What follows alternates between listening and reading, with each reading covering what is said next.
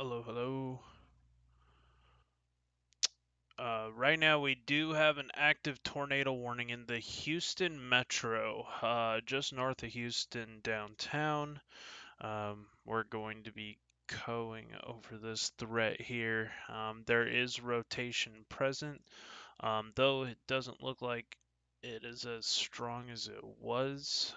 There is a active tornado warning going on right now. Just north of downtown Houston in the Conroe area. Looks like Conroe, Cut and Shoot, Panorama Village, Willis. If you're in these areas, you need to be seeking shelter right now. This is a dangerous storm. This is going to be located over Montgomery and San Jacinto counties. This is for the cut and shoot. This will be in your area probably right about now. And the Woodlock area, because I'm a little bit delayed on the radar here. So Woodlock, probably in the next 3 or 4 minutes, if not already on your doorstep.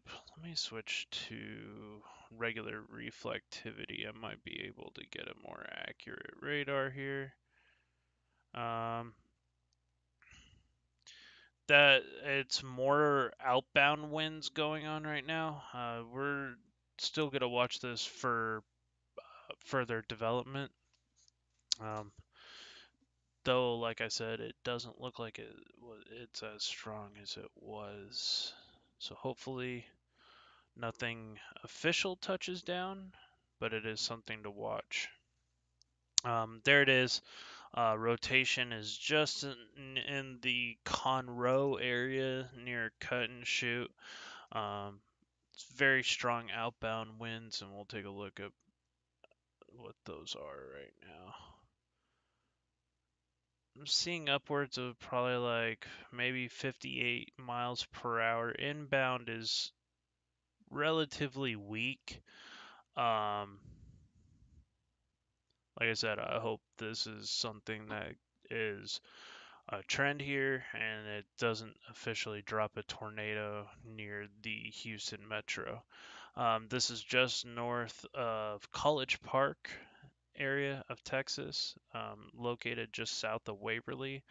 If you're in the tornado watch area for Montgomery and San Jacinto counties, you need to be seeking shelter right now. There's also a severe thunderstorm warning involved with this storm. 70-mile-per-hour wind gusts and penny-sized hail, and there actually has been, looks like frequent lightning as well can also be a hazard, as well as very heavy rain associated with the supercell in and around the panorama let's say Panorama Village area. If you're in that area, just please be safe. The rotation is going to be located kind of right north of downtown, right north and east of downtown Conroe. So that's where we're seeing that rotation at this time. Actually, you know what?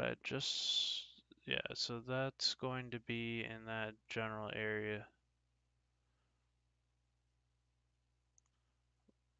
My thinking is it's probably going to be right in this area here. So, yeah, there is an active tornado warning. If you're in this area, you need to be underground, paying attention to the weather warnings here. Hopefully everybody's having a great day. Otherwise, we do have some other severe thunderstorm warnings going on here in the New Mexico-Texas border. These will be going into Texas here shortly. Some large hail potential with these. A lot of them are going to be mostly outflow driven, but there is a non-zero tornado threat today with these, so nothing crazy going on at the moment with these storms. It's just something to watch over the next couple hours. So we are going to stay tuned with our current coverage here of today's tornado warning. That was This is just one of those days that you couldn't really forecast this. Sometimes storms just taking control of an environment. This seems to be a dominant supercell. That just see you're seeing a little bit of an increase in the outbound winds, or inbound winds is outbound is kind of about the same. But no, it's broad level rotation, at least that I see. We're relatively close to the radar. Let me see. I can actually pull this here. Let's just give you a TVS signature there.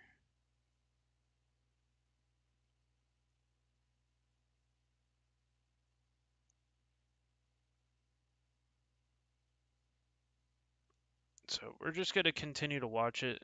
Um, you do have some of these winds wrapping around the inside here, known as an inflow notch.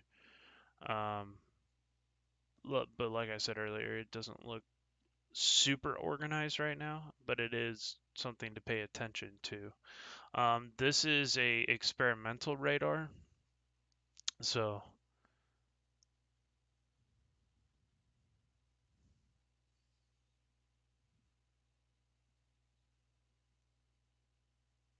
I'm not gonna have I'm only gonna really have the digital velocities on this.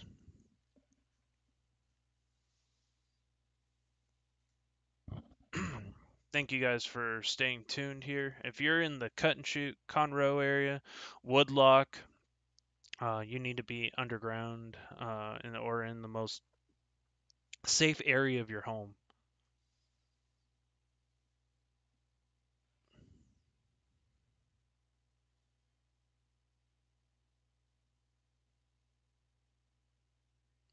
And we'll continue to monitor this threat here.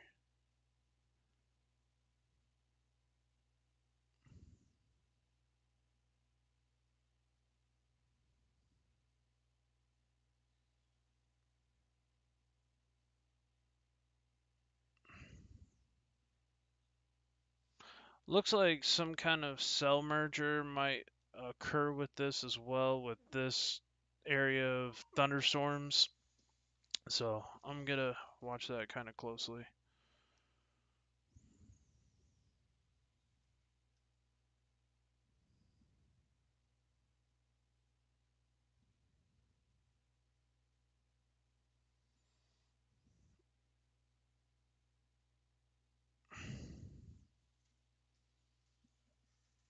But welcome everybody to the stream. I hope everybody's having a great Tuesday. If you're in the Houston area, I would say East Houston, Roman Forest, Wood Woodstream, kind of that area. Excuse me. You need to be paying attention to this. Hopefully everybody can hear me properly. I do appreciate everybody for tuning in. Uh, Pretty wild. Not really forecasted to be a tornado day, other than kind of the Panhandle area, and that was a big if with that one as well. Okay, so they just removed the tornado warning, so that's good.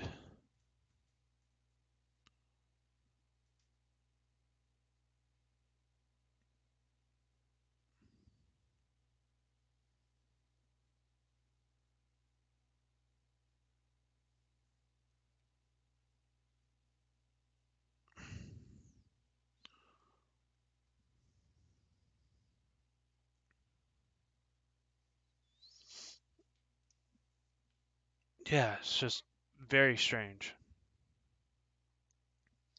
This is going to be pretty much creating a cell merger that's going to occur with this whole ordeal. I don't think it's going to be much of a tornado threat after that, but we do got to pay attention to it. Excuse me. I need to get some coffee or something. Wasn't really expecting to go live today, but things happen, and I just wanted to make sure to cover this because it was kind of strange that there was a tornado warning. Let me fix something real quick.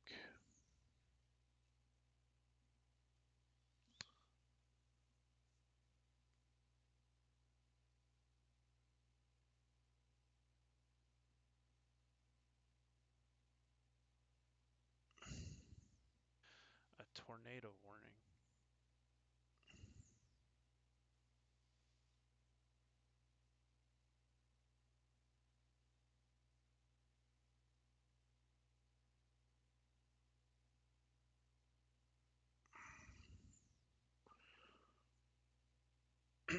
But I do appreciate everybody who's joining in and supporting the channel. We can now, this is becoming kind of more what looks disorganized-ish. We'll keep monitoring things. Yeah, I'm still gonna continue to look. I don't think it's, the rotation's really not there right now, so that's a good thing. It looks like we do have some shingles blown off of trees, or tree limbs broken and shingles blown off roofs. That is something to note in the North Conroe area. Don't know if that was a tornado, but it could have also been excessive damaging winds. If you get a concentration of that pocket of 70-mile-per-hour winds, that can definitely cause some minor types of roof damage. Uh, we'll have to see in the coming days if something actually touched down, but as far as I'm concerned, there is a couple of chasers out on that one. Roger Williams. These look like local Skywarn. So we'll have to keep watching that frame by frame. We also got another severe thunderstorm near north of Port St. Joe, Florida. This is gonna be uh, Chattahoochee, so it'll be south of Bluntstown and Wakashika, uh, Wukashika. I hope I'm pronouncing that correctly. That is for Gulf County in Florida. New Mexico, we got a couple of severe thunderstorm warnings occurring. God darn it, don't go that far. Let's take a look at our reflectivity here. If you're in the New Mexico area, this is near Tuscamari, uh, Bard area. If you're in that area, New Mexico, there are a couple of severe thunderstorm warnings. Also, just south of Clayton, moving towards Moscow. Hey, what's up, Pam Wild? Thank you so much for tuning in.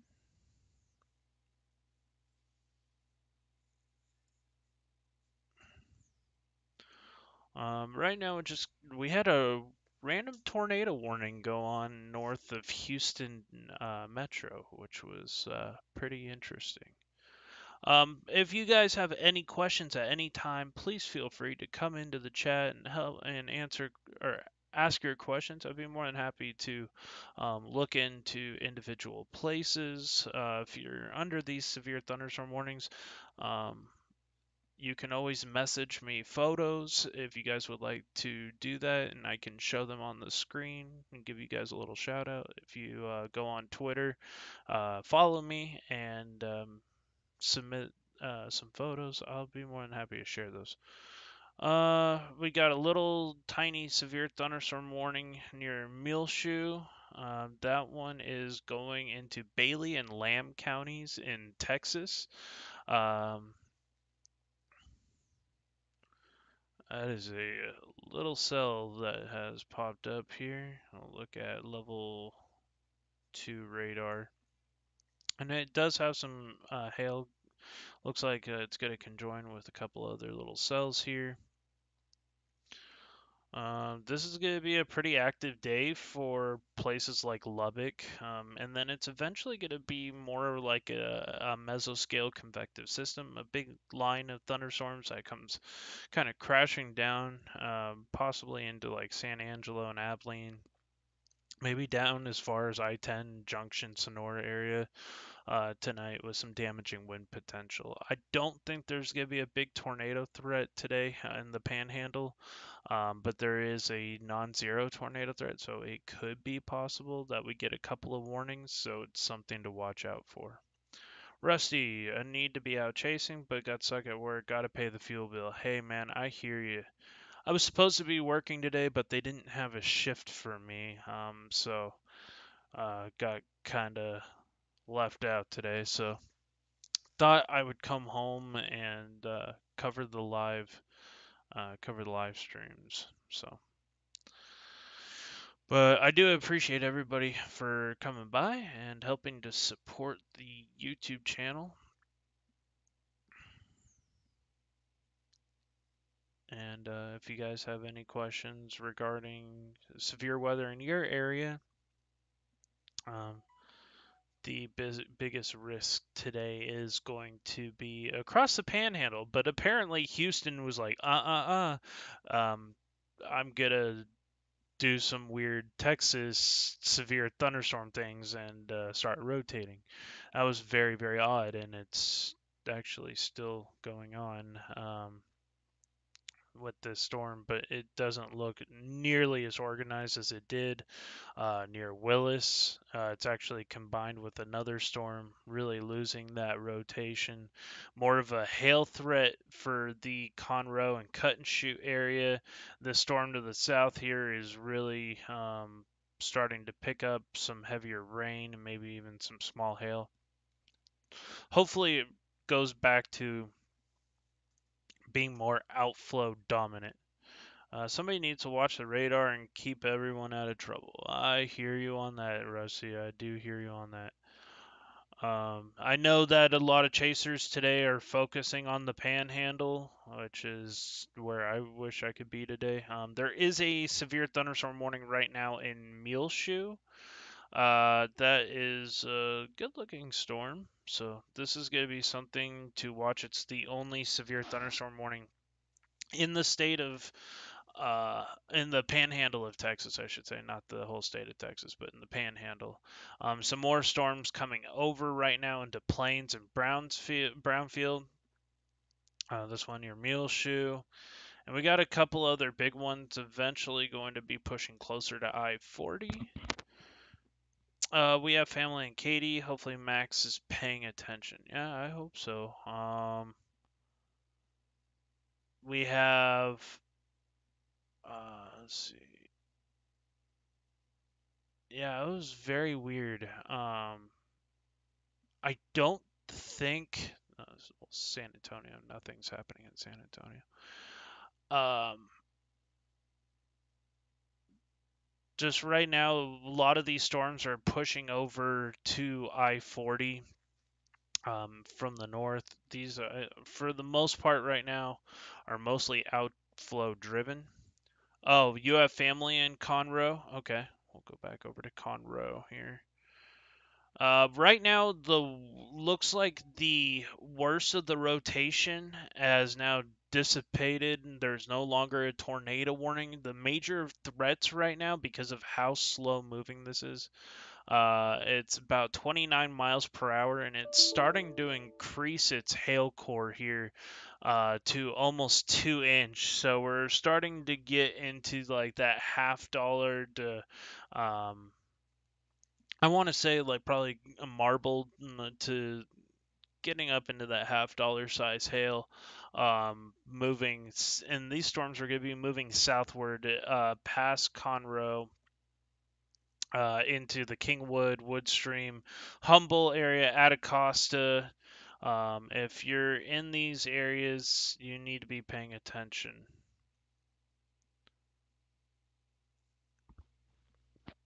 If you guys could help share this out, and we're gonna continue to cover the live stream or the live weather conditions here via radar.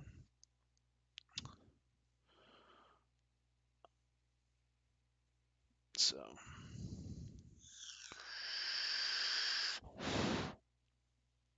oh, no problem, Maribel.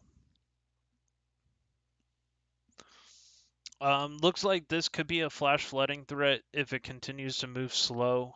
There's probably some pockets of some very heavy rain going on. We'll take a look at the 1 hour difference in rain here and kind of go into depth of what could happen. So I'm seeing almost about an inch per hour in some of these spots, maybe even higher, depending on that hail core. So it really hasn't had time to drop a whole lot of rain, so we're gonna watch that hydrometeor classification. We got some very heavy rain falling pretty close, I would say just west of College Park area. Some very heavy rain and hail occurring with this. Just south of Cut and Shoot as well, getting some moderate rain in downtown Cut and Shoot, maybe on the east side of Conroe. This is going to be pushing into Woodstream and Kingwood, Atacasa, and Humble. If you're in these areas, you need to be paying attention. This could be some very strong, damaging winds exceeding 70 miles an hour, some half-dollar size hail possibilities, and so just people need to be more safe than sorry and avoid any flooded roads at all costs. Like if you can avoid flooded roads.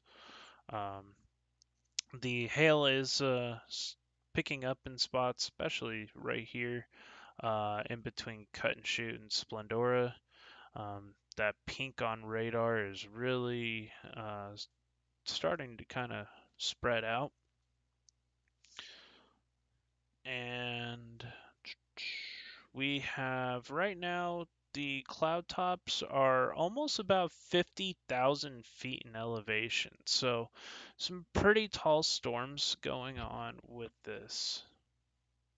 Be interesting to see how this feeder band of what looks like some uh, inflow feeding into the storm. We'll have to watch what happens with the behavior. A lot of lightning going on too, so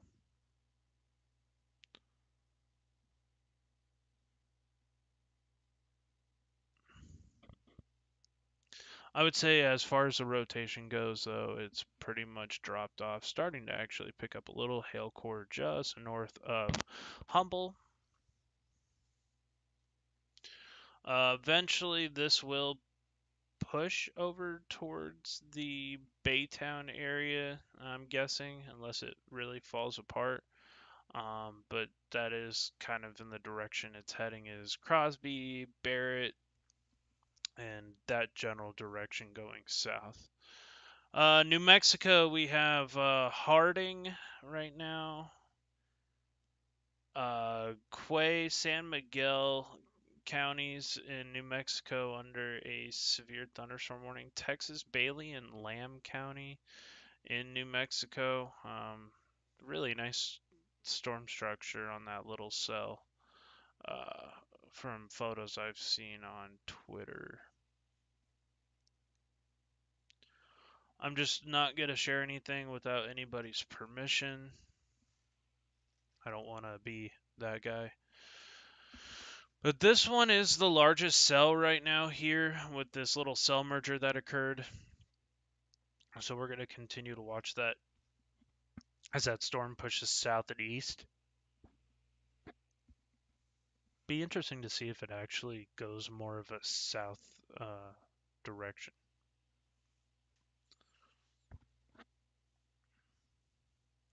But I really do appreciate everybody for stopping by and choosing my channel to watch. If you're new here, please consider subscribing, hitting that like button. It helps get out to more people who might be in the affected area.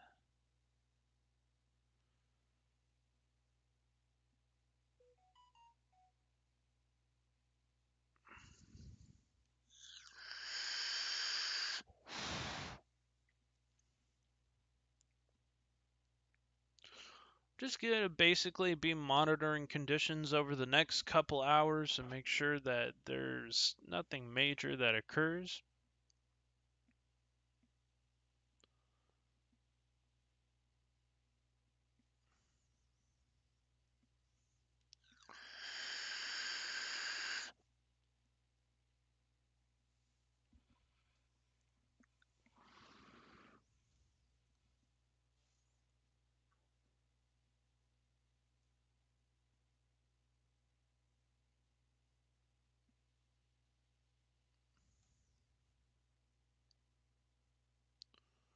We do have a severe thunderstorm warning in Florida right now as well. This is from the Tallahassee radar station, which is quite a bit away from where the severe thunderstorm actually is, and it's not coming towards Tallahassee. It's going towards Cannabel, that general direction. So, if you live on Highway 65, this storm is coming towards you. And this is in between East Point and Port St. Joe and Waukesha or Waukesha.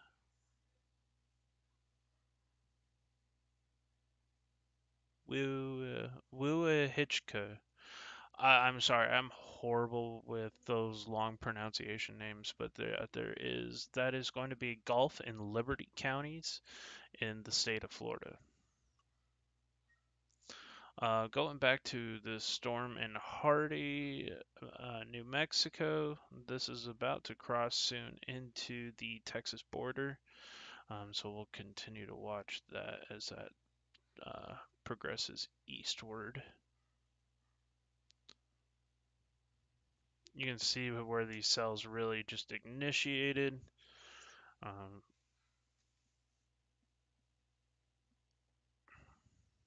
Very heavy rain, probably some large damaging hail. Could see some hail today, close to 2 to 3 inches out of these storms for the Panhandle this afternoon. Do have a couple of mesoscale discussions, or we did earlier. Not really seeing much right now.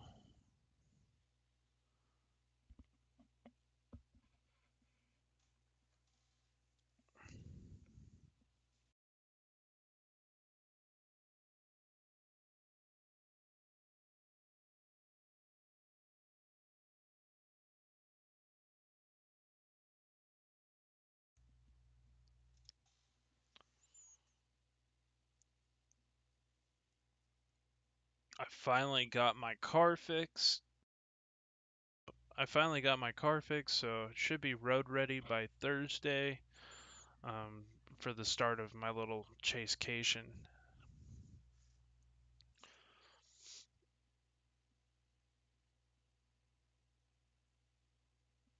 And just watching cells blow up right now.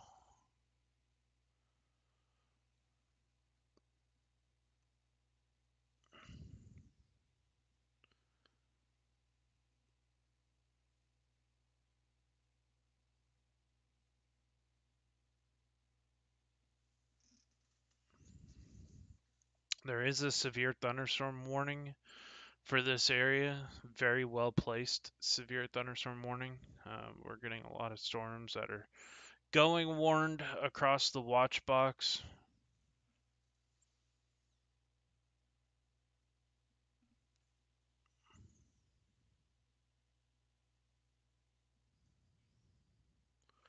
Go back down towards our Houston storm here.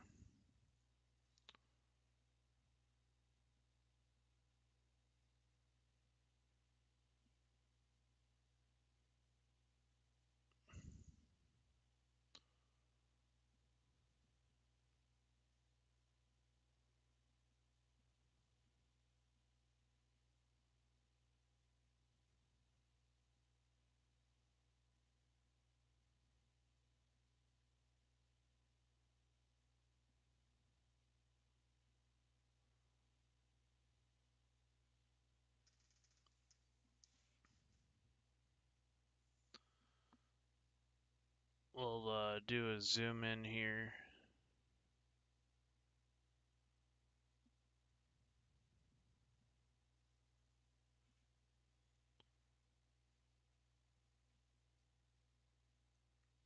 Some very heavy rainfall will probably be occurring with this cell. I don't think it's much of a tornado threat anymore, but we'll keep monitoring it.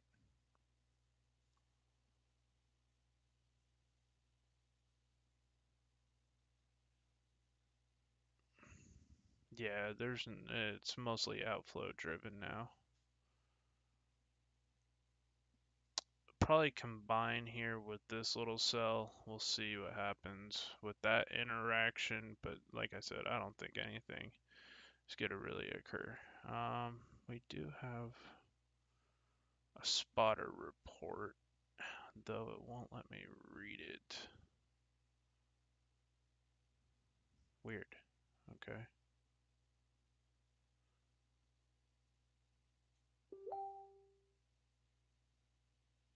Hey, what's up, Shory?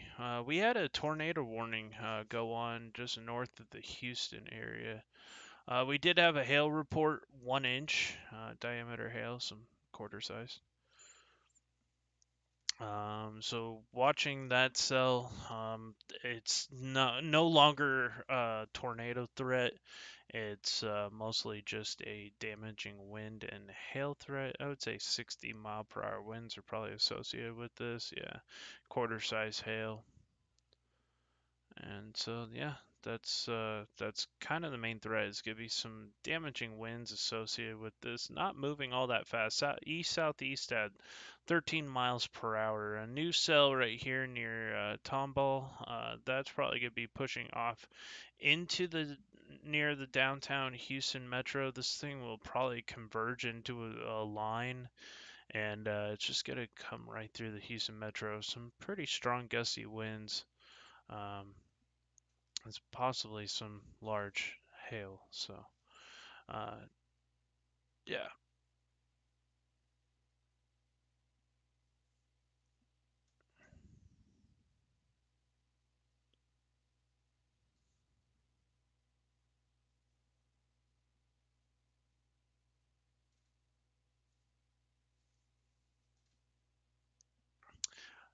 did not expect the random tornado warning in Houston. That was a bit wild. But glad to be able to jump on the live today and help cover that said random warning and try to get the information out as quick as possible. Just wasn't I didn't have work today, so thought I would be of service in another way. We do have some severe thunderstorm warnings with some very starting to get some hail on these. That's about a half inch right now. About 1.5 inch hail going towards the Gardy area of New Mexico, pushing into the Texas border.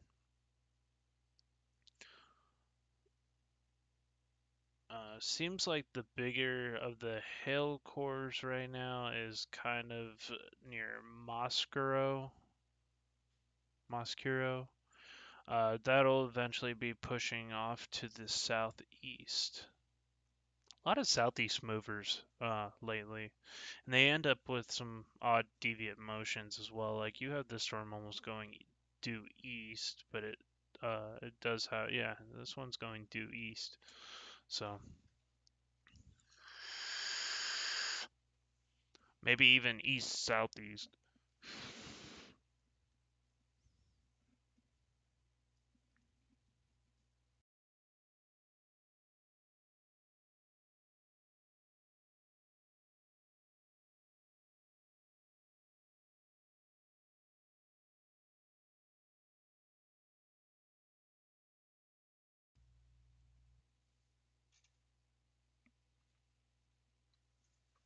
Everything's going good, Pam Wild. Hopefully everybody else is having a good day so far.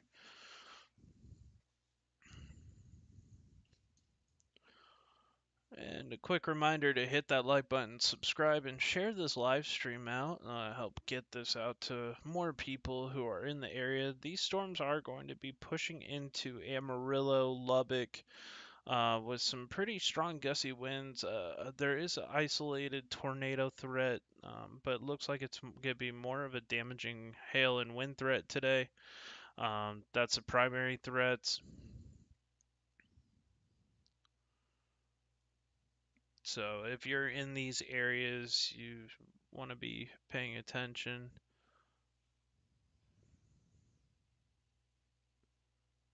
Oh wait, is this working?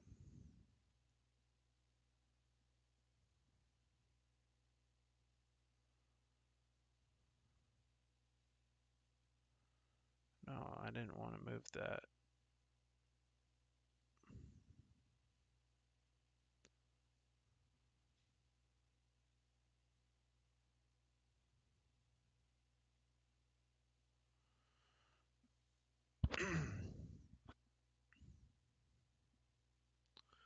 So, yep, just gotta continue to monitor Harding, Harris, Liberty, Montgomery, and San Jacinto counties. So this includes a little bit of Houston Metro.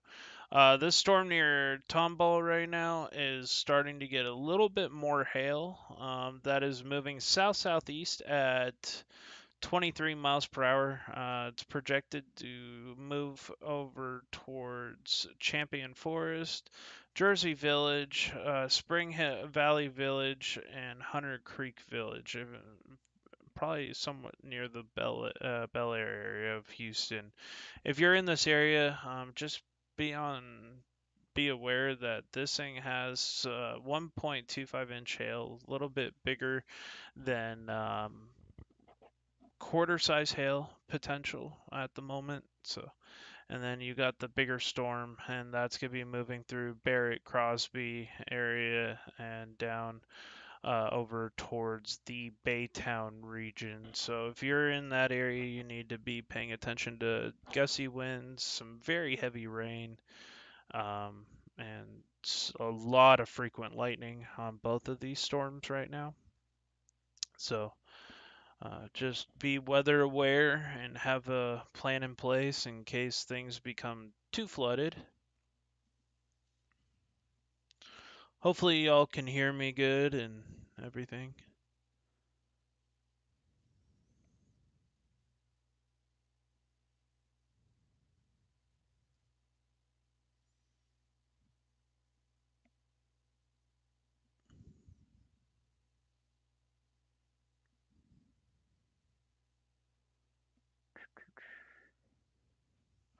Um, Lost a good amount of our severe thunderstorm warnings. Still got this little guy that's producing some moderately large hail. This is about quarter size hail right now. This will be moving in the direction of Sedan, Amherst, Littlefield area of Texas. If you're in that area, that's Bailey and Lamb counties at the moment. Just be paying attention to that risk. So,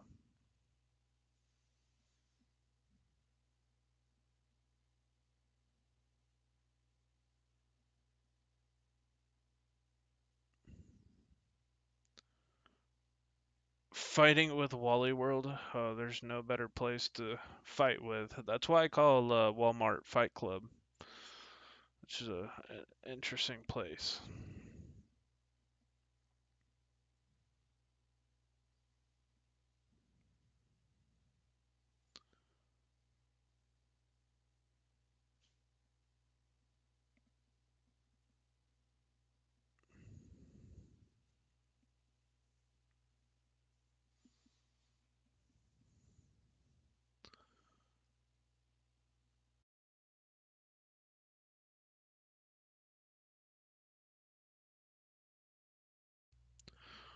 Some more storms starting to move towards Bovania. That's in Texas from the New Mexico border, and this one is now severe thunderstorm warned. Is eventually going to push over into the Texas border as well. Uh, right now, it's located near Tuscamari.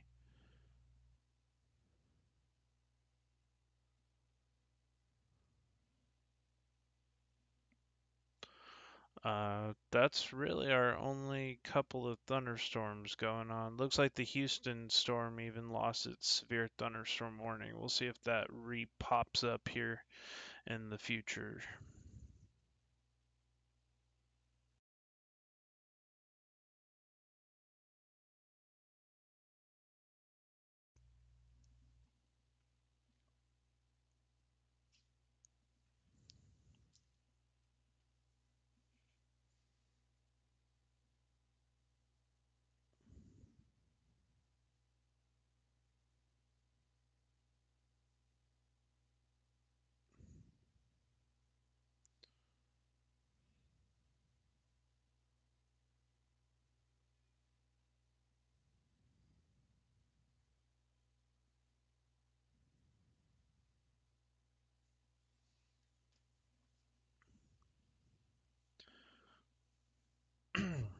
But we'll keep monitoring conditions as the afternoon progresses.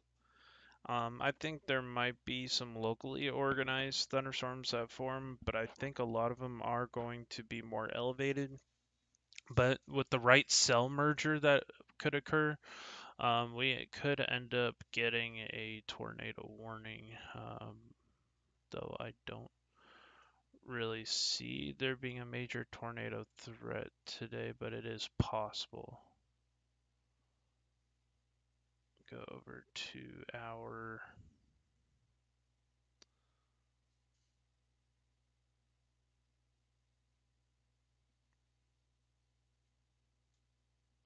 do the dual screens here.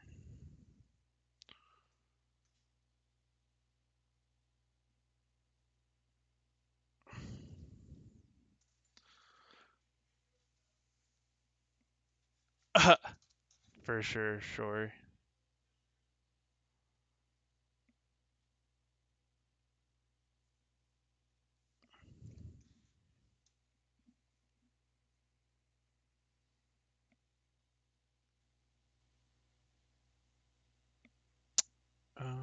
Not getting a super clear radar image at the moment. The nearest radar is going to be Amarillo to these storms.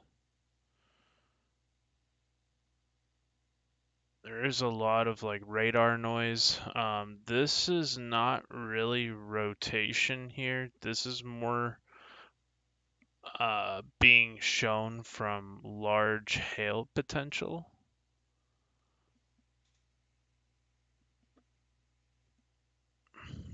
It's more of radar noise from bouncing off of large destructive hail.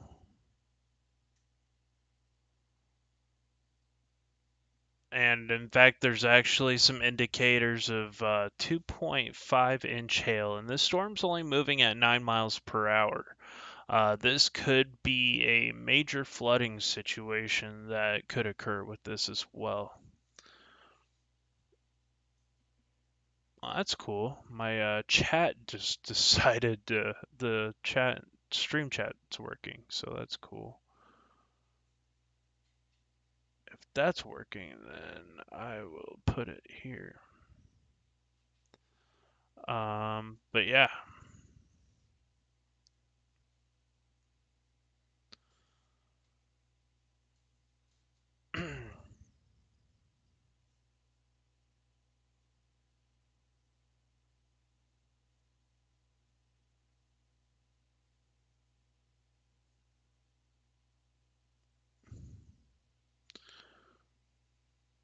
uh, let's bring the chairs. Heck yeah.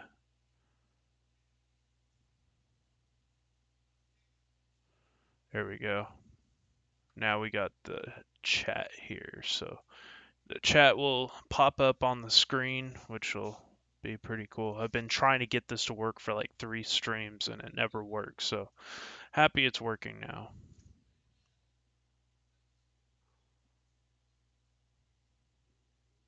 There we go.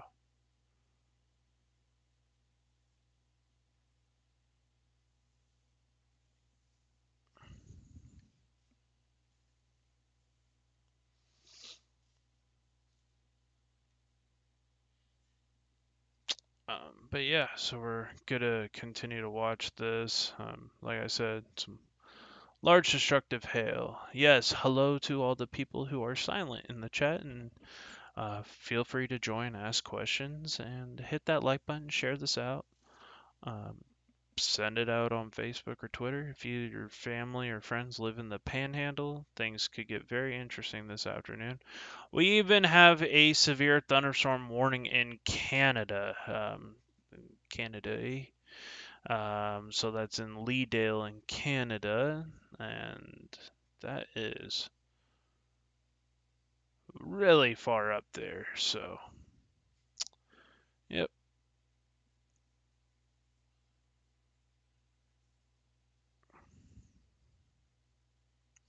Current severe thunderstorm warnings in Coué and Miguel County and Harding County, Curry County, and then one severe thunderstorm warning right now in Bailey and Lamb counties in Texas, and that is going to be near the Muleshoe area.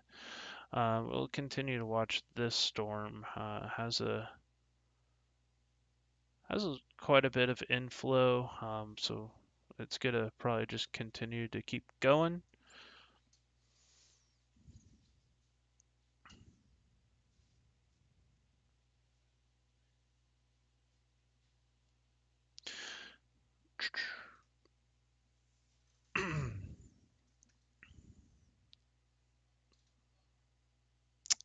This one right here has probably the more destructive hail going on.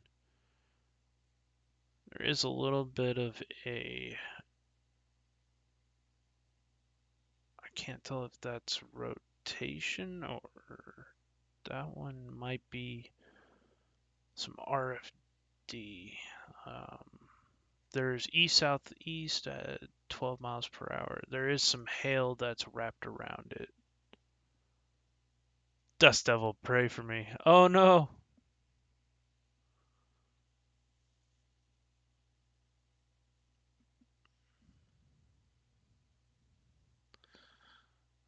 But I'm starting to think there may be a little bit of.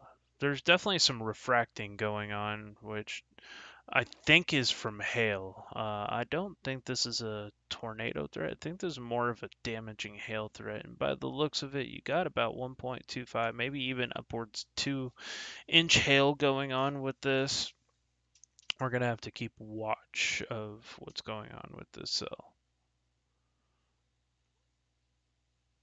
It is starting to get much more mature as far as supercell development. So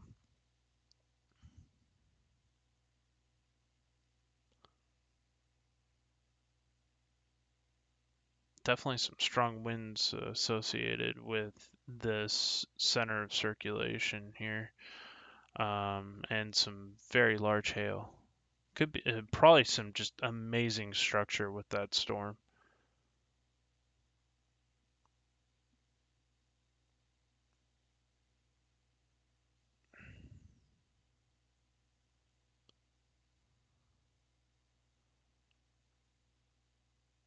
There could be some broad level rotation in there. Nothing that really jumps at me as saying that this is going to go tornado warned, but it is got some large hail. And it's moving very slow, which poses a flood threat for that area. And that's moving towards the town of Logan in New Mexico. So, might miss it, but it looks like it's going right towards Logan. Definitely coming towards Highway 56, or sorry, 54 there. And then we got this other storm here near Bard and St. John, or San John. It's had some large hail on it at times. And just got a couple more of these cells. This one has a little bit of a hook to it. Also has some large hail associated with, starting to get some large hail associated with it. Definitely something to watch here.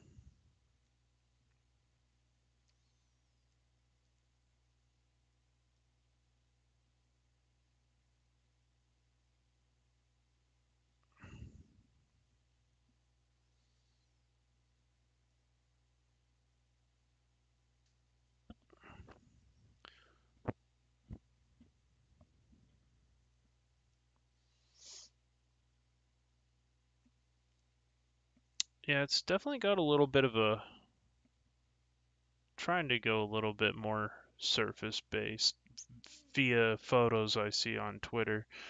But it is a beautiful structure on this little storm here.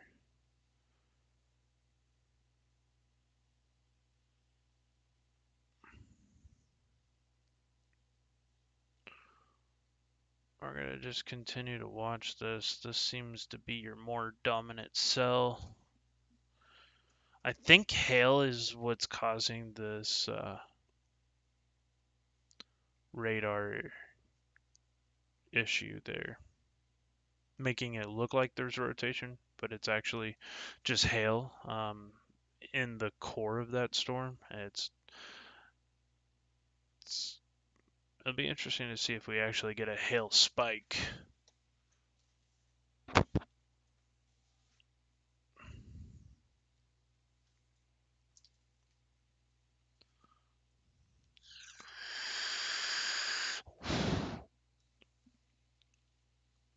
Welcome to the 7 people watching.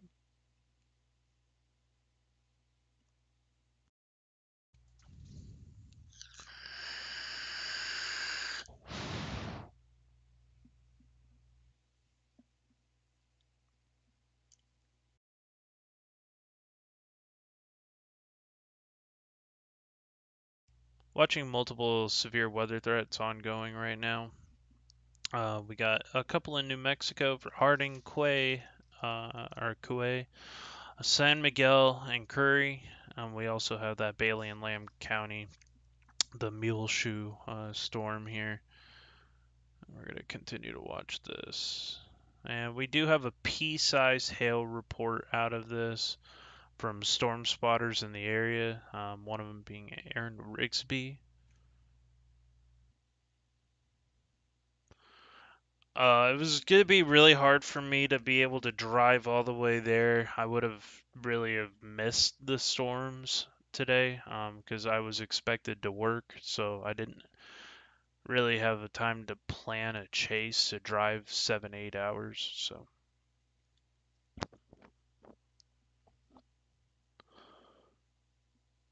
because when it comes to these type of setups, like if I'm gonna go chase that far, I'm gonna leave at like 5 o'clock in the morning to try to avoid a whole lot of traffic.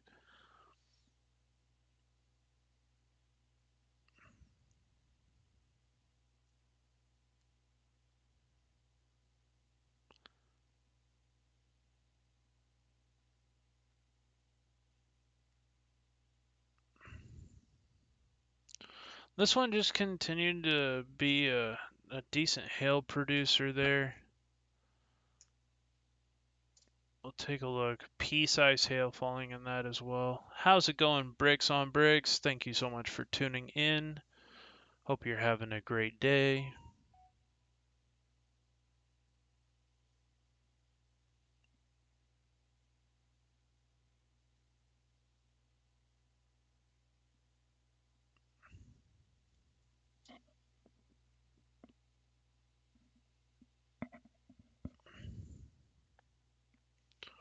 Got a couple of storms now forming to the south of southwest of Lubbock and the Denver City area.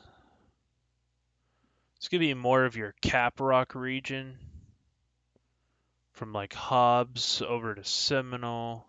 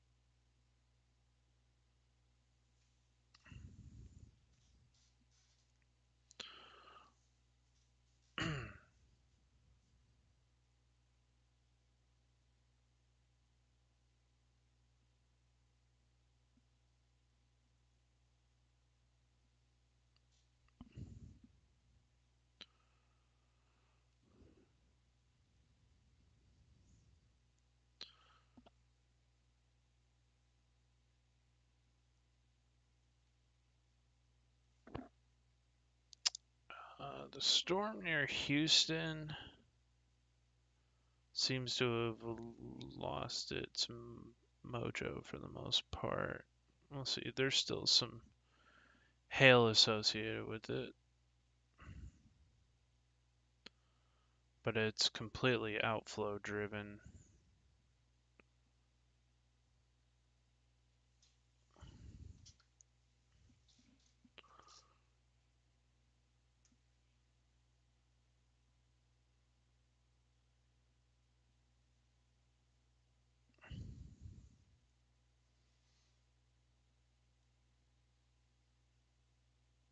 Let's pop over to the Amarillo radar here. KDFX is probably one I won't be using right now.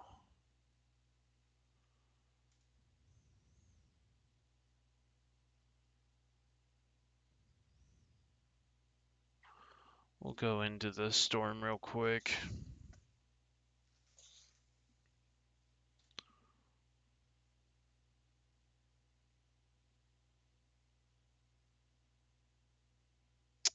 Just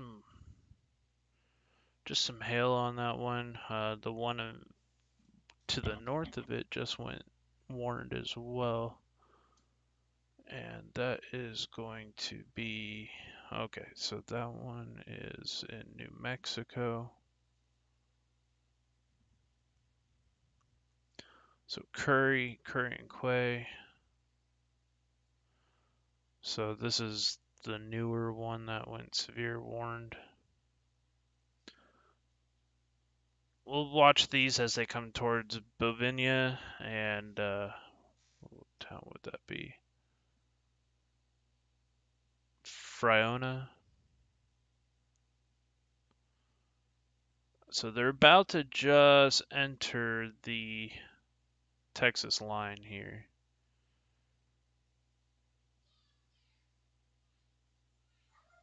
So you got a lot of these mini supercells forming that have small updraft bases. They're not very large storms, but they do pack a punch. This storm here is looking less and less organized, so we'll see what happens with that one. This one now starting to get some very large hail, upwards of 3.25 inch. That is pretty destructive hail going on there in New Mexico. So let's take a look here at our warning. And this is being indicated with golf ball size hail. Some indications could be getting over baseball size or higher. So something to definitely watch. It's kind of going from what it looks like on radar about baseball to apple-sized hail, so 3-inch hail. In between 2.75 and 3-inch hail is probably being associated with that storm. Actually, there is starting to get a little bit of a 3 scatter spike being refracted off of this radar here, meaning that there is probably large hail associated with this.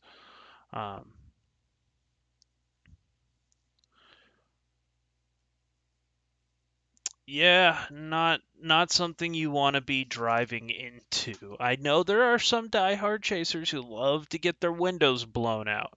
I'm not one of them. Michael, you're getting a little close, Michael. Yeah, this thing's got a 3 scatter spike. That thing is looking pretty hefty. That is definitely the dominant supercell right now. That's going to be coming eventually towards I-40. It's currently in New Mexico. Looks like it's heading for the town of Logan. Logan, New Mexico really needs to prepare for destructive hail, and people need to be away from their doors and windows. Because that is not going to be a fun time. Oh god, this thing zoomed. I need to use my mouse almost to control this because the trackpad is just not working right now. And I don't know where my mouse is.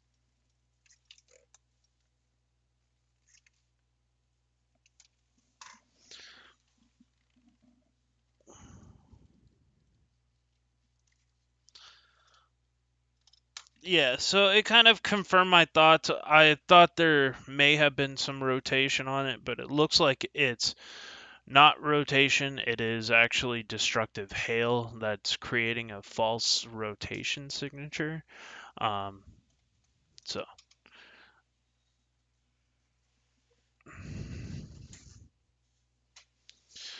meaning that there's probably not a whole lot of wind shear going on with this storm. It's just dropping some ice bombs from the sky.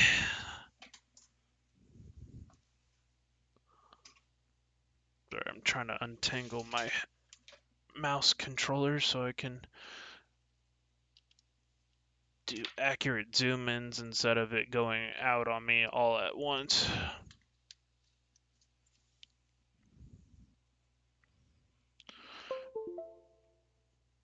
There we go. There we go. That's so much smoother. Yeah, you can really see that hail core. It is just nasty. Baseball size hail potential. Let's see. Oh, somebody did report a rotating wall cloud to his west. Okay, so Michael does see actual rotating wall cloud. So I that makes sense. It's probably just that rotation's probably right in front of that hail core. I'm guessing it's probably going right here. It's very weak. Oh man, that thing is really starting to has a pretty serious three scatter spike here. Very stout three scatter spikes. Just the radar is looking at so much hail at the mid levels that it's actually refracting, and you can see these anomalies that look like this weird band. That is not precipitation. That is actually the radar beam shooting off of the large amounts of hail. Uh, that's pretty wild.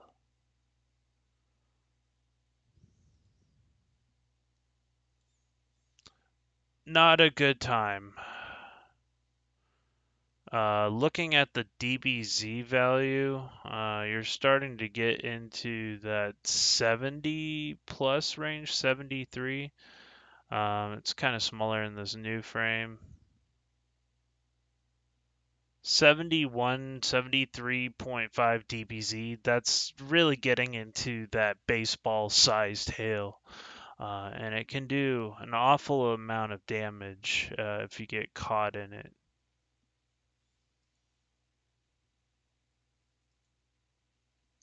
So, Spotter did report a rotating wall cloud to his west.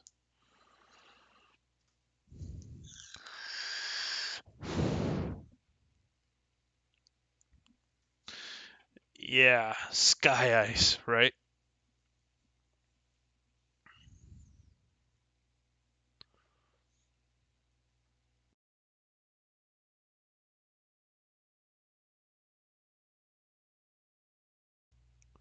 You do not want to get hit with sky ice. At least that big. 2.25-inch hail being associated with this, so it does have baseball size hail, maybe a little smaller. Very large hail up to 2.25 inches being indicated here. Isolated damaging wind gusts exceeding 75 miles per hour, and a tornado or two. What?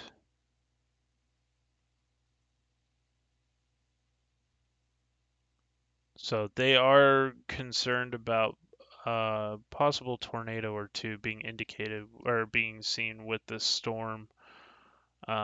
Baseball size hail and 60-mile-per-hour winds. I think I was actually reading the severe thunderstorm watch that could have that large hail.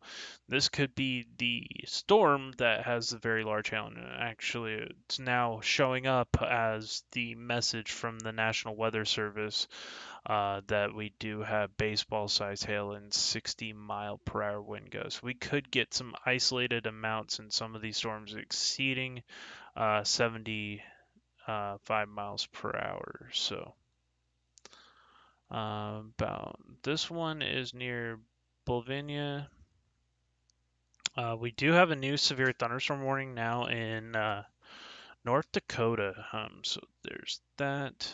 We do have a new severe thunderstorm warning in Harris County, part of that tornado warning storm that was ongoing earlier. Now coming into Sheldon with some hail. Possible large hail up to 2.25 inch. So, Sheldon, your time is kind of ran out with this. There is some large hail about to come into your area.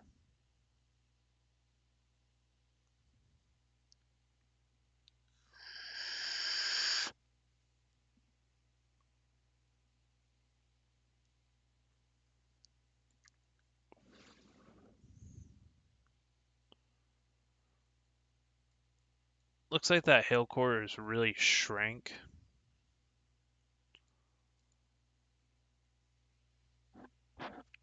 It's not as deep, but if it moves into a favorable area again, no doubt that it could produce large hail again.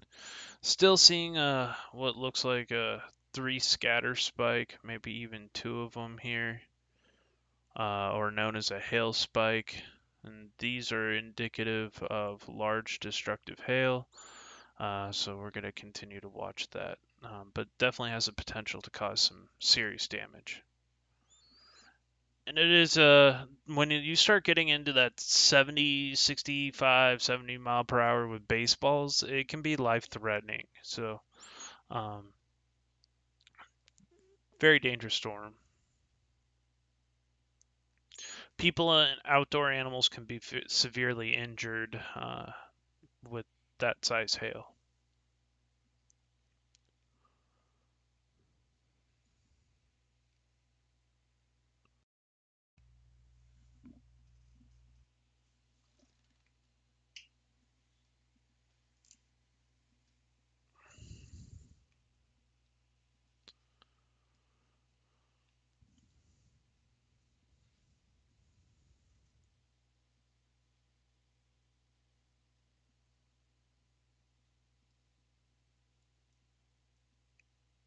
Let's see how the storm continues to progress. And then below here, we have a couple of these mini supercells. This storm really seems to be kind of falling apart down here. We'll see if that picks back up. We got this storm near coming towards the Boliviania, Texas region. This one's kind of going off to the southeast, closer to Friona eventually. Grady, definitely could be some large hail starting up, $half size hail. So something to pay attention to.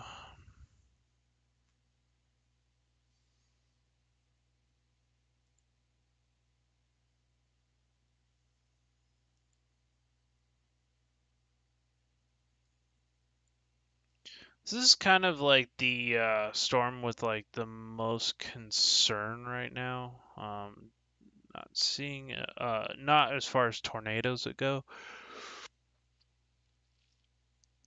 but as far as large destructive hail goes, this is a pretty strong storm. Yep.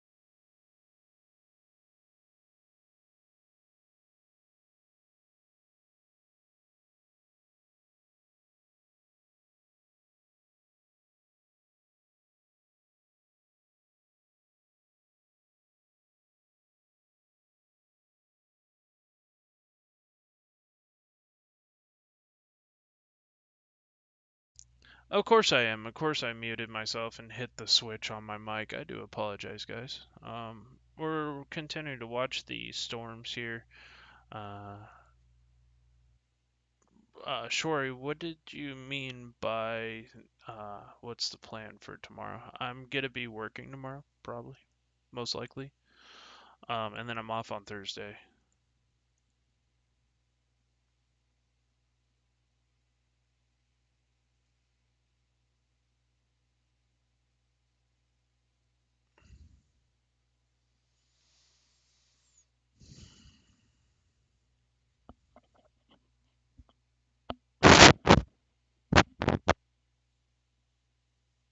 And we're muted.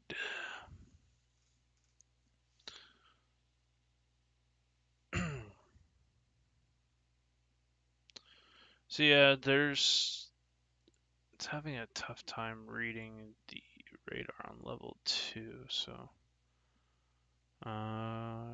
level 2 radar is just not having it right now, so go back to our level 1 radar, our regular radar. There's some interference, so there's some stuff I'm just not going to be able to see right now.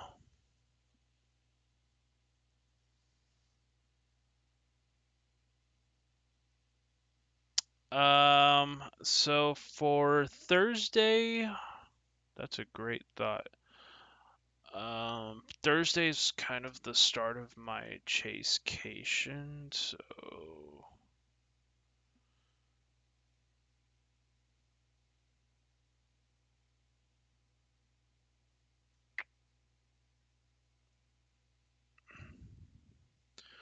since a lot of these threats are gonna continue to occur for days and days and days along the Texas Panhandle, tomorrow would be slight risk for the same exact area, pretty much as today. So we're gonna tornado threat for the corner of Texas. So we got a tornado threat for tomorrow is gonna be like this. Uh, Horrible drawing. But that's kind of like the area with the greatest tornado threat tomorrow, which is a 2% day. So it's just gonna be some more supercell magic across the Texas Panhandle into eastern New Mexico, maybe even southern Colorado as well. Thursday, right now, it's a 1 out of 5 risk for the Texas Panhandle, and it kind of goes to the southern junction of New Mexico. So this would be anywhere from Colorado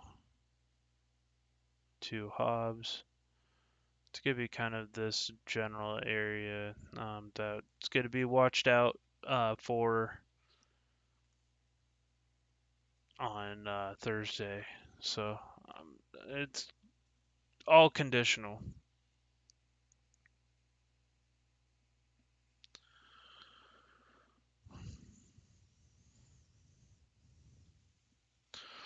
We'll have to see.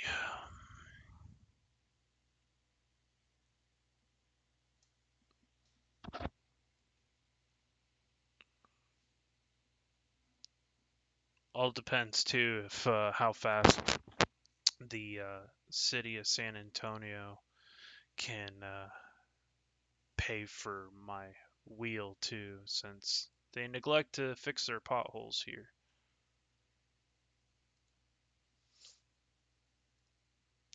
Starting to get that large destructive hail starting to really kick back in. 3-inch hail being indicated again with this storm up here. Pea-sized. So both of these reports are pea-sized hail. Michael, you are getting dangerously close to that hail core. That thing is not going to be fun.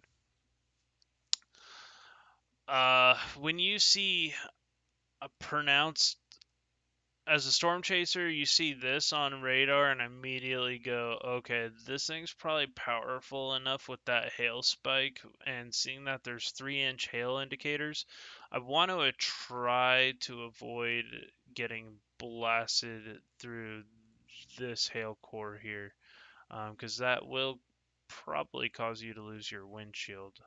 That is some absolutely destructive hail. 3-inch hail indicators.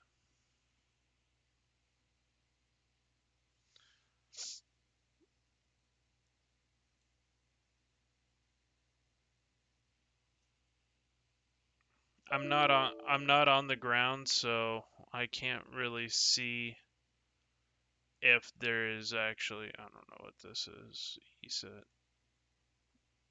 I'm not on the ground, so I can't see the actual hail, and therefore I don't have anyone on the ground to verify if there's actually 3-inch hail, but I'll take the radar's word for it.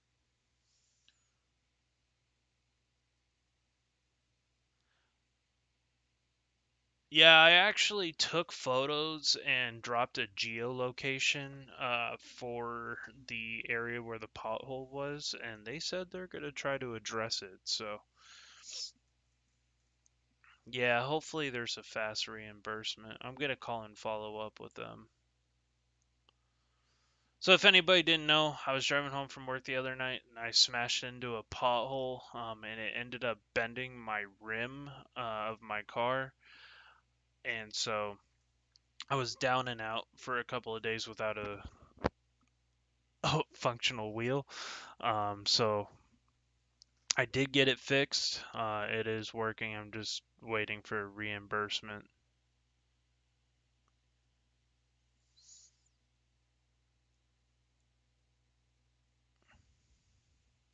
Thank you so much for the 6 people watching right now. I do appreciate it.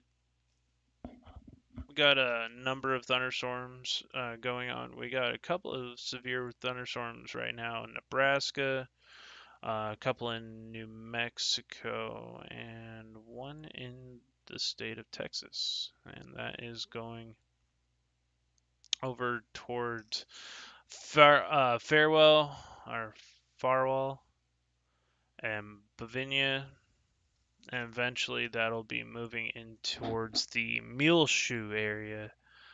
So we'll have to watch that.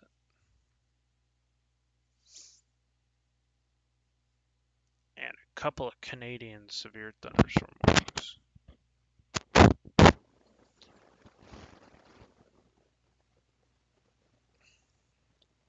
How's our absolute monster hailstorm going? Is it no longer severe warned? Let's take a look.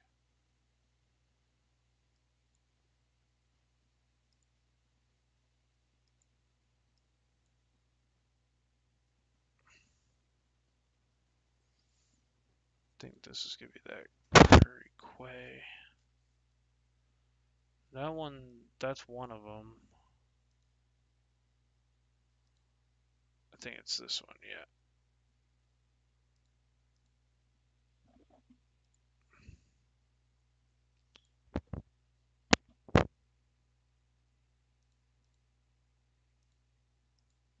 Down to about 2-inch hail, but that can still cause some damage.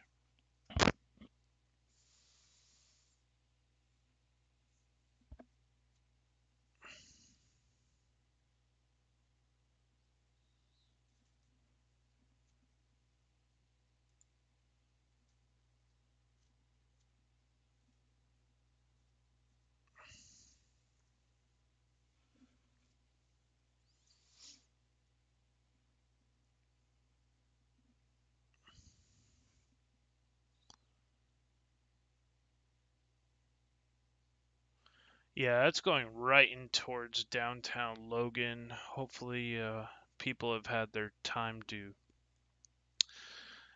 get something on their car. Don't know if they're really paying attention to how bad this could actually be as far as large destructive hail.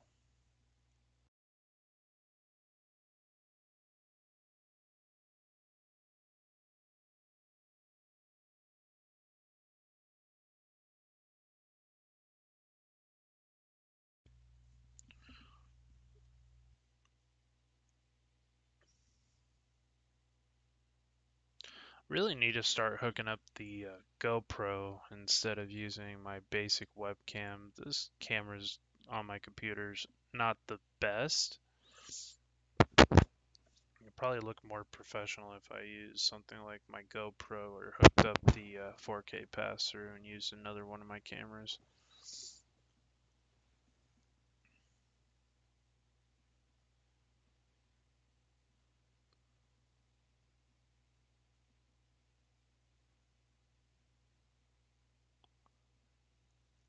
Keep cycling in between small to very large hail.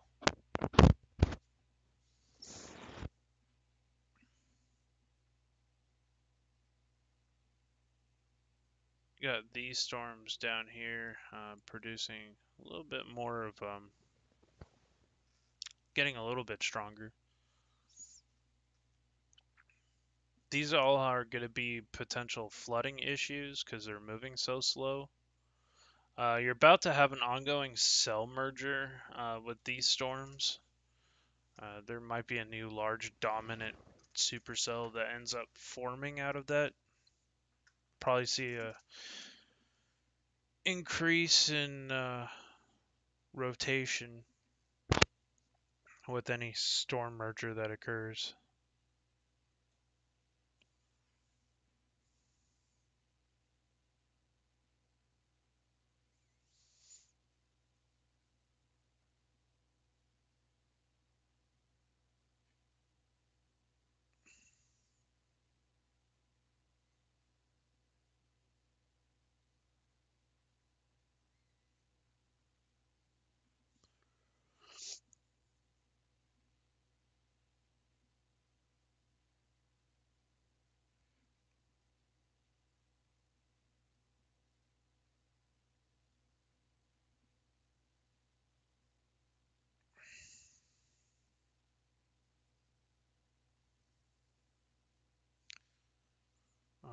Near Pride, there looked like there was like a little gustnado that occurred. Not exactly sure where Pride, Texas is, but I'm guessing it's where all these storm chasers are.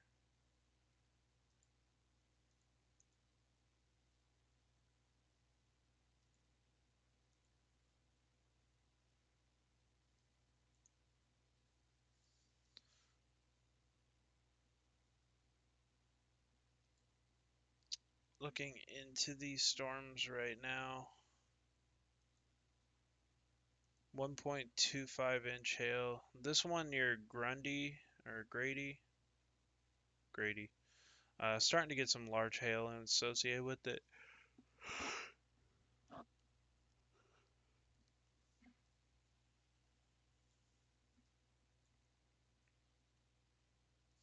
Have a way to get warnings if you live in the Texas Panhandle today, from Amarillo to Lubbock.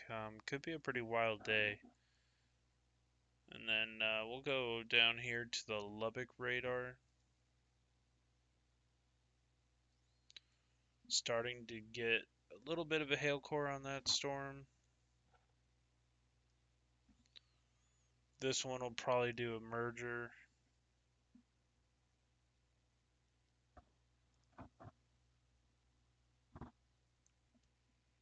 Sorry guys,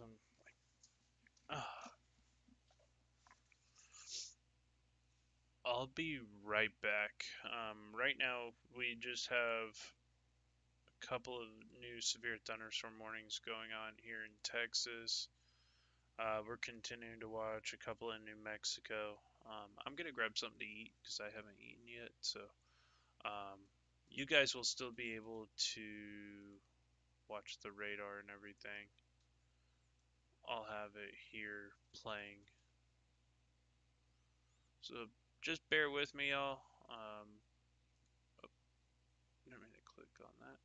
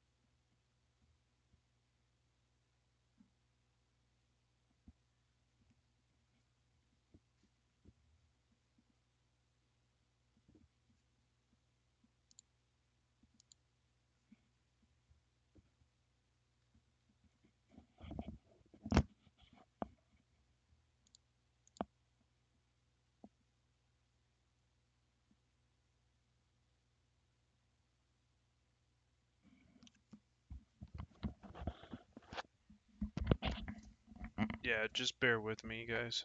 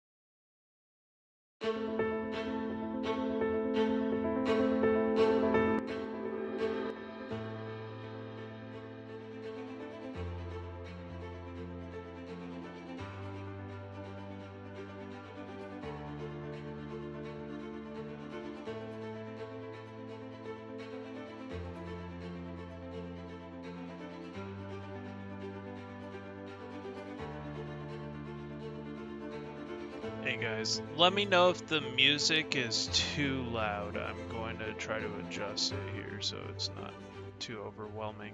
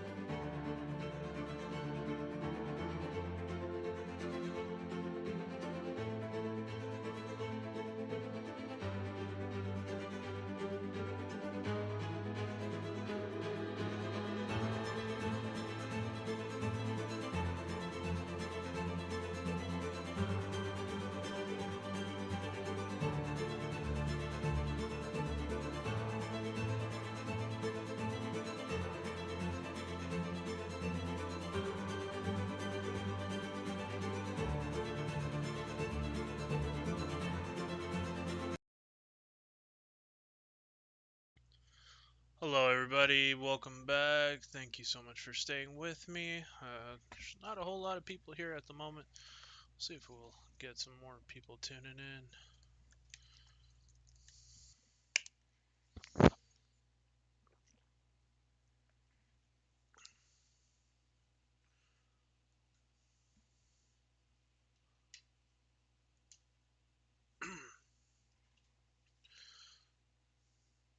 Looks like there's a little bit of a cell merger going on with that storm.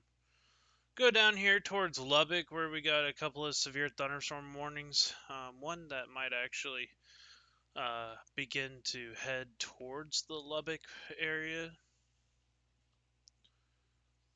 Hopefully everybody's having a fantastic day. Please feel free to chat and let me know where you guys are from, who are watching.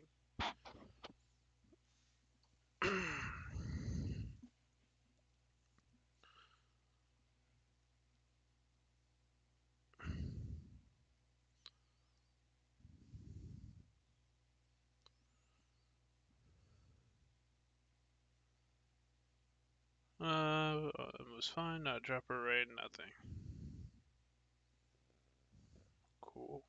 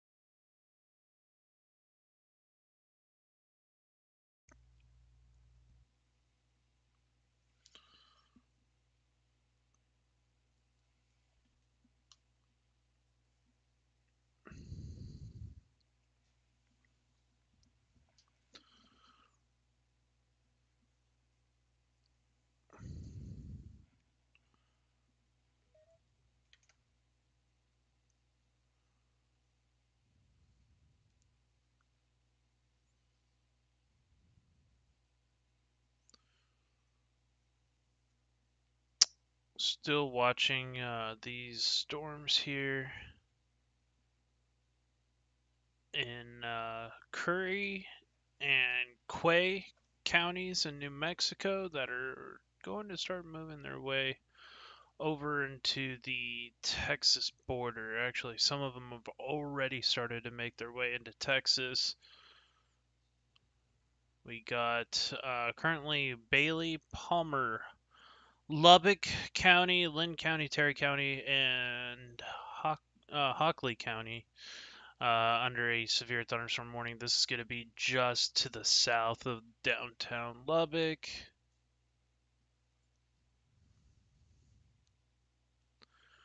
This is going to include Meadow, Ropesville, and what is that? Walforth, and Slide.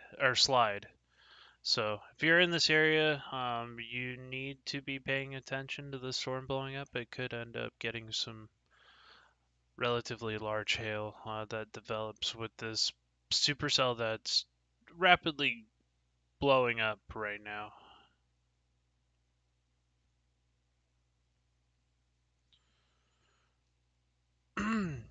Thank you all for joining.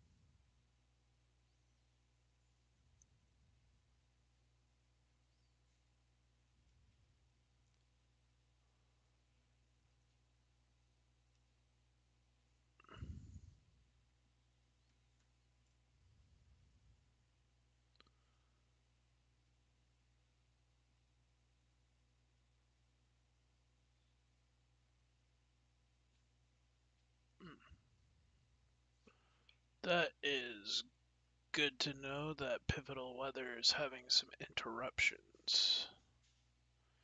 Okay, let's take a look here at the SPC forecast.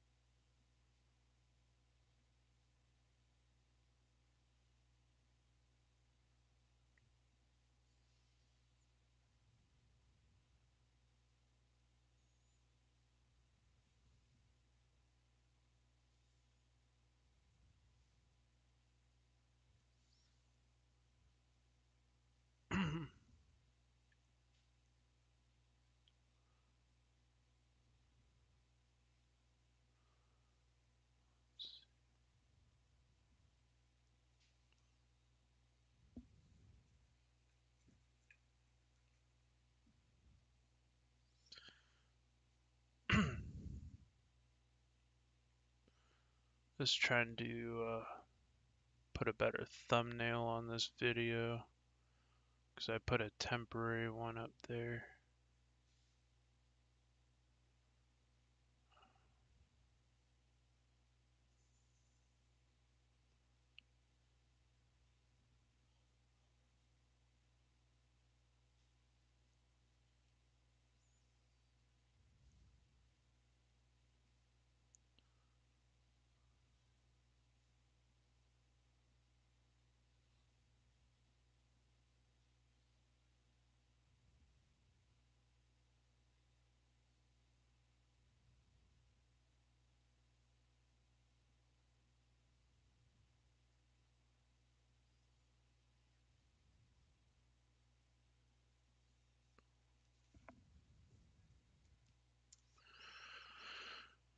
Okay.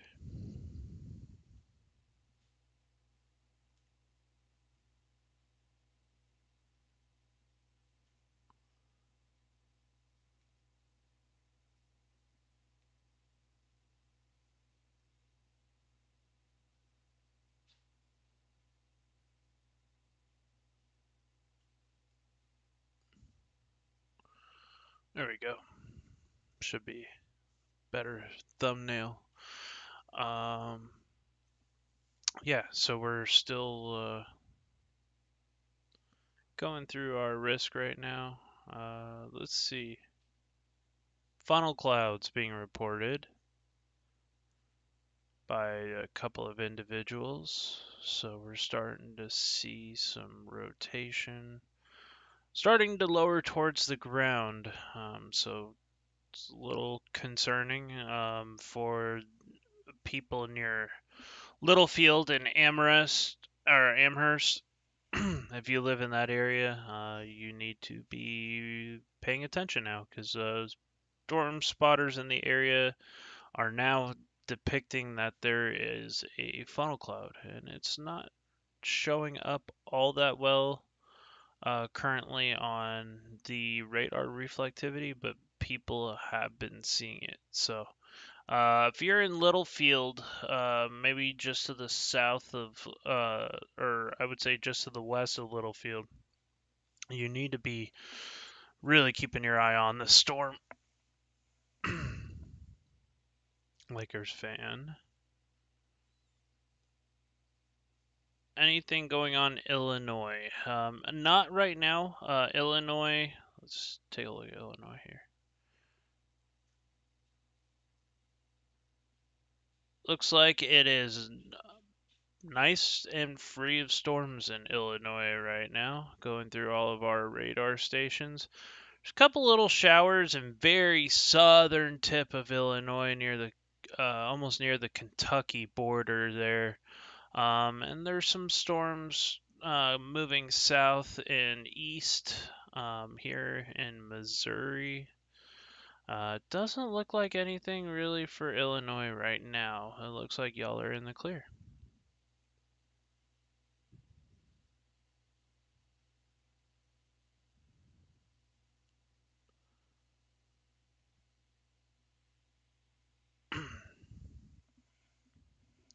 North Dakota, some storms in your area, in Mayville and Roseville. Hope, if you're in that area, there's some severe weather. New Mexico into the Texas border right now. We got some very strong storms moving through, and they are capable of some small hail, damaging wind potential there of 60 miles an hour or greater. These storms to the south of it are starting to produce some funnel clouds, according to some storm chasers in the area. So, and there's a lot of them out there, and they're kind of viewing. I know you wish you were out there chasing today. Yeah, I wish I could have been. Just too far. I was actually supposed to work today, so I was kind of home based. And ended up not having a shift today, so got stuck at home. So might as well do something. If storms come closer to me tonight, then I may go out and go live, but we'll see what happens. Right now, near my place of residence, and double check. I don't. There's not supposed to be really any storms going on at this time. So there's some storms firing off near Fort Stockton. That's about 4 hours away, 4.5 hours away from where I live. So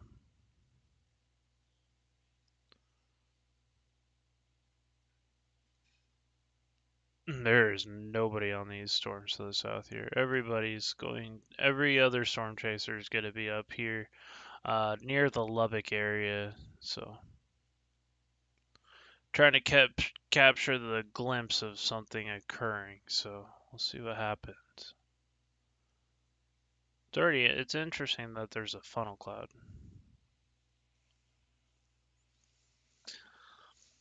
Yeah, it was gonna be. This area is like 7 hours almost to drive to from where I live, so it would be really hard for me to get there on time, in order to actually get something, and then I would have to drive 7 hours all the way back. Not really worth it.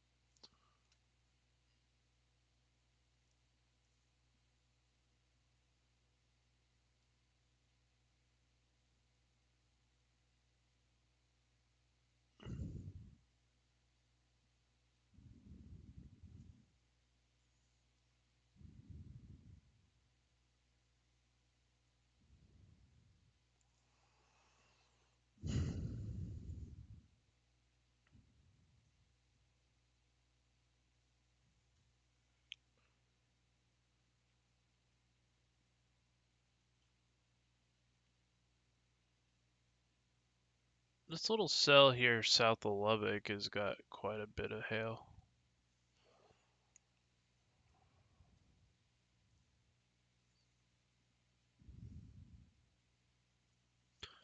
Actually showing up some 3-inch hail indicators on this cell here.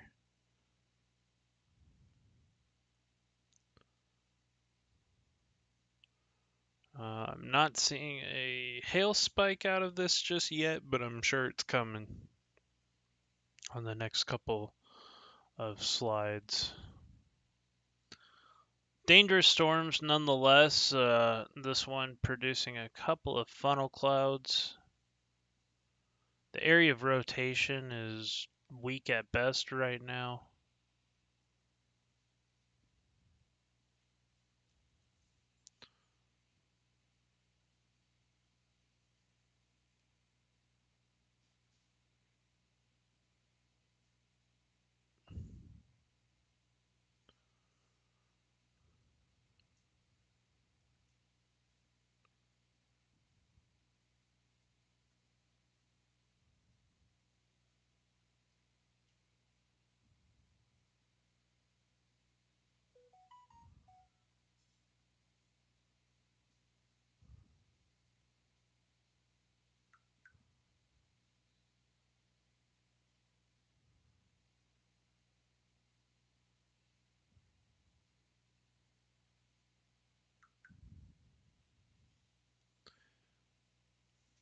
So we're gonna still continue to watch these two threats here.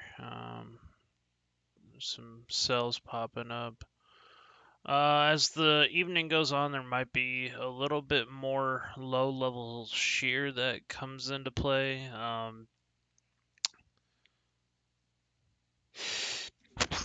Excuse me.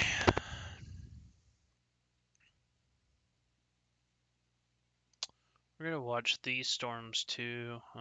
This one has a little bit of a broad rotation, nothing too crazy right now, but still something to watch.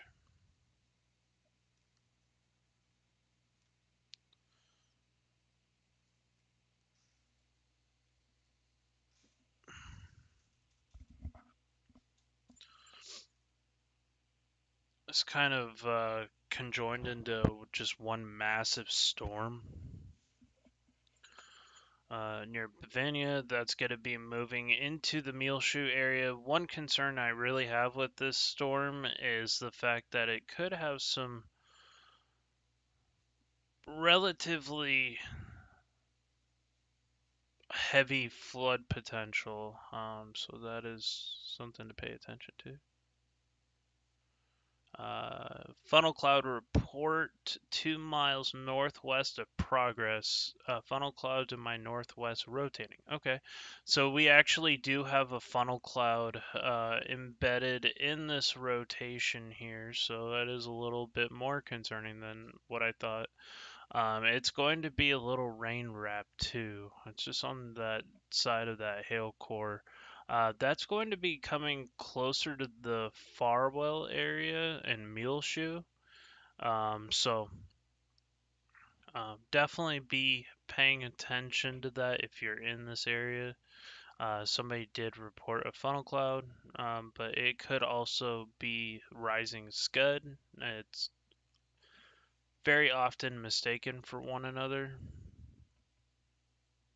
So without actually seeing the report, I get kind of skeptical with funnel clouds unless I see it in person. Really pretty storm structure on the storm near Bavania. I think that's how you pronounce it. One near Ropesville has just some absolute monster baseball size hail. Uh, we're gonna go here. So they're saying golf ball right now, but it looks like this hail core is increasing. That is all large hail falling. This heavier blue and purple areas are areas of destructive hail, where you get these little pockets of it here. Actually, starting to see a hail spike right here.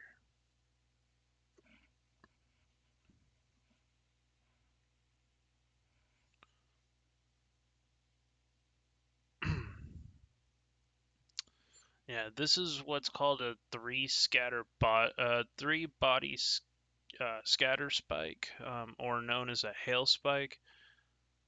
And you're getting that with this storm because the radar beams are passing through this storm and it's refracting the hailstones, and you get these weird anomalies that trail off of large hail producing storms.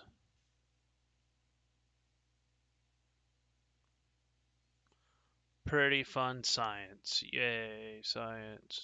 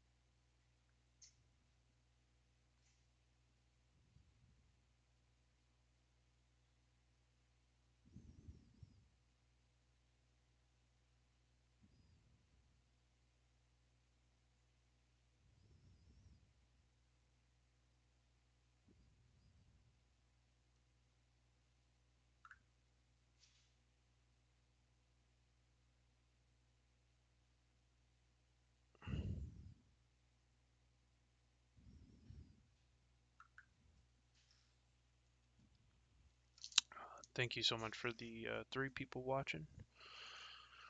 We're just kind of watching these storms right now here in the near the Lubbock Littlefield area. Seems to be a little bit of increasing wind shear to the point where people have spotted a couple of funnel clouds. Oh man, Ropesville's about to get hammered with this large destructive hail going in. Let's see.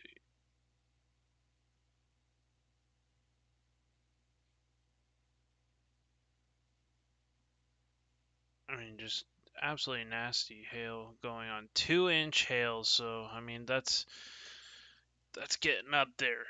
But I'm seeing some where I think it's especially in some pockets here, like these 76 dBz values has me worried that that's actually closer to 3-inch hail, or higher. But we'll see. It's a little bit farther from the radar, so actually no. This one's Lubbock, so we should be on the Lubbock radar. So yeah, it's not that far away. That's relatively close to the ground, probably about 2,000 feet up. Getting some like 3.5 inch hail in some of those pockets. So we'll see what the SPC says, or Storm Prediction Center. Yeah.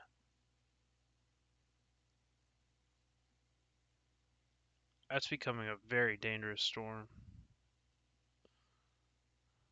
for hail potential. As far as tornado potential, I'd say it's probably going to be that one. We have a couple of notes from some storm chasers in the area noticing some rotation. Rotating high base wall cloud just west of Bavania.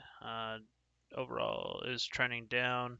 Storm absorbed the mass of the storms behind it, but it's a rain-free base, and RFD has been observed. Great report.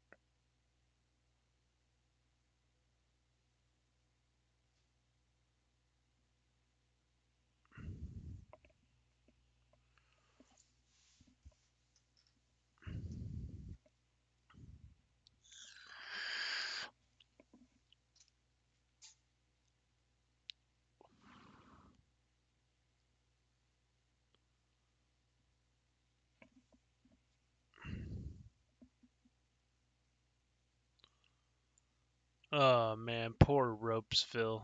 They don't know what's about to hit them. That is some heavy duty hail. Anytime, 80 dBz value or close to 80 dBz, that's gonna be some just absolutely destructive hail. And that 3 scatter spike is becoming quite pronounced now with this hail core. So that's just to the north of Ropesville. This pocket here is heading right in for downtown Ropesville here.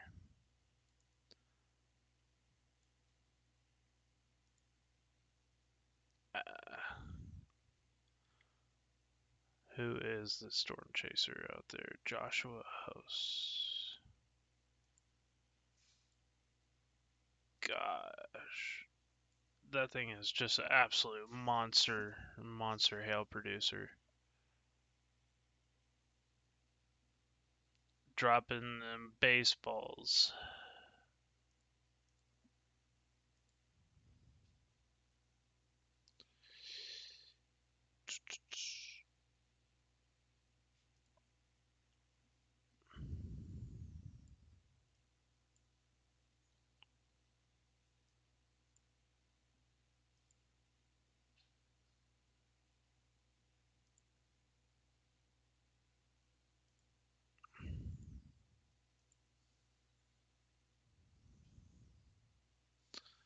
So we'll just keep watching this. The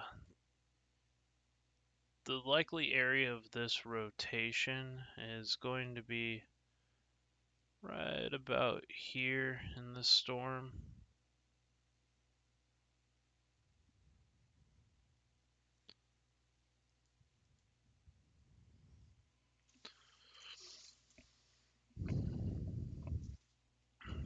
it's gonna be like right where you have that hook, so definitely definitely some rotation going on.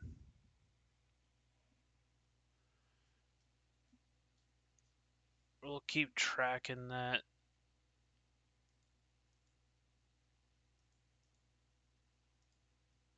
Some half-inch hail is occurring with that storm. It's kind of going to go somewhat close to the Littlefield area. I think it's gonna predominantly miss the Amherst area. It looks like there could be a couple of cell mergers that end up happening. But this cell is just an absolute monster hailer.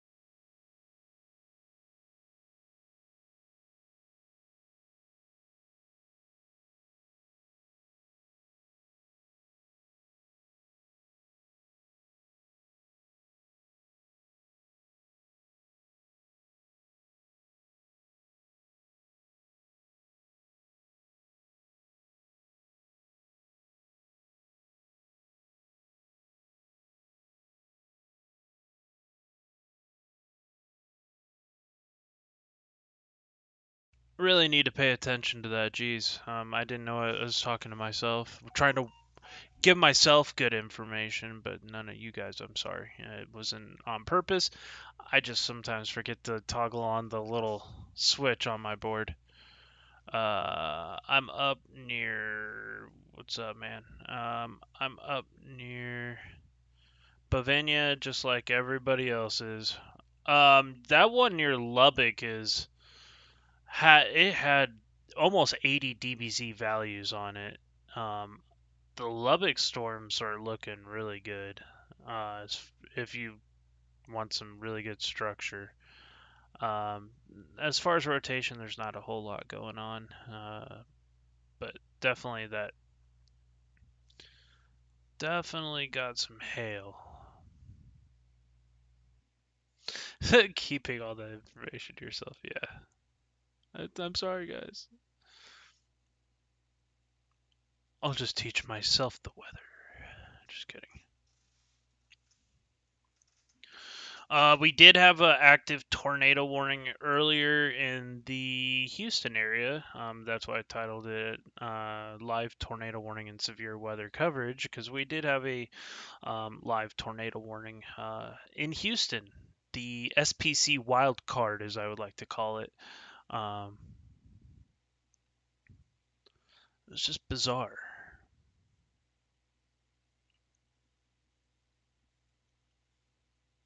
Who, me? What do you mean, who, me?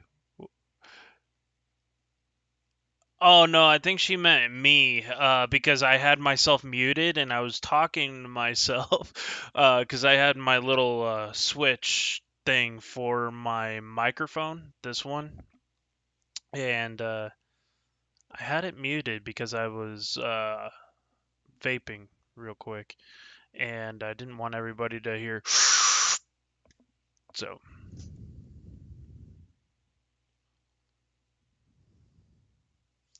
just some really nice cell presentation on these storms here near Lubbock. We did have some rotation on the storm near Amherst. Another storm is going to be coming towards the Muleshoe area. Another really strong cell that is severe warn moving through the town of Cress, or will be moving through the town of Cress. Um, oh, you were talking to Shwari. Okay. Yeah.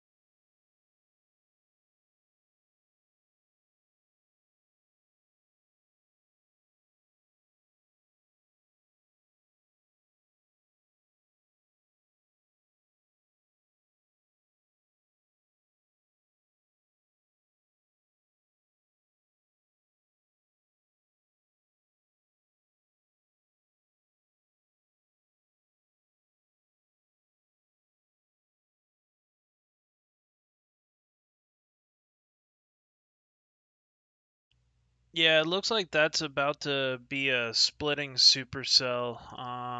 We're gonna continue to monitor this.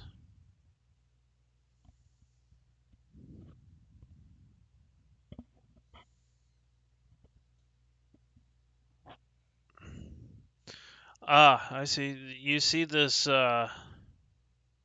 that was actually pretty cool. You can actually see the southern ones that are more outflow driven storms or more, uh, that storm right there is outflow dominant, and it actually kicked up this pretty large outflow boundary. You'll see it move right towards this line here.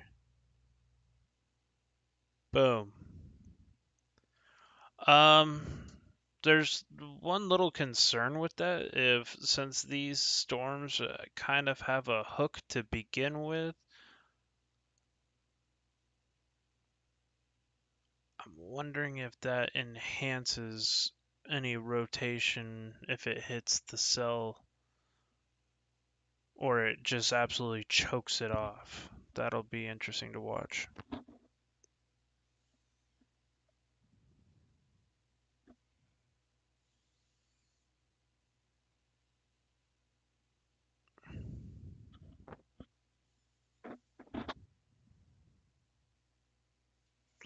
So you'll see this outflow boundary right here, and it's starting to interact with the storm. So we'll see how it interacts.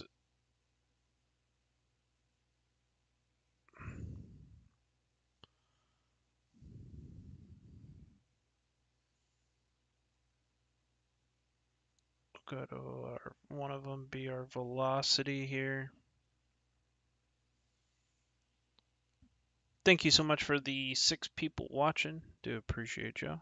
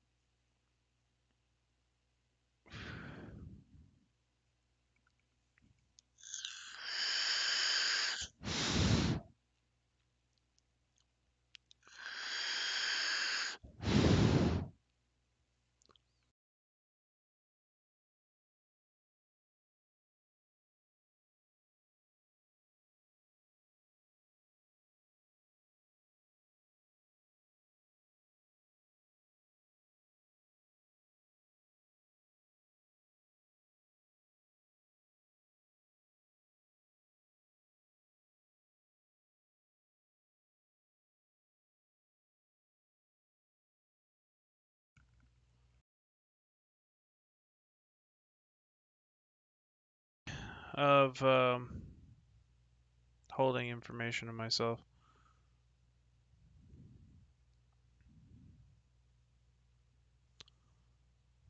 Storm's doing crazy things. Here comes that outflow boundary.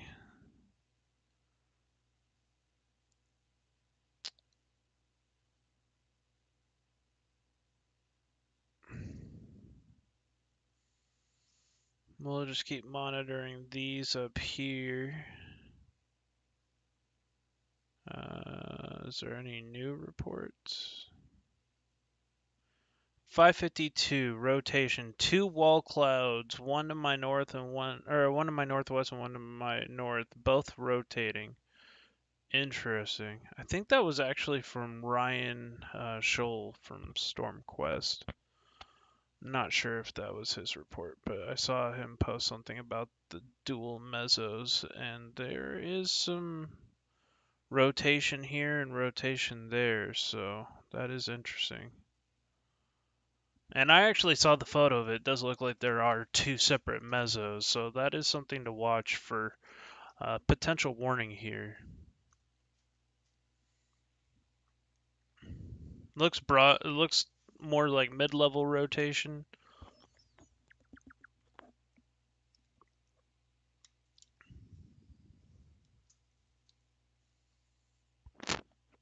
Starting to get more and more hail on these storms.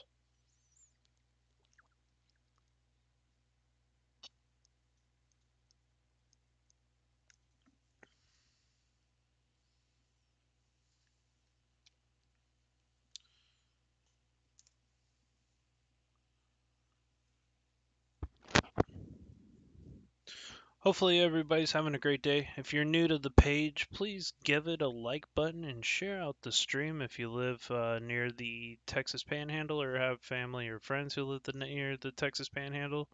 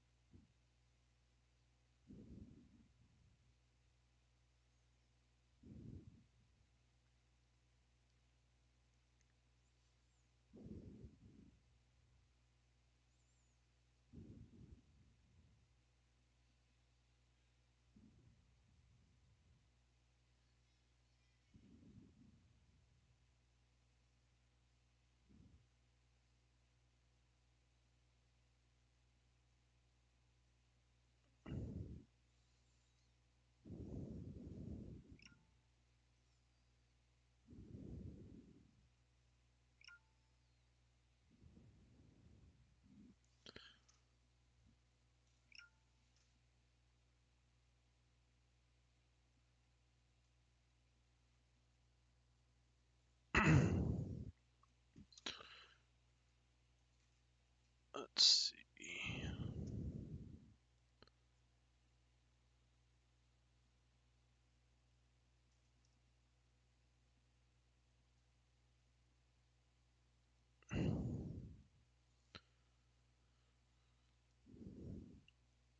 I'm doing all right at the moment. Right now, just watching these storms right now. Apparently, there are two mesocyclones with this storm.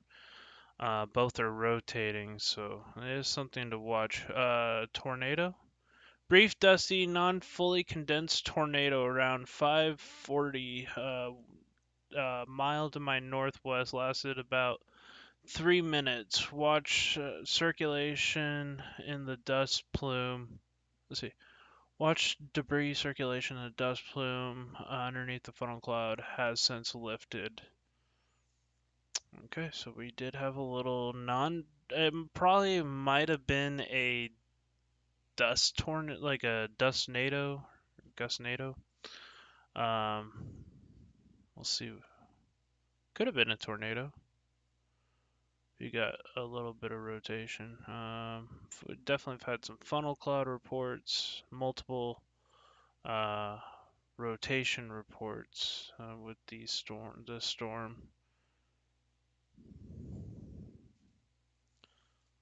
I do appreciate everybody who's tuning in here.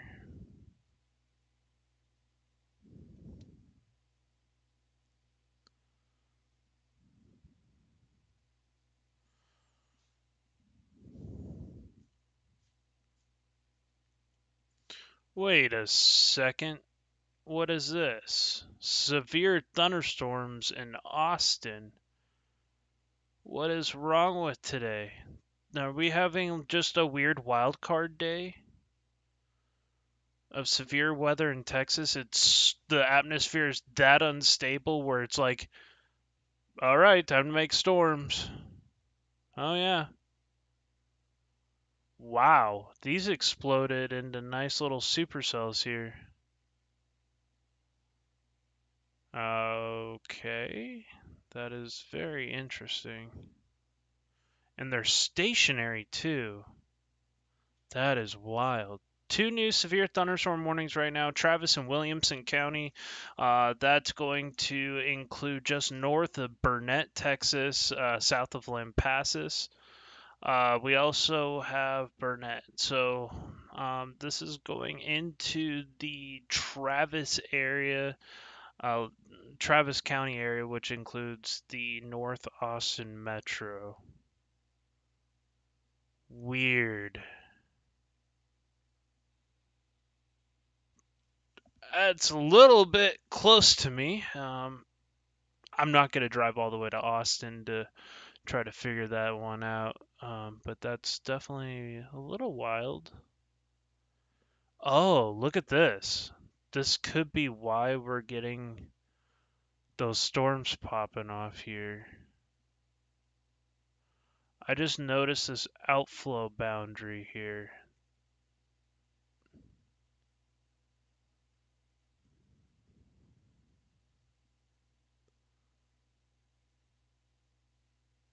So if that comes close to San Antonio, that could also trigger storms here. That is really wild.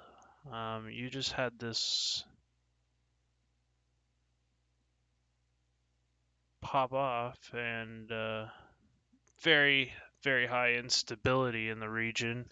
But yeah, these storms took no time to just absolutely explode.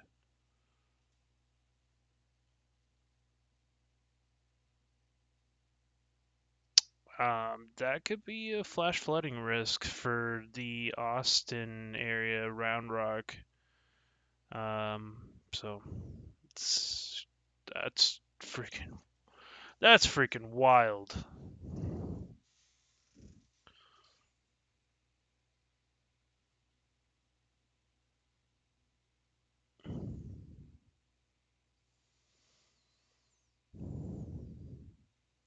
So we're monitoring multiple severe weather threats here. So here's all the Texas counties right now. We even do have uh, Corsets in Texas, right? Oh man, today first a tornado warning in Houston, and that was just a wild card. And then you have random storms fire up in Austin that go severe warned. Today's been an interesting day.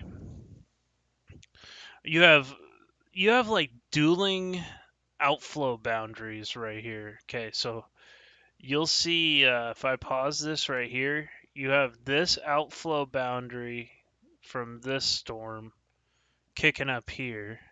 From these old storms at Decade already, you have this. So there's a little bit of a convergence in the winds here. These storms ought to be watched. When you get these converging outflow boundaries from these storms, you can have some weird stuff happen, and it's something to monitor. I don't see a whole lot of rotation right now, but it is something to watch. Some funnel cloud. That was a funnel cloud a while ago.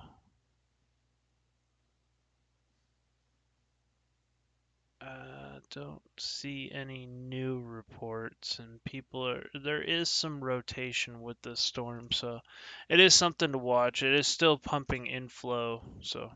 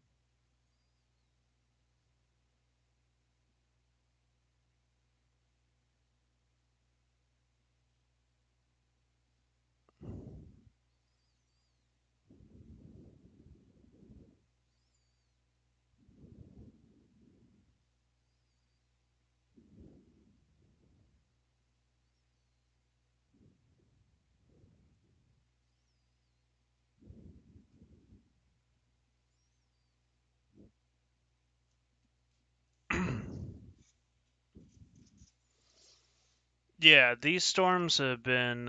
If you're looking for storms in the summer, look for Texas and Oklahoma. Yeah, you ain't lying. Um,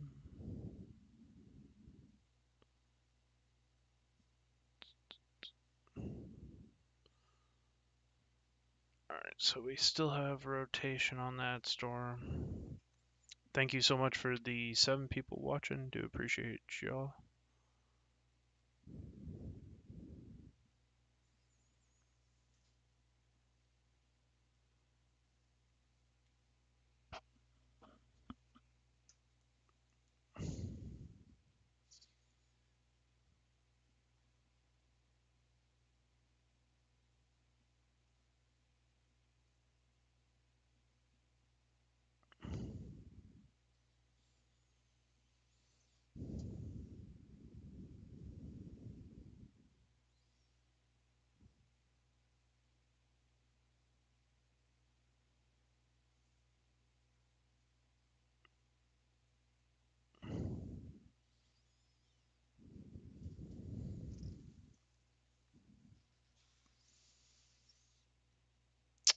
Currently looking at a couple.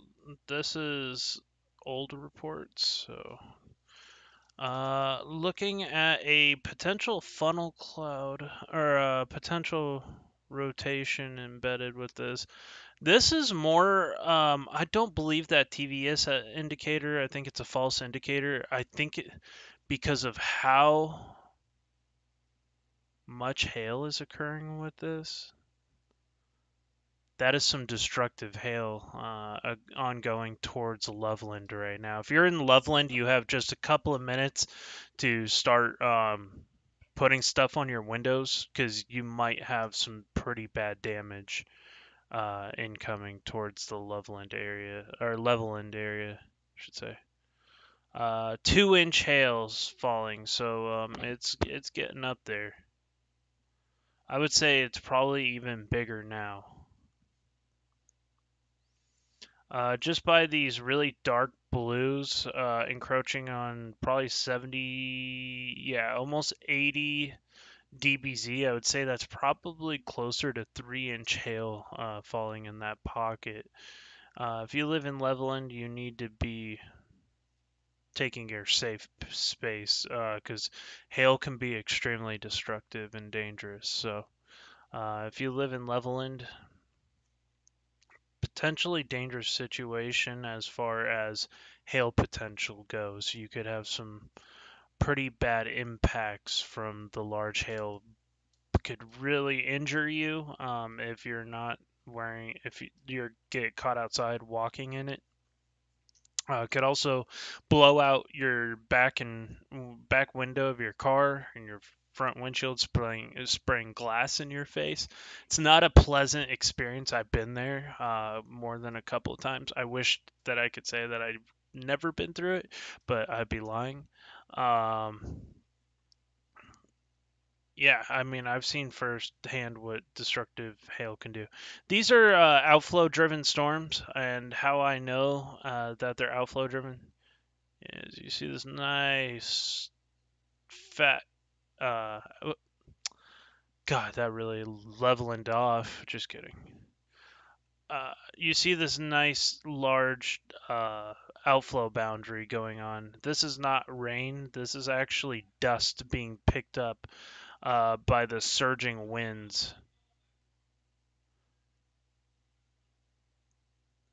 That is actually winds pushing out from these storms here.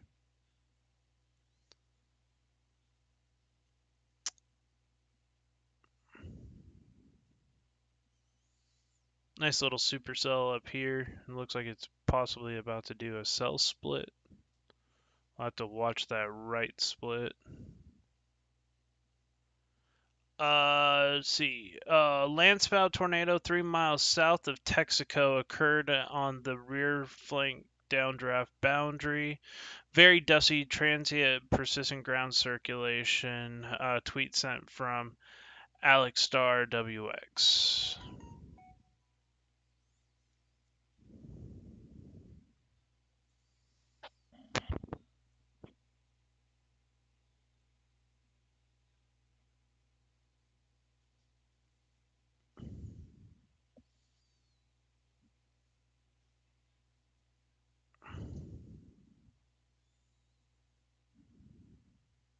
So we got a confirmed Landspout tornado ongoing in Texas. Cool.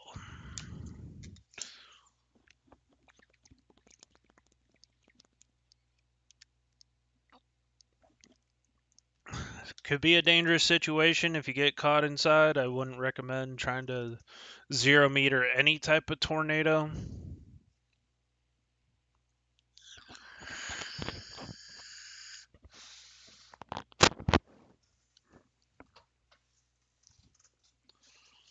You can still have extremely damaging winds in a Landspout, probably exceeding 60, possibly 70 miles an hour. Um, so yeah, I probably wouldn't want to drive in it.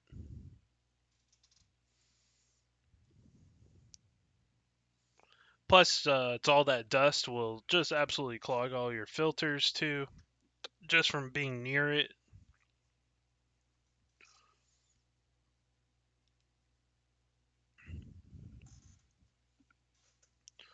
But there's a whole bunch of loose dust getting kicked up from these storms. And then we got our two little wild card storms.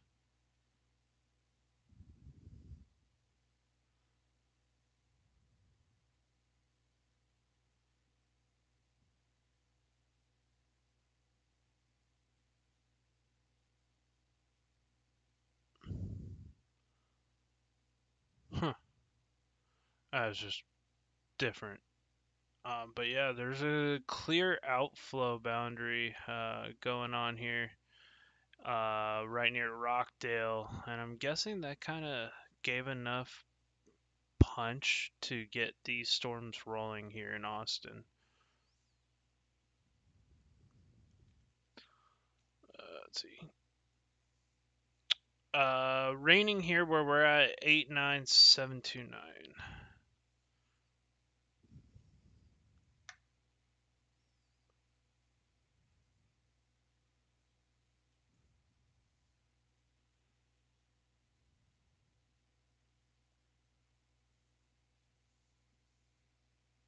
So that's the Austin Jolieville, Texas. So that'd be Austin Metro. Okay. Yeah, so just gonna continue to watch this here briefly. It's got some small hail near Jonestown, Johnston, heading towards Pflugerville. That's that region where this is gonna be starting to pick up some rain. We might even get this storm kind of slowly make its way. It's moving at 5 miles an hour, so these are not moving out of the area very fast, which is going to be a potential flash flooding threat. Hey, sorry for not posting in the room. I feel like complete crap. Hey, John McKenzie, what's up, man? Feeling not post. Sorry, not posting it in the room. Oh no, hey man, it's all good. It's all good. Um,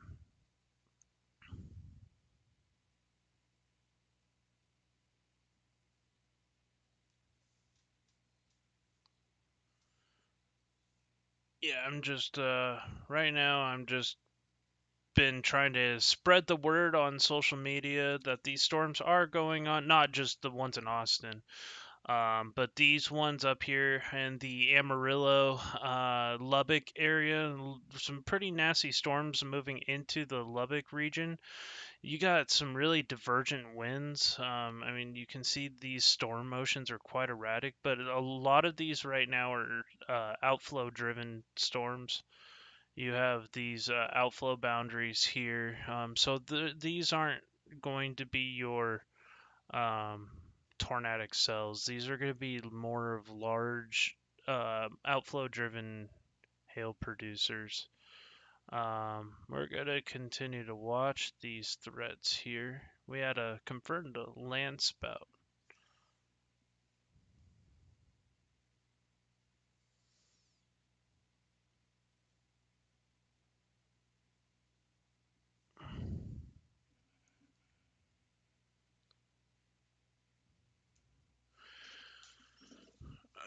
Yep, we're just going to.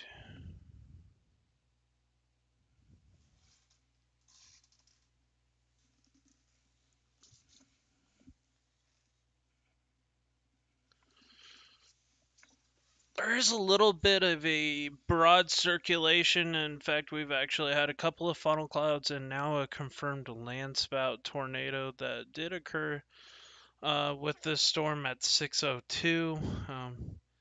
That has since ended, it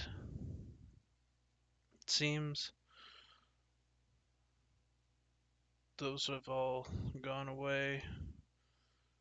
This one's still pumping an inflow. Looks like there's kind of like a right left split here. Gonna be really watching this right split, and it's more isolated too.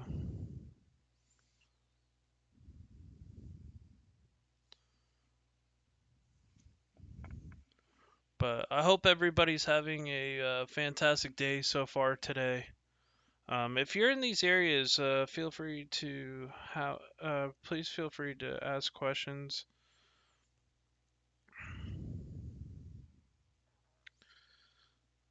Looking at all of our potential risks.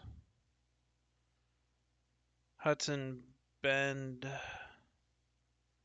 Storms are moving kind of in that area.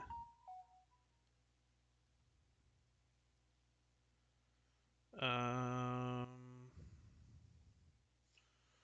I'm really gonna watch this potential for a random storm that pops up in San Antonio now, because I'm just gonna have it like in the back of my mind that that could happen today.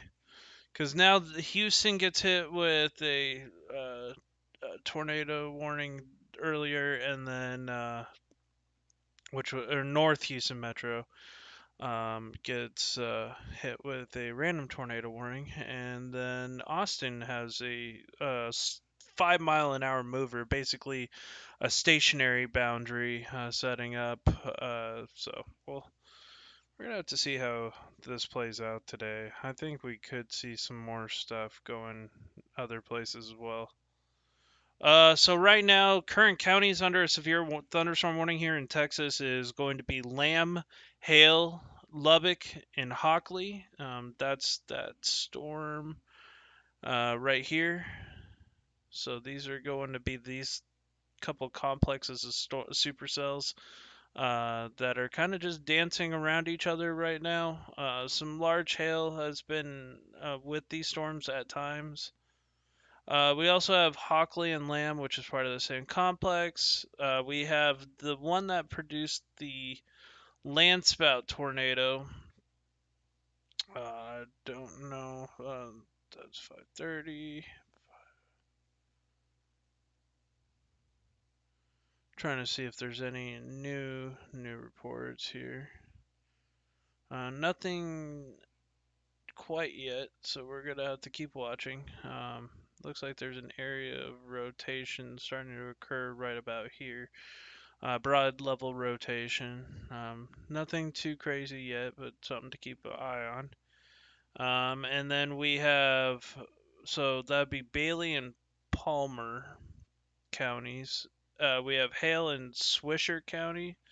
That's going to be the storm near the town of Cress and Talluleh. And then we have Hockley, Lubbock.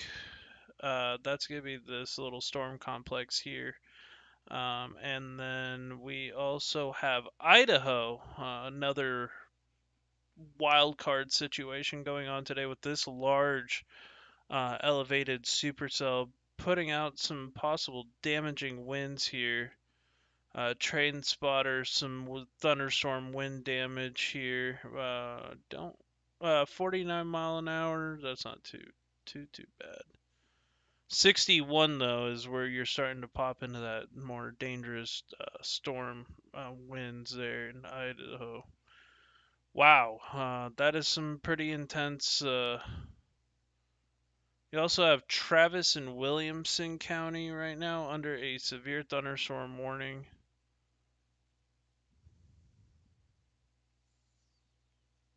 TVS indicator. That's interesting. There's barely any rotation on it, if any.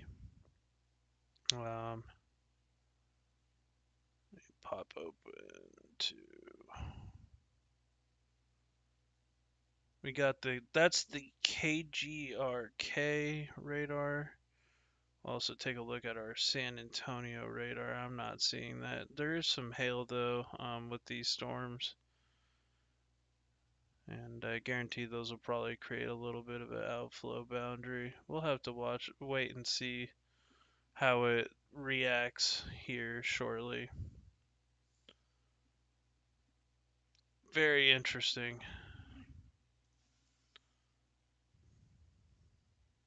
Got a notification about hail size or something in that area. 4 inch. Yeah, there was some large destructive hail over by Lubbock earlier. Actually, there still actually is some large destructive hail Looking at the DBZ values here, you're still seeing these 73, maybe 75 DBZ values. That's still probably close to baseball size hail coming towards the Leveland area. And oh, Pixie, oh, is it Opsky West? So yeah, the potential softball-sized hail is falling with this storm. So that's 3.25. Is it 3.5 inch hail? I think that's 3.5 inch hail. That is extremely destructive hail coming towards the Leveland area. So if you live in the Leveland area, this is a pretty dangerous storm. This storm is also producing 2 inch hail. So I mean, we've had both of these are very dangerous storms as far as hail potential. Uh, Godly. Hail damage to vehicles is expected with half-dollar size hail off to the north of Muleshoe. Just yikes.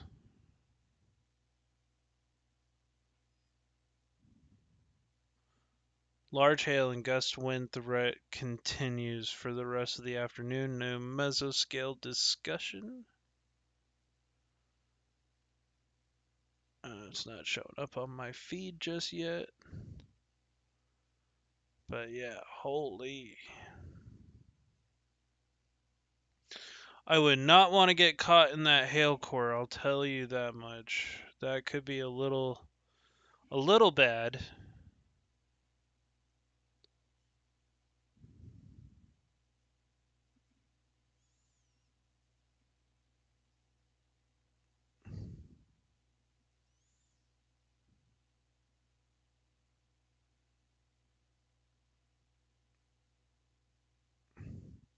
Just an absolutely beautiful storm near the one near Bavinia from images I've seen. I can't really share them because they're copyrighted by other people.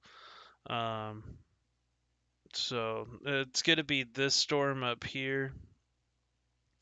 This thing just has got a just jaw-dropping mesocyclone with the funnel cloud kicking up dust. So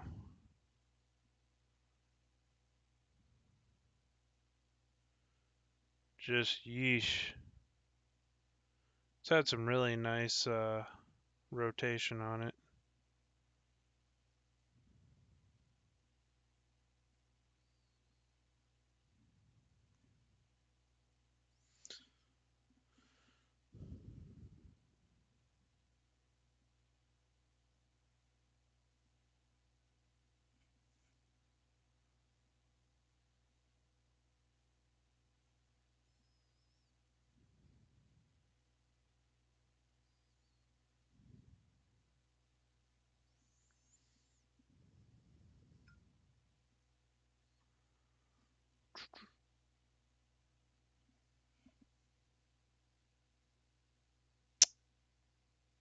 I don't know what the somebody's doing a test of the MPing system.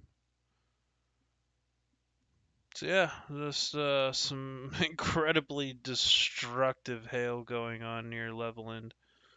Also near Ropeville.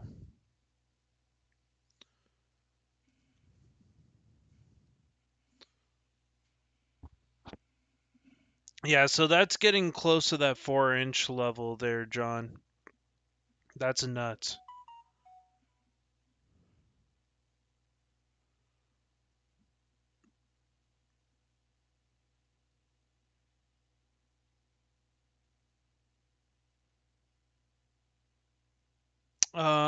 So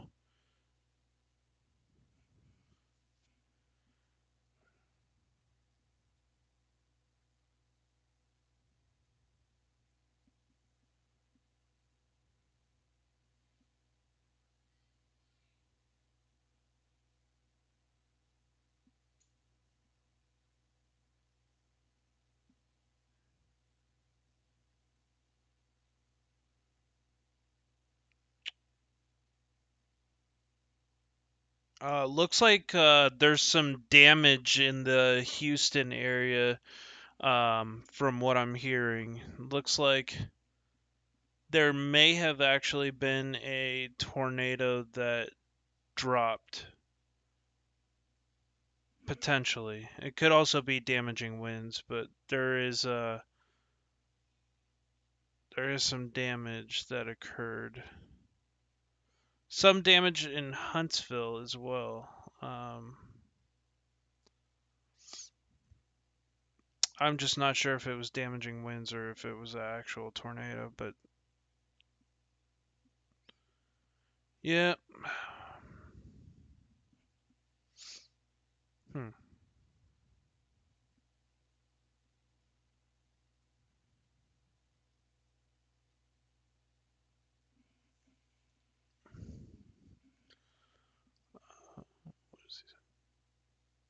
Yeah, it's been crazy. Yeah, I'm guaranteed. I think Reed already did lose his windshield. I know he lost his windshield. What was it, yesterday or was it today? It's hard to keep up.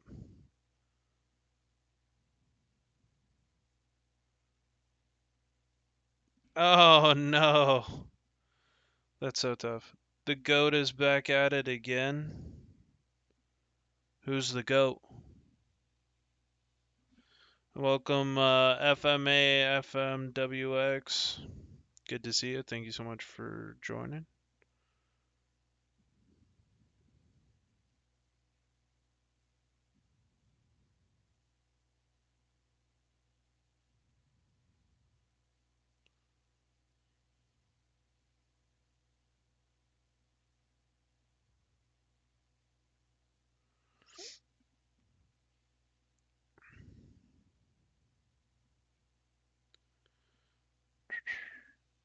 So just continue to watch. Yeah, yesterday was golf ball size hail. Nate in his windshield. Oh, fun. That sounds like a good time. Yeah, it's a bit of a broad level circulation. There's some hail involved. I think that's just hail refracting off of the radar on the velocity side.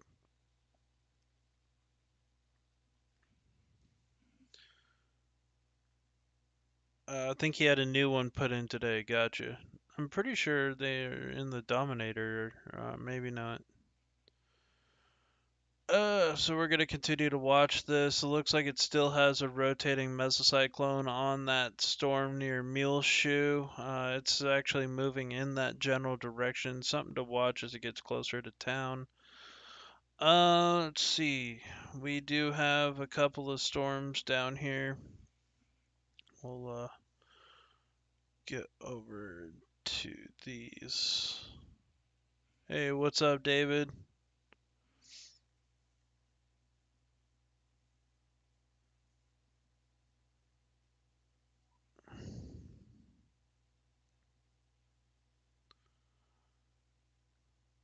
I do appreciate everybody for joining.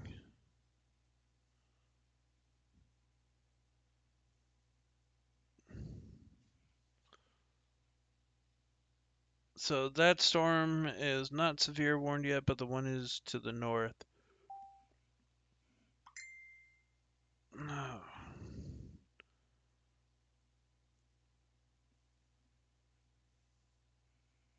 So gotta continue to watch this.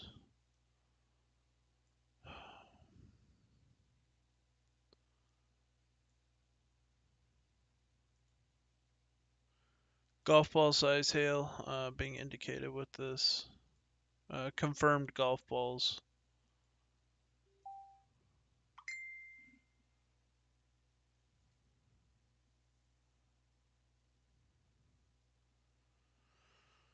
Let's see.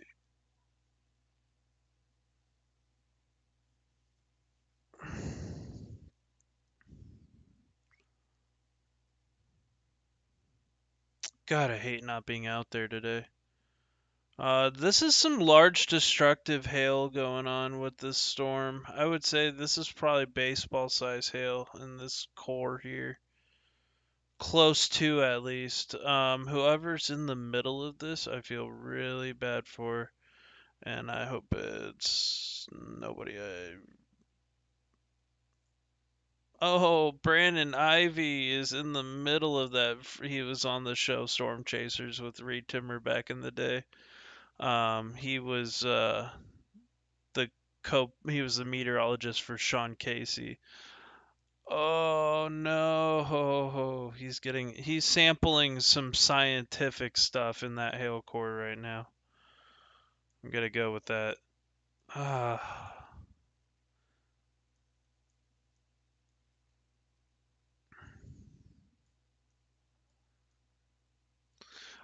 I mean, I shouldn't say oh no because some people live for large destructive hail. I'm just not the type that likes it. I can't always afford to replace my windshield all the time. I still haven't replaced my windshield from the last time I got hit by destructive hail, and that wasn't on purpose. I just got, I didn't have enough time to, I thought I had enough time and I didn't. And I'm glad it was hail and nothing else.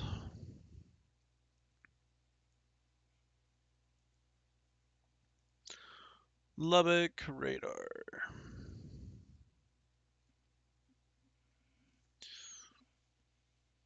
Okay. Yeah, I'm doing okay.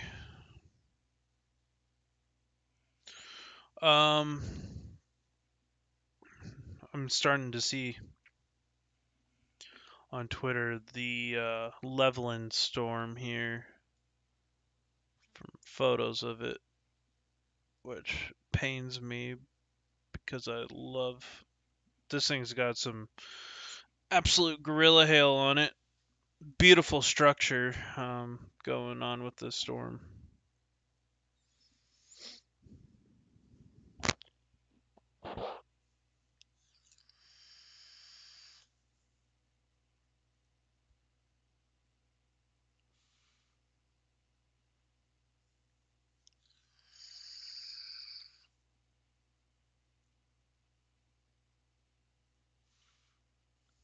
These storms have just some explosive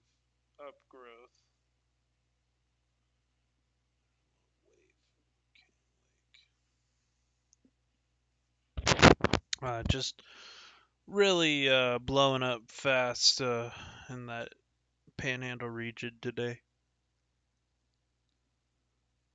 Some more cells here. Sorry, guys, I'm yawning. I didn't get much sleep last night. This line of storms is trying to get more and more pronounced here. Coming towards the south of Amarillo. Actually, it might. That actually probably will come into Amarillo. There's a pretty heavy line of storms that's going to be moving through the Amarillo area. Um, Eventually tonight, I think from what I read on the forecasting, it's supposed to become an MCS, mesoscale convective system, and it's going to push south. Brief tornado on storms southwest of Sudan, Texas, 8 minutes ago. Lasted for a few minutes, has since lifted. Nice.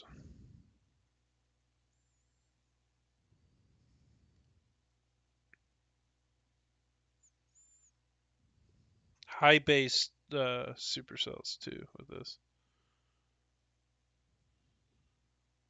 Some of them are a little bit lower, more pronounced.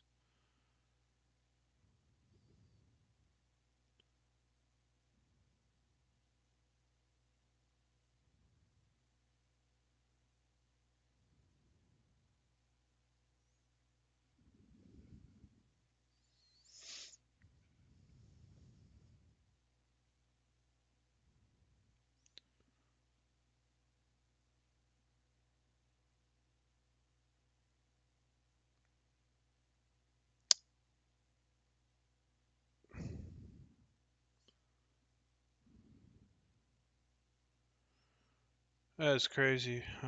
I was not ready to see.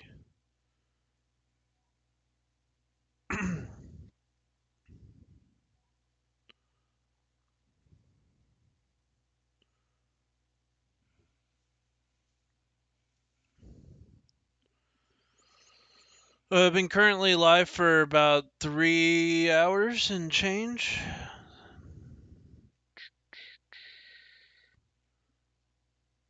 We're still going to be monitoring these threats here. Let's go just one screen.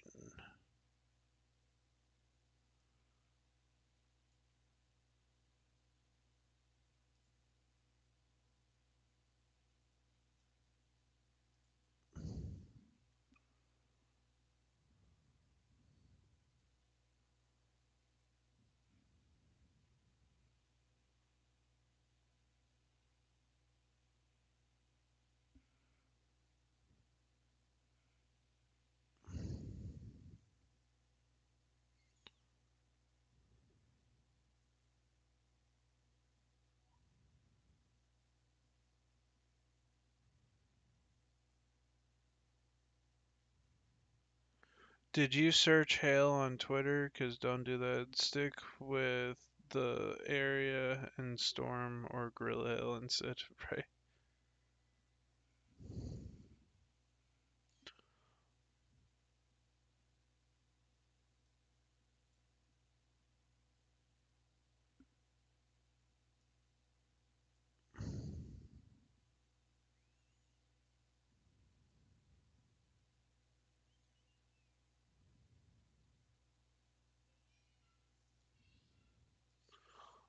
Good thing is a lot of these storms are outflow driven. This one isn't though. That is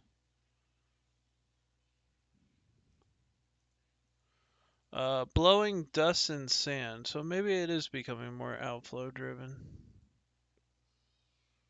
Texas, this is gonna be Amarillo area. This line of storms is really starting to crank up as they come towards Amarillo.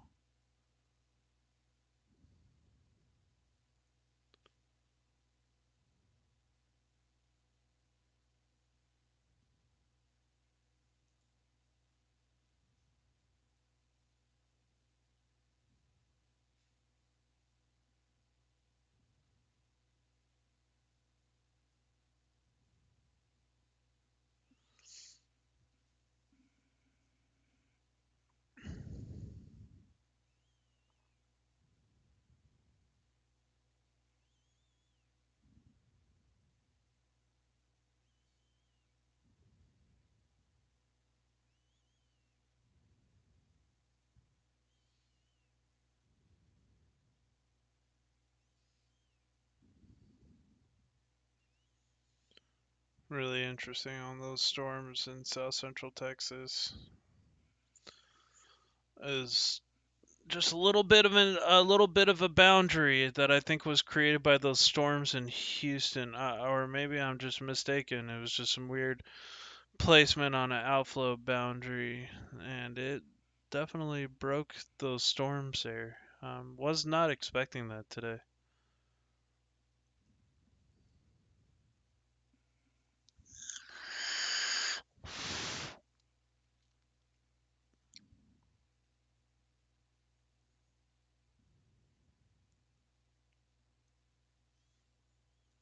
Those severe thunderstorm warnings have now lifted in this region. Still some strong storms coming into Austin Metro, but they're no longer severe warned.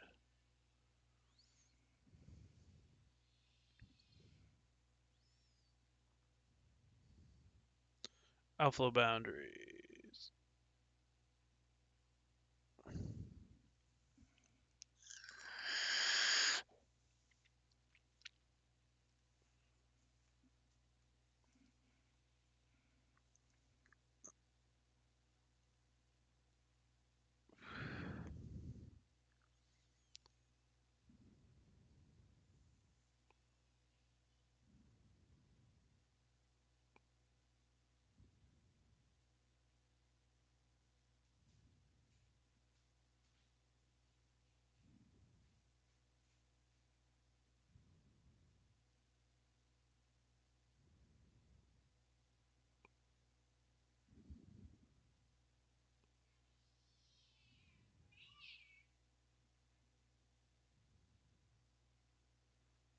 The storm near Brownwood is completely outflow driven.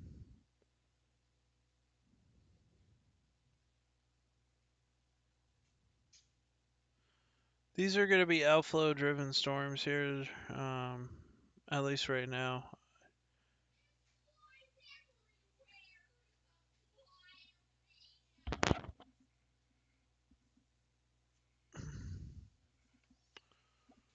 We're still going to watch this for possible rotation as it had it earlier.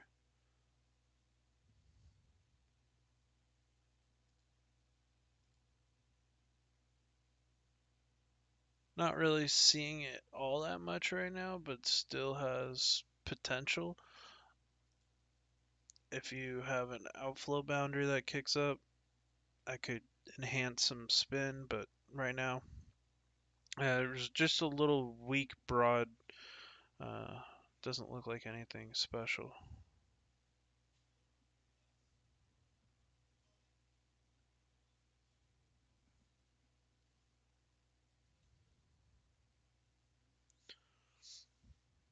Thank you so much for the 8 people watching. If you're new here, please subscribe to the channel.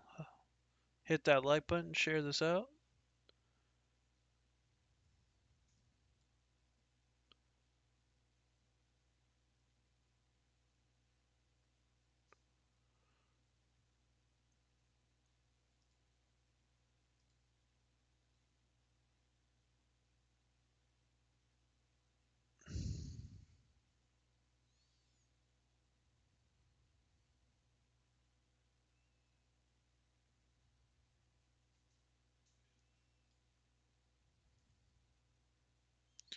Just gonna check back with these storms here on KGRK. They're pretty much all dying out as expected. I mean, this one's still producing quite a bit of heavy rain. There's this new one near Lakeway that's got some hail in it. So, something to keep monitoring. We got a new flash flood warning. Let's see what that says. 2 to 3 inches of rain. That was with this storm near Farwell. This was the one that was producing the tornado, the weak tornado that dropped. And this is the one near Muleshoe. These storms here have dropped about 3 inches of rain as well. Possibly 1 to 2 more inches are possible. Any of these slow-moving supercells, especially like these ones coming here over towards Canyon, Texas, and Amarillo, specifically South Amarillo, this could pose a pretty large flash flooding risk in this area.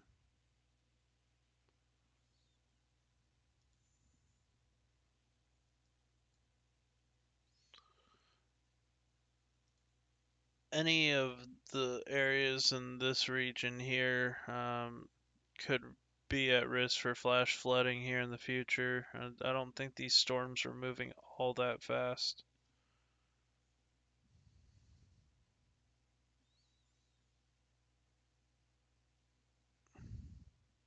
You've had almost 5 inches of rain where you're at. Dang, that's a lot of rain.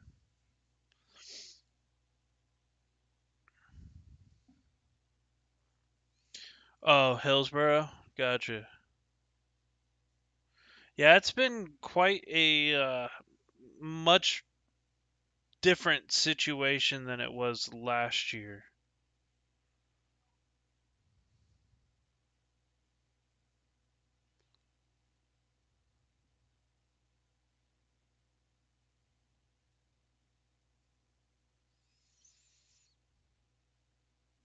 Last year was very dry, pretty much all throughout this time, and it was very hot.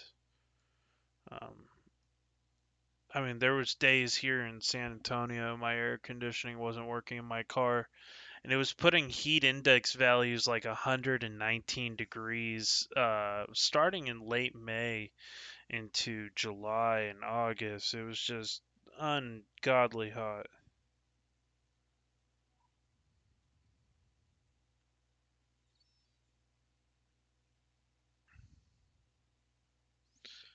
So it was a confirmed tornado. A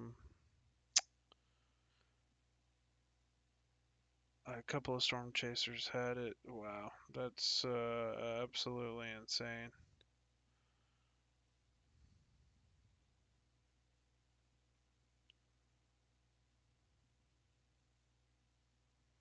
Texas doing Texas things.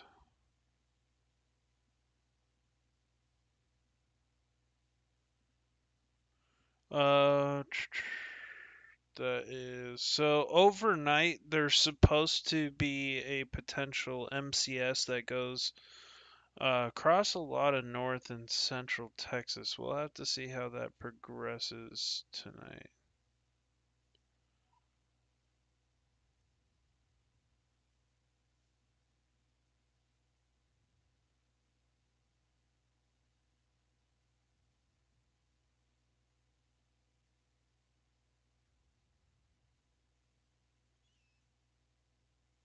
So they had up to near shallow water, just to the north, west of Lubbock.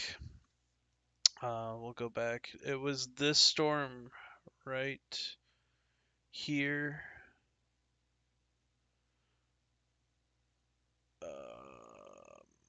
Shallow water. Yeah, it was these storms up here earlier. Where's the Lubbock radar? Had a 4-inch hail indicator, which is insanity.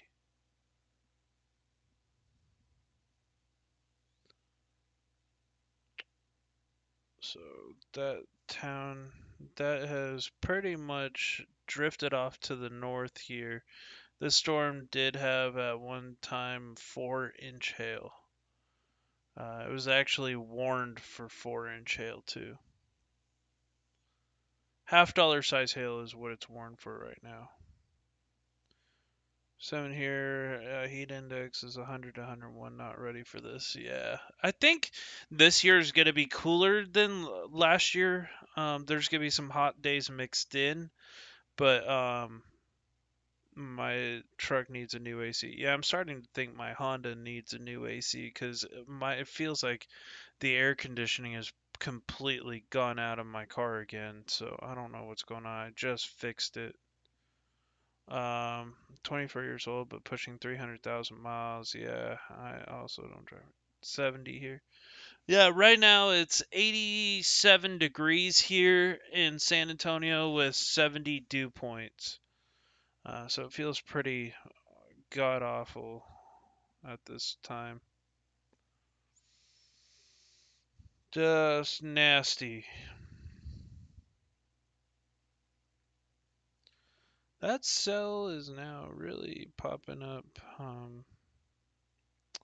It's almost like a little gravity wave northeast of San Antonio near Canyon Lake or some kind of boundary setting up.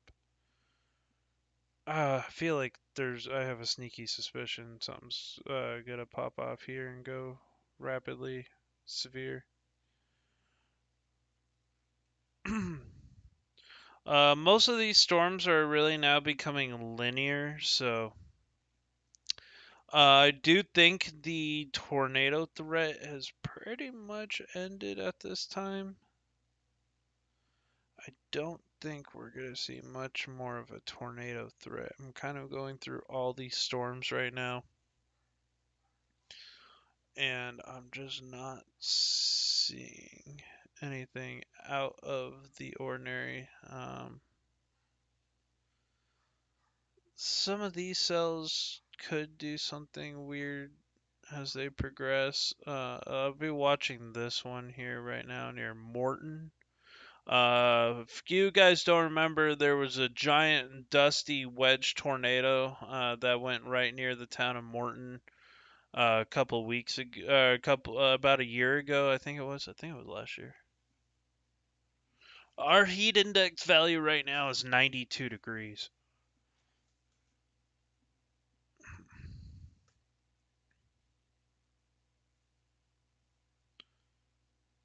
Yeah, 84 here. Yeah, it's 87 and it feels like 92.6.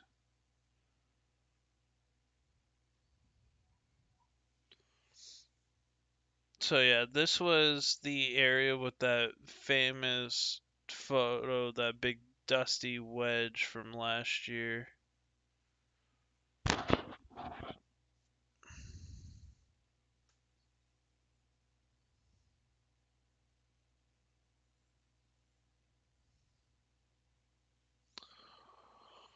So just gotta continue to watch these threats and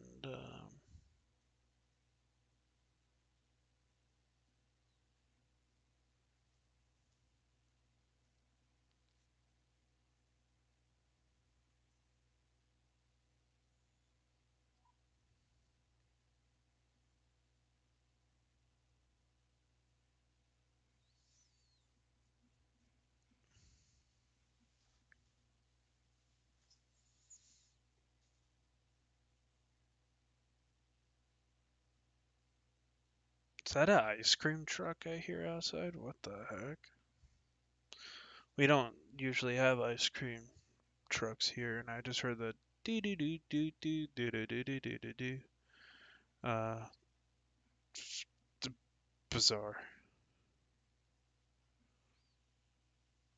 We used to have a lot of ice cream trucks when we were kids, growing up, but not as common as they.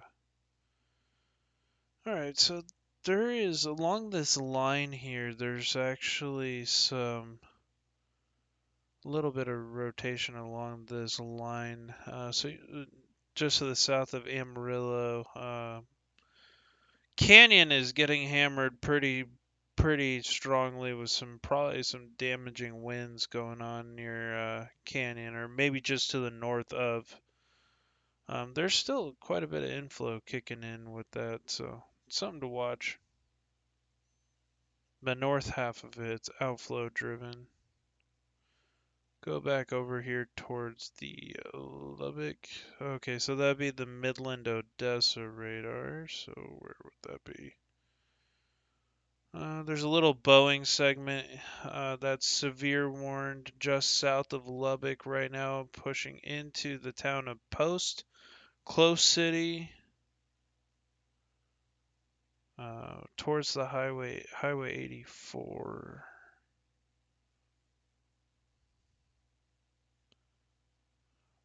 We got a new severe thunderstorm warning that should be expiring. I don't know why that's warned.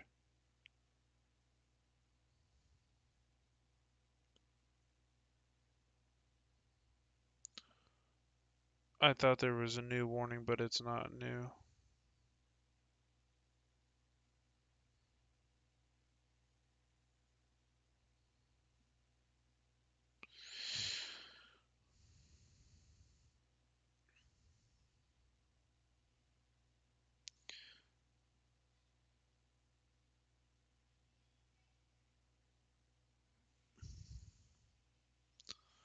Ice cream. Oh, I missed the ice cream truck conversation. Oh no. This could be gold. I'll be there in 5 minutes. The ice cream truck around here got mad because we figured out on Xmas. We figured out Xmas in July. Um,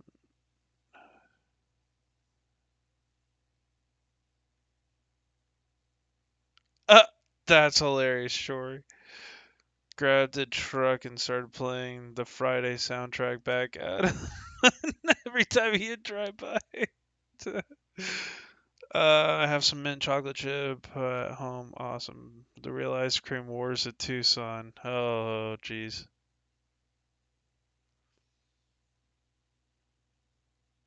That's funny. These storms, I'm surprised, have not triggered a flash flood warning. They've been just kind of slowly dancing around. You see this, how these storms are moving, right? It's very odd. So you have this storm moving this way. You have that storm moving that way, and you have this storm moving this way. Should just draw the all-seeing eye.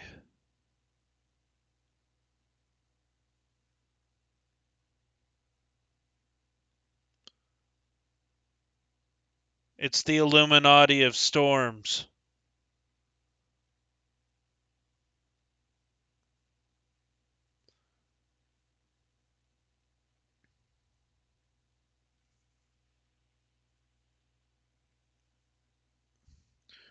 I knew the Illuminati was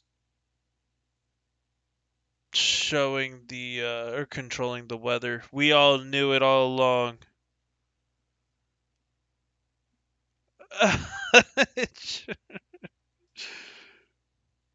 Oh Lord.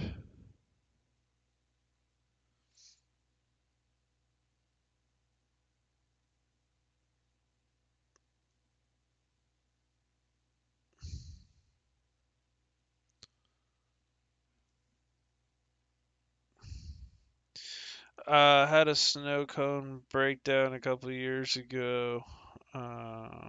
Elementary school right in front of our house. Meanwhile, me and my brother was sick for days. We took two big Tupperware containers and we both filled them up. That's awesome. Uh, but yeah, this is these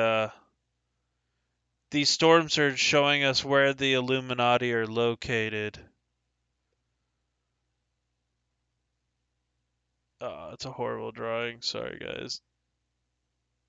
I'm gonna have to try to draw this out as best as I can. Using really high-tech NASA software here. Pinpoint the Illuminati. Got the all-seeing eye.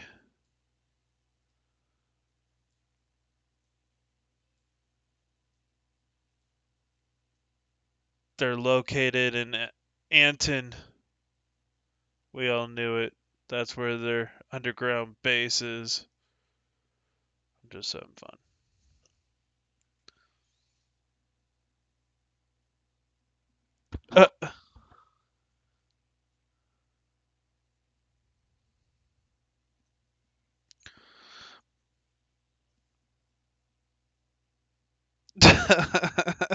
The eye of the tiger, right?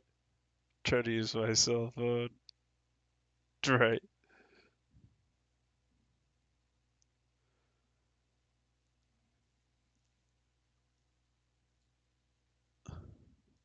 Illuminati found via radar scope pro. Ready to pounce. Yeah.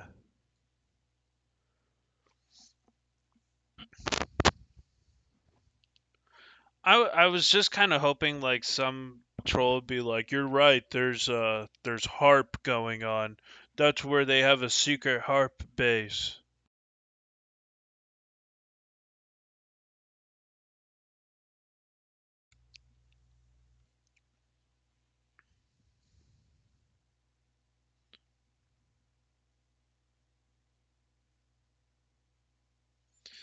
Uh, I think we got it, John.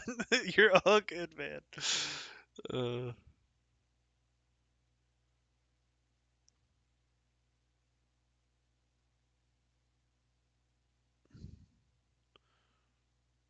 don't take me seriously, y'all. I was joking about the whole Illuminati thing. Let's just have fun.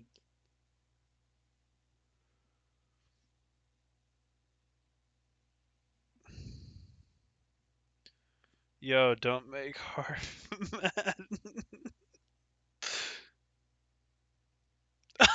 Because it's like so many people have used harp in conversations that it's probably now a word in the Google dictionary.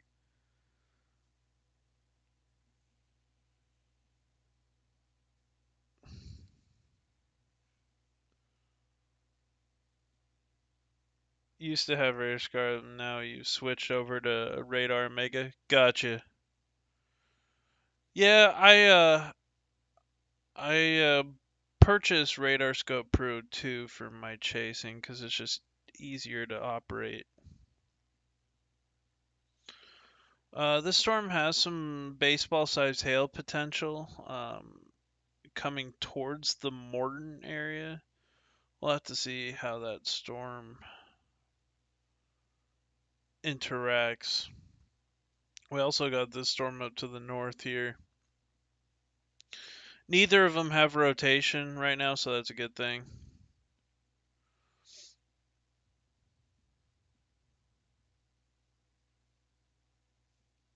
Baylor and Knox County. This is near Seymour and Haskell. Some 1.75-inch hail coming towards in between Haskell and Thuckermorton.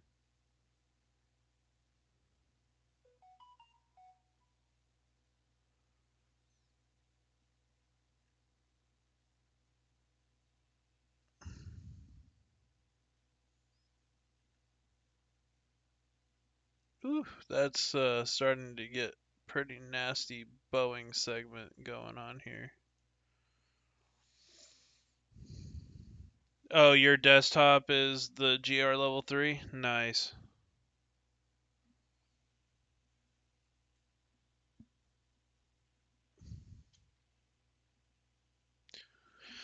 Guys, just quick opinion. How do you guys like the layout of the new streams? Do you guys, how does it look for you guys? Does it look good, or is there anything that you would change?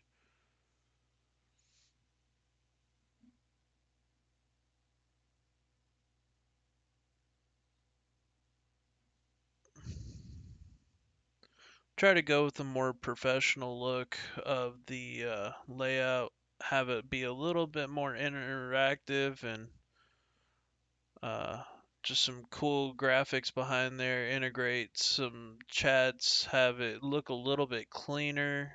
When people subscribe, it'll read their name out here. So, I mean, it took a while to try to build this, but I think it looks pretty good. I want to hear what you guys think, though.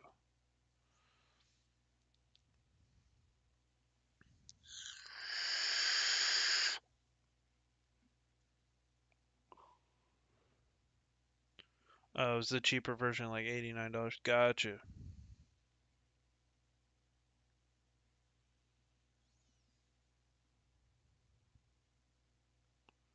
Awesome.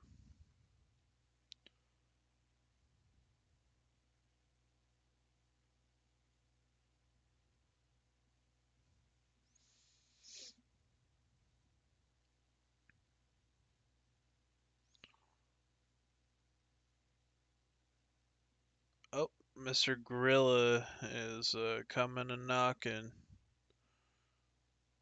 Starting to get that thick hail core here. A lot of hail. This is probably going to turn the roads white.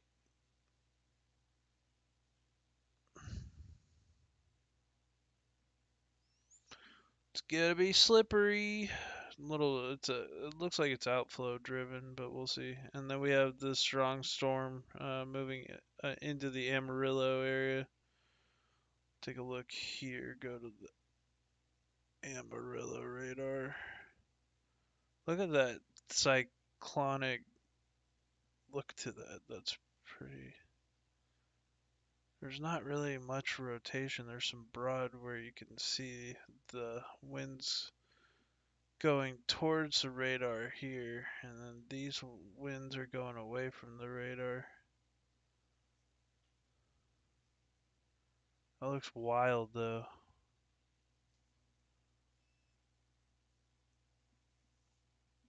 I'm pretty sure. Yeah, the lightning in the background like sold me on the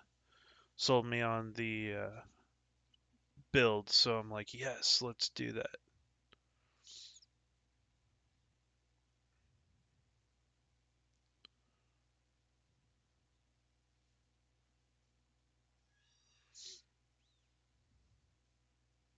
Glad I'm not in Texas anymore.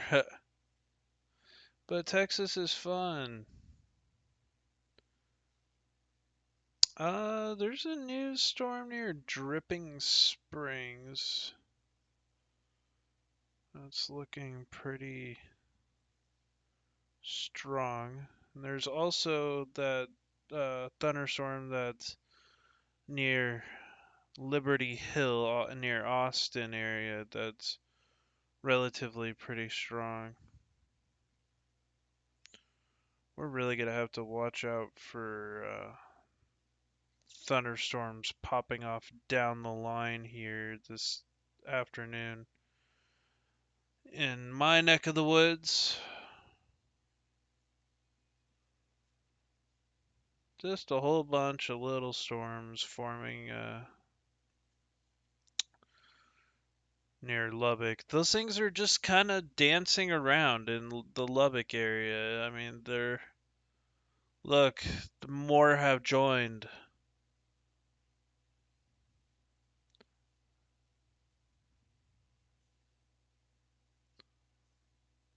These storms are dancing around the all-seeing eye, the secret Illuminati base.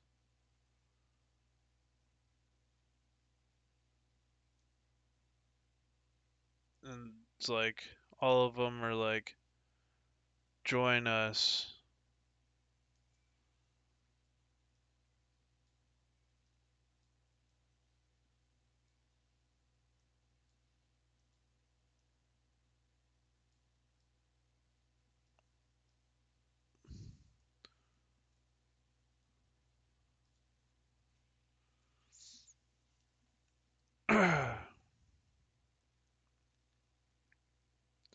um, I'm just completely joking.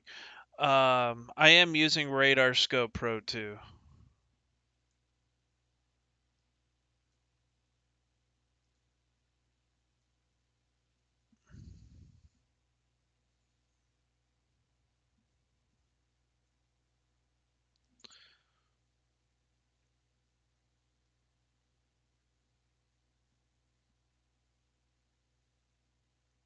Yeah, all those cells are just kind of converging with each other. Um, I have a couple of different radar setups, if you guys would like to see. So if I left that, I could go to GR2 Analyst, which is pretty cool. Uh, it's going to take me a minute. I have to go to Site, select, go to Texas. I would have to go to...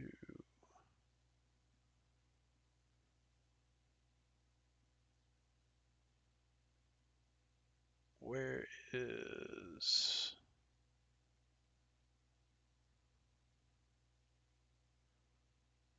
Should have Lubbock. Here it is. Okay, here we are. There's Lubbock. Well, so this is GR level 2. Oh, your trial expired. I'm not a huge fan of the let's see, we've had a large hail report just near shallow water. We have some 2-inch hail reports. I gotta change my reflectivity tables. This one's borderline actually starting to become hard to read. Do I have my... I don't know where all my reflectivity tables are.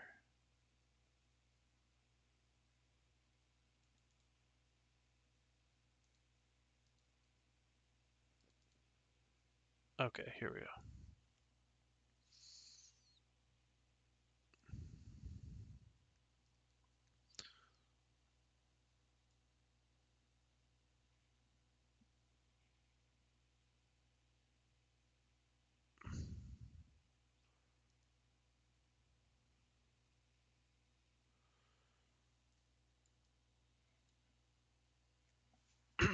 I know there's better ones out there. I have them all. I have a download GR2 files, high res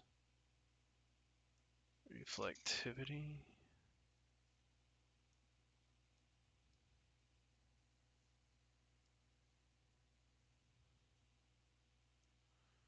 There's like a radar scope version. So this is like the same reflectivity tables. I actually will probably use this. Um, the one thing nice about GR level 2 here is you can actually go and dissect the storms and you can see how tall they are. And this one here is approaching about 50,000 feet in elevation. It's a really handy tool to have. You can kind of see how tall these thunderstorms are. So you can tell like the taller part of the thunderstorm is going to be where that hail core is on the back end of it.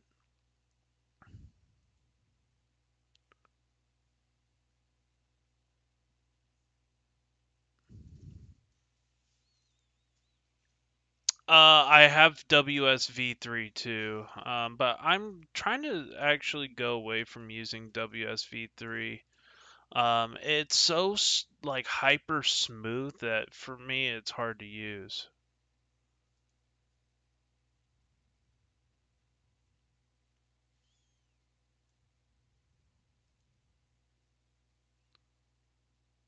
So that one's kind of dying out.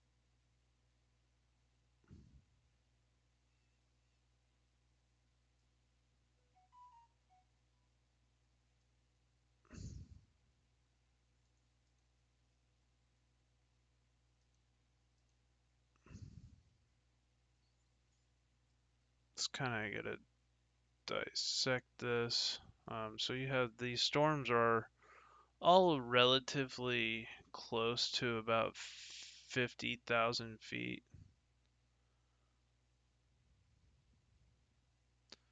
You can see that hail core extends like up into about 12,000 feet for the most part of it. Going through the top of the hail core, you're probably at right around 20,000 feet. But your freezing level is actually not too far up, probably about 5,000 feet up. You have some very cold air, so we're gonna have to watch these. I don't see rotation, so I think these are still pretty outflow driven.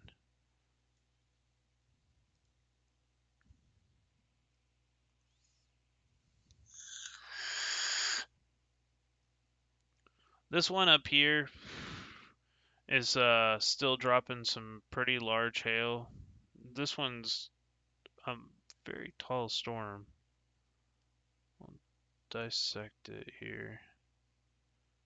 It'd be pushing like over about 50,000 feet. Let me do a proper cut here. So yeah, the storm is right about 50,000 feet. It is producing larger than 2-inch hail. This hail core is extending further up about 30,000 feet, so it's able to suspend that hail into that storm for longer periods. So that's how you can get some really destructive hail. And you have this hail core also pretty high up.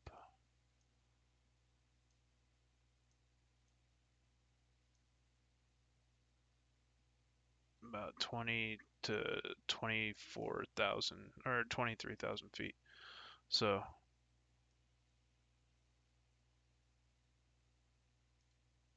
yeah, definitely some large hail potentials. You can see these storms really fire. That storm's really firing off there.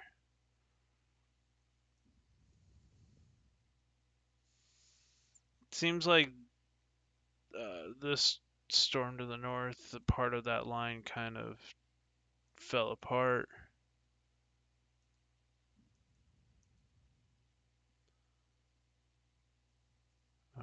Can I do multiple panels? Oh yeah, there you go.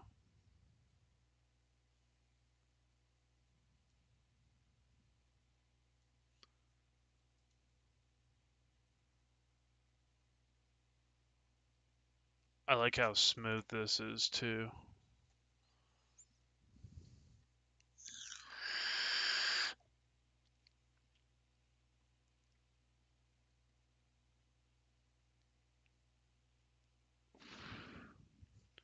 GR2 is like $250. Yeah, that's about right. I'm gonna do my heart breathing treatment and go back to bed. All right, John, you have a good rest of your night. You have Windows 11?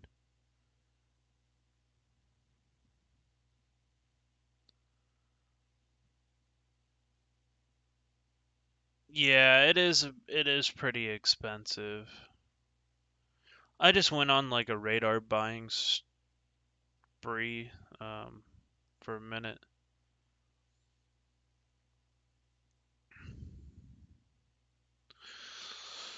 Not my best decision, but I'm glad I have it.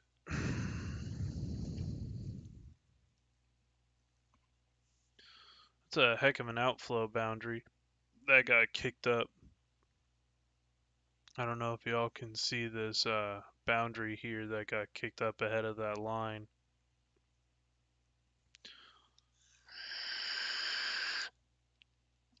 See you later, John. Do you know any free radar software maybe? I know on mobile apps, on computer. Uh, that's a good question. Um, that is a really interesting question.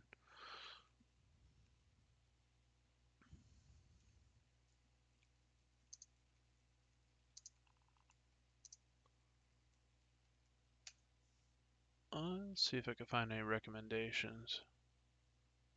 My Radar, I think you can download to PC. There's a Windows PC app. Radar Omega, I think you have to pay for.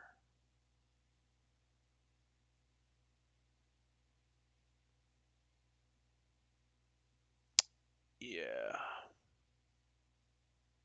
My Radar should be free. You can also use the National Weather Service website, radar.weather.gov.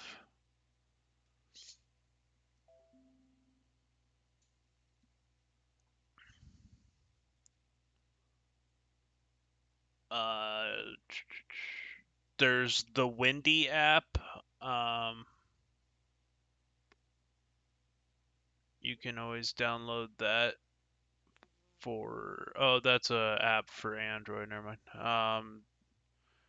There's a couple of different ones. There. Don't know if they have a desktop version of some of these.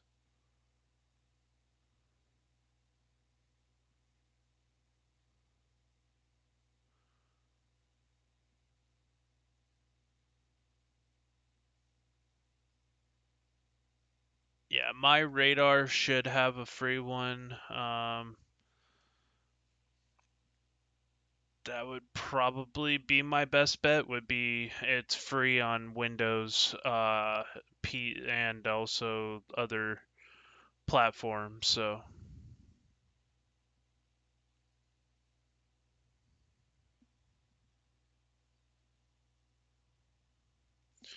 yeah, so I would highly recommend My Radar, MYRADAR. It's free to download for Windows.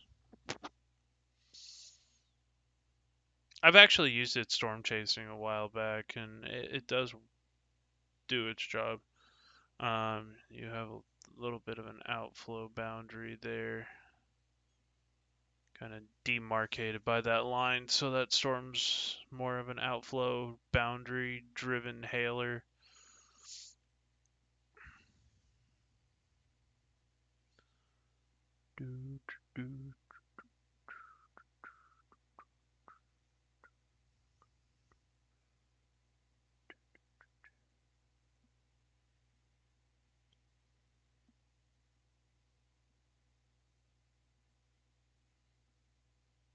come on.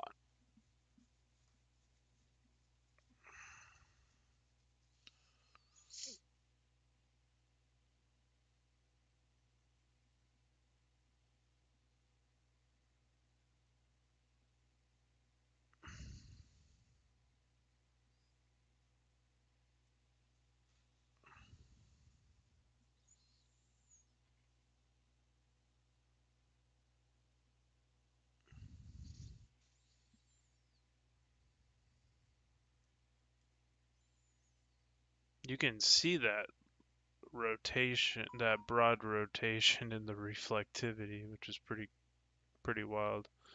Um, Nothing as far as tornado threat. Let's pop down here. We got KDYX.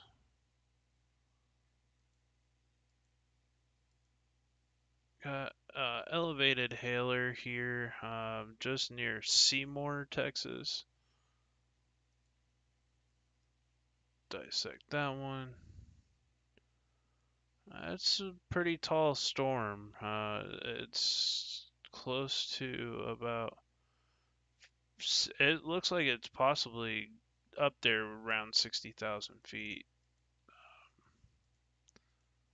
I'd like to get a better cross section of it, but it won't let me.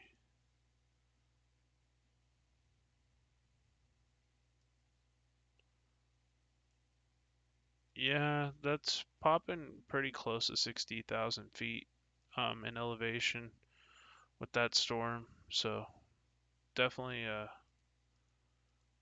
probably quite the sight underneath. Probably a prolific lightning producer too.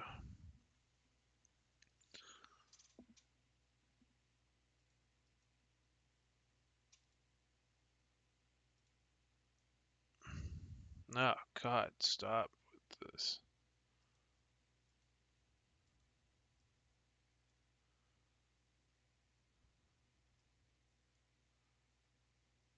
Check out our Austin storms real quick.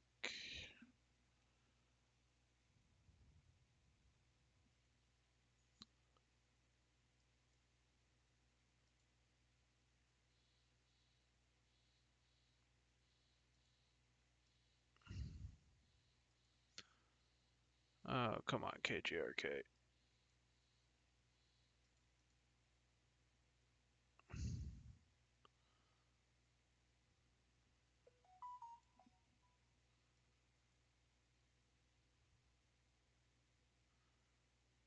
You got these storms here, nothing severe at the time, just some small hail and maybe a couple little gusty winds. Lubbock definitely has a lot of severe weather just around there. Yeah, I should be able to check Guam, shouldn't I? Do they have Guam? Puerto Rico? They have Puerto Rico, but do they have Guam? Guam. Yes, they do. I think. Is this Guam? Ah, yes, it is.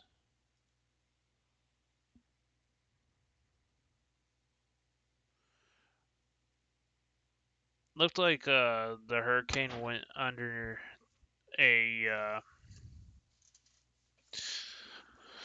looks like a eyewall replacement cycle had occurred. God, that thing looks so nasty. Poor little island of Guam.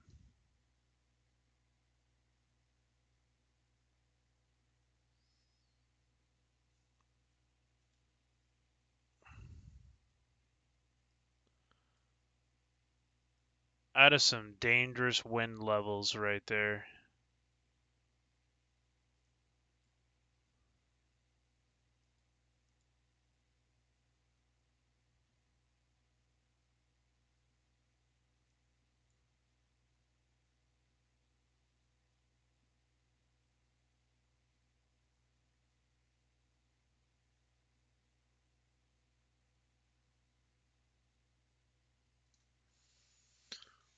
Yeah, that is something else.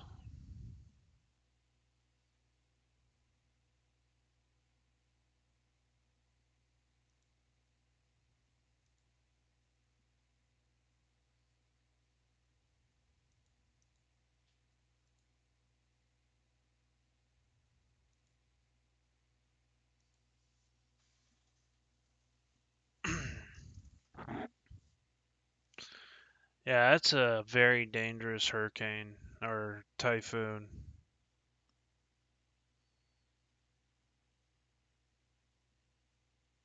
I know. I'm really hoping that that stays out of the eye wall, but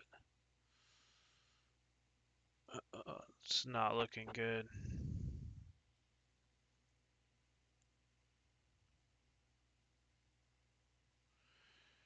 Yeah, that is just a nasty, nasty little bugger.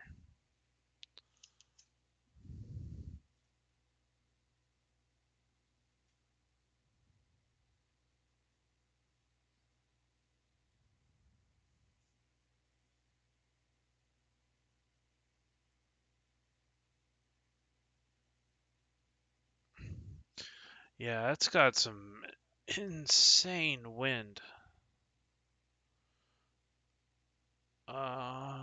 Don't know what the winds in that would be measuring.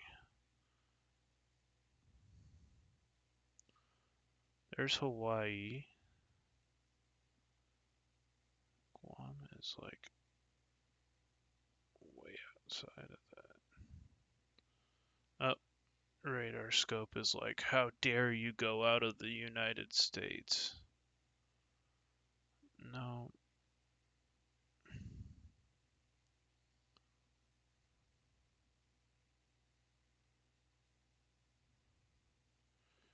I'm trying to grab my radar stations.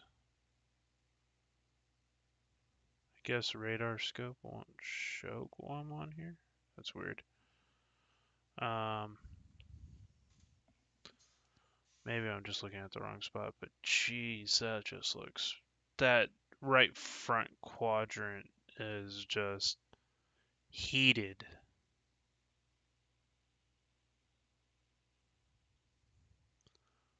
I wish you could actually like inspect on this particular software. That's just bonkers. Yeah, I'm just looking.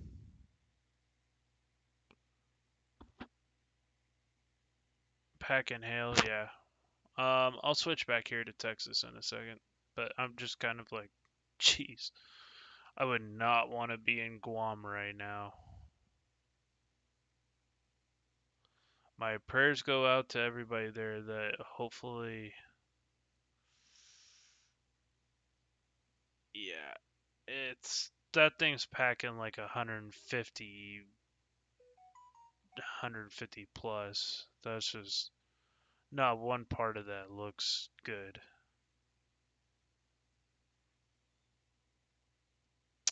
Um, distributed. Let's see.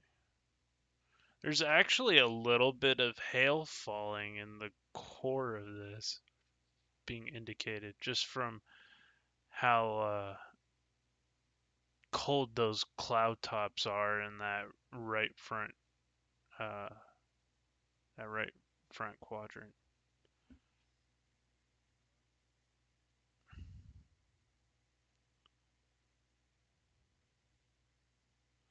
Yeah, they're yeah, not that is not looking positive there in Guam.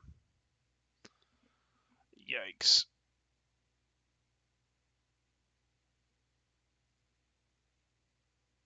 That's the only Guam radar we have. Reminds me of that scene in like Jurassic Park, the first one. Like that little island just about to get smashed by a hurricane. And there's like nowhere you can go, really. You just have to do your best at riding it out.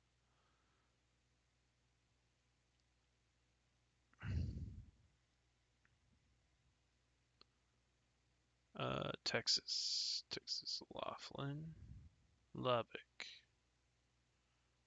Okay.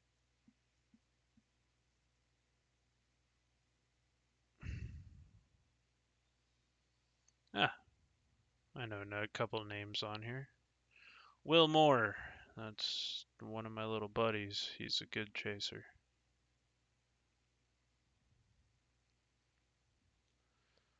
Oh, look at this diabolical little hail core going on here towards Witherell. That thing's picking up. There you go.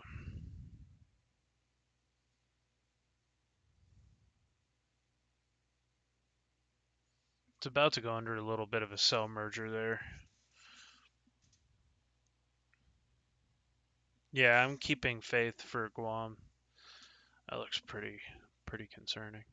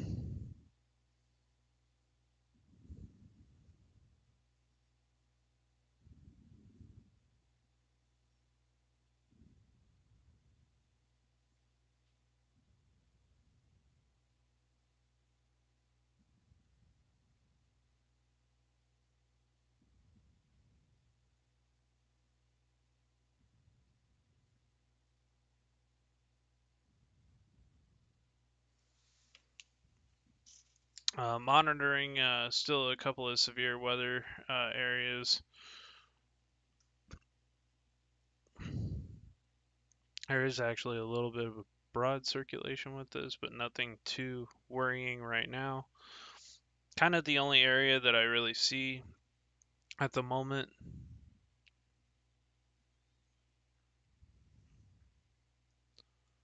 You also have this kind of broad anticyclonic almost type of rotation where it's curling in on itself. You got this defined outflow here. We'll look at the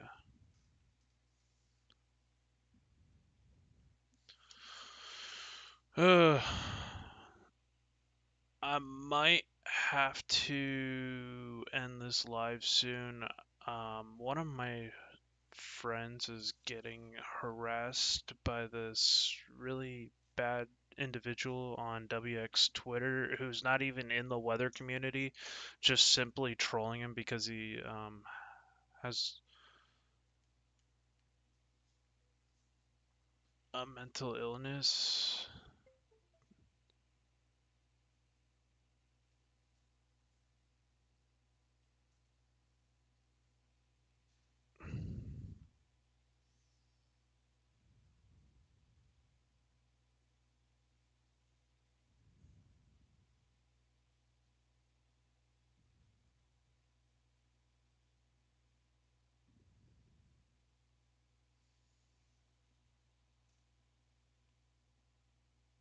That's really messed up. I reported it also. I mean,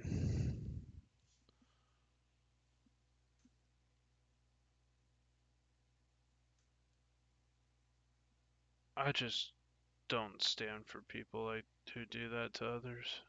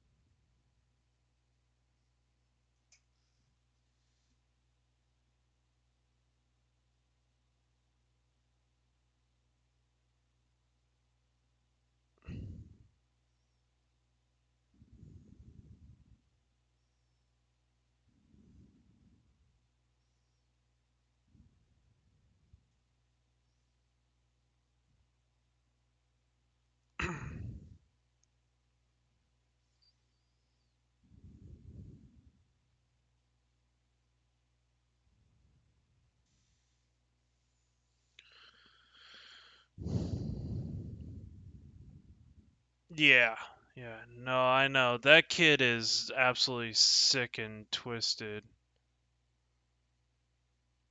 I don't know what to say. That's just, he needs to have an IP ban, is what he needs to have. I don't stand for people getting bullied.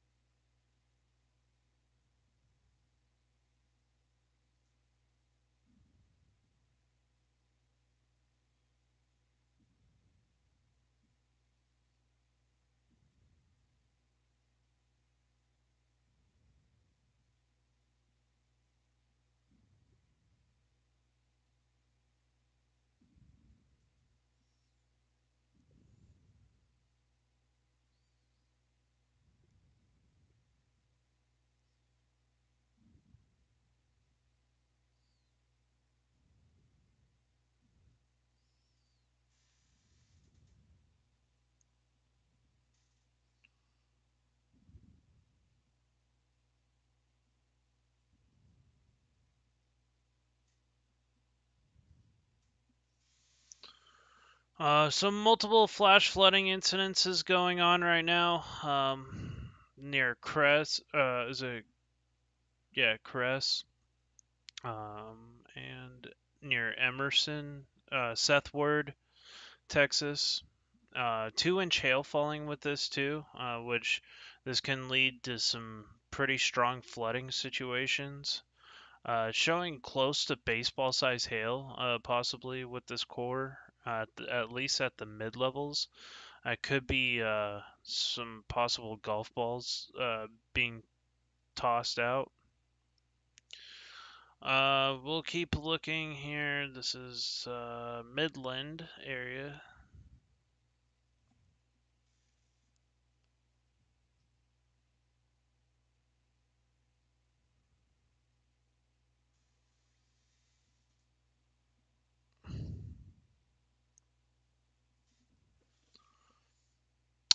So Big Spring, Colorado City.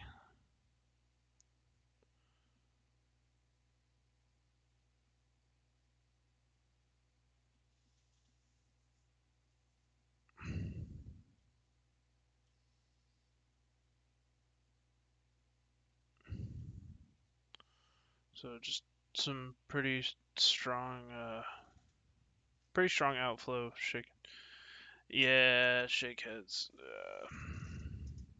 Some the nerve of some people.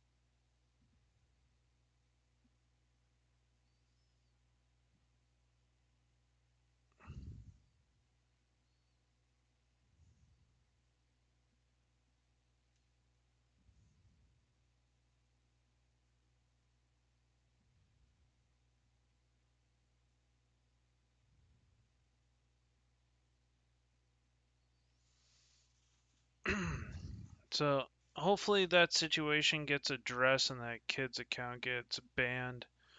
I don't tolerate people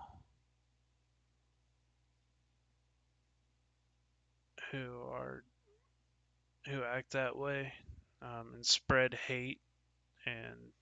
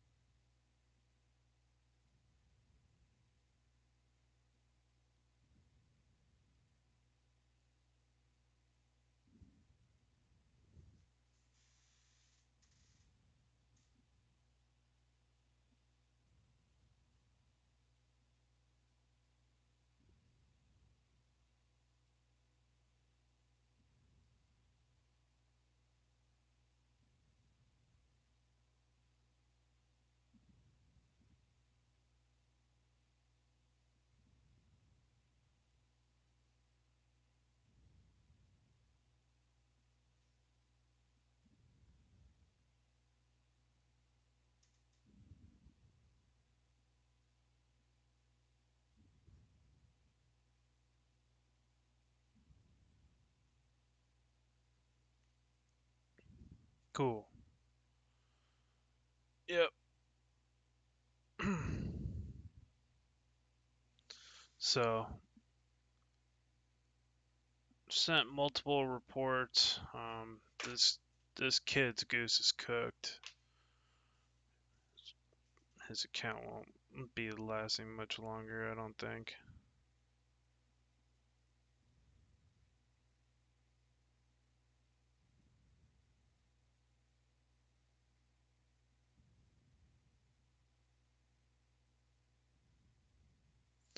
Not when I let everybody know in the weather community.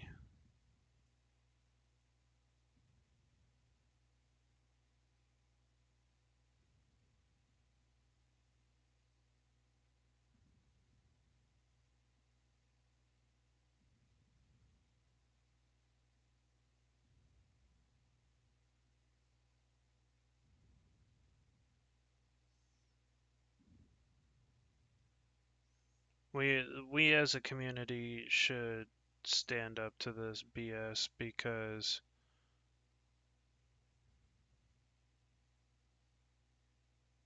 this is just not right.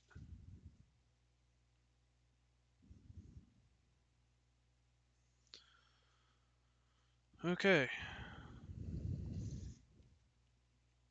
I tagged a bunch of people in it, so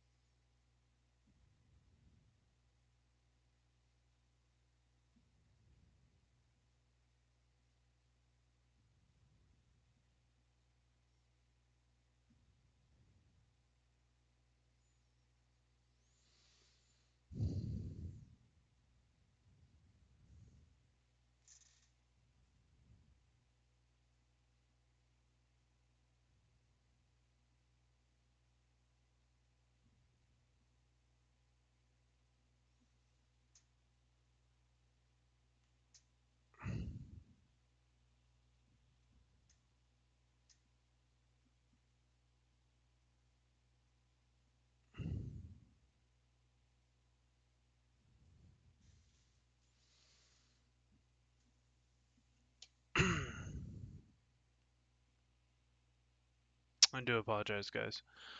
I just can't stand others needlessly bullying people. It's just not right.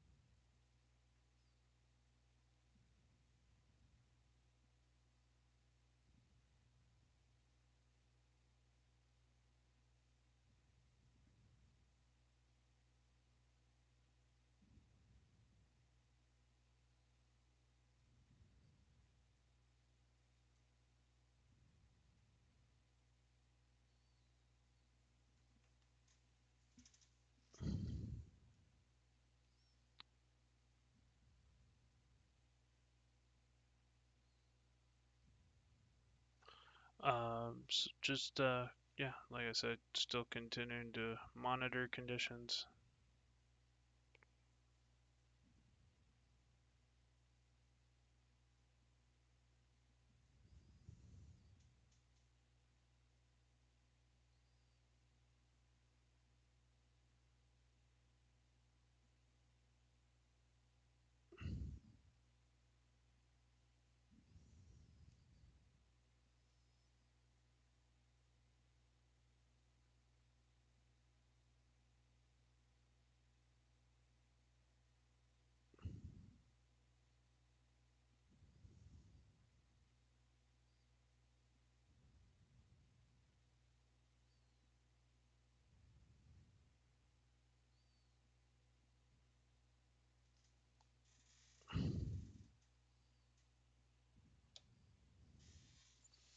All right, WX Twitter's handling it now.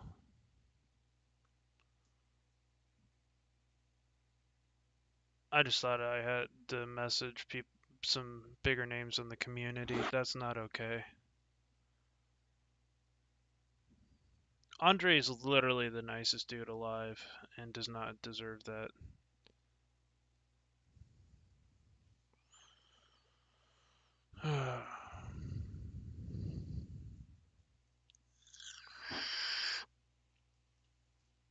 Not to mention, Andre's a career meteorologist who this kid is attacking.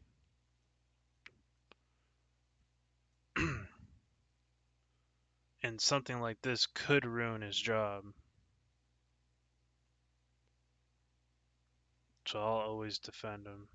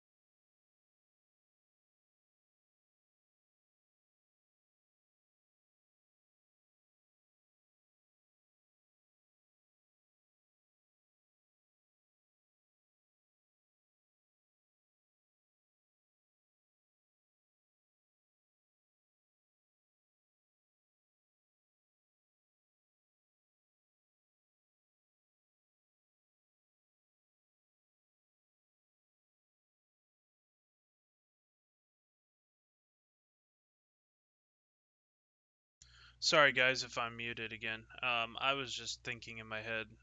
I do apologize.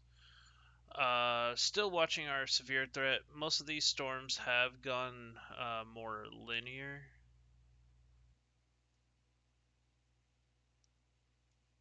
I do apologize if you guys were waiting for me. I just got a little sickened by what that individual had said. It just kind of took my breath away to a whole new level. I'm sorry, guys. Considering both of those individuals are friends of mine, and that's just there's just certain things you don't say.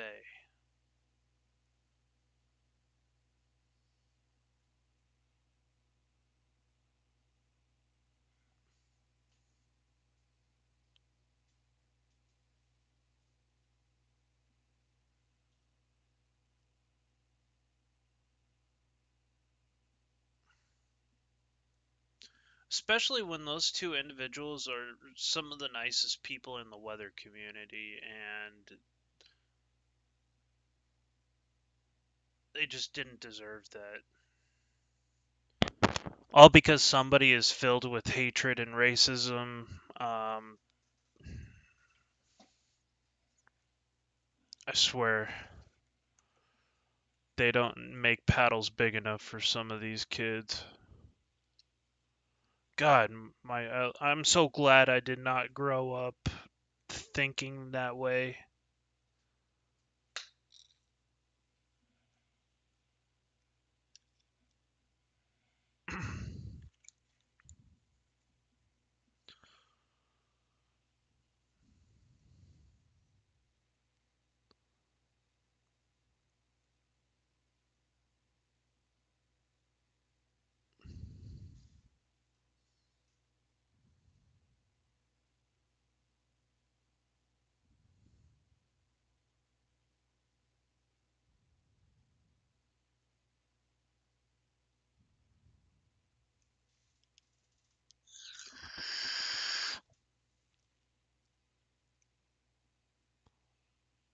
Thank you guys for everybody who's tuned in.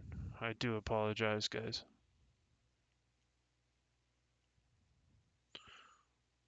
Yeah, seriously, sorry.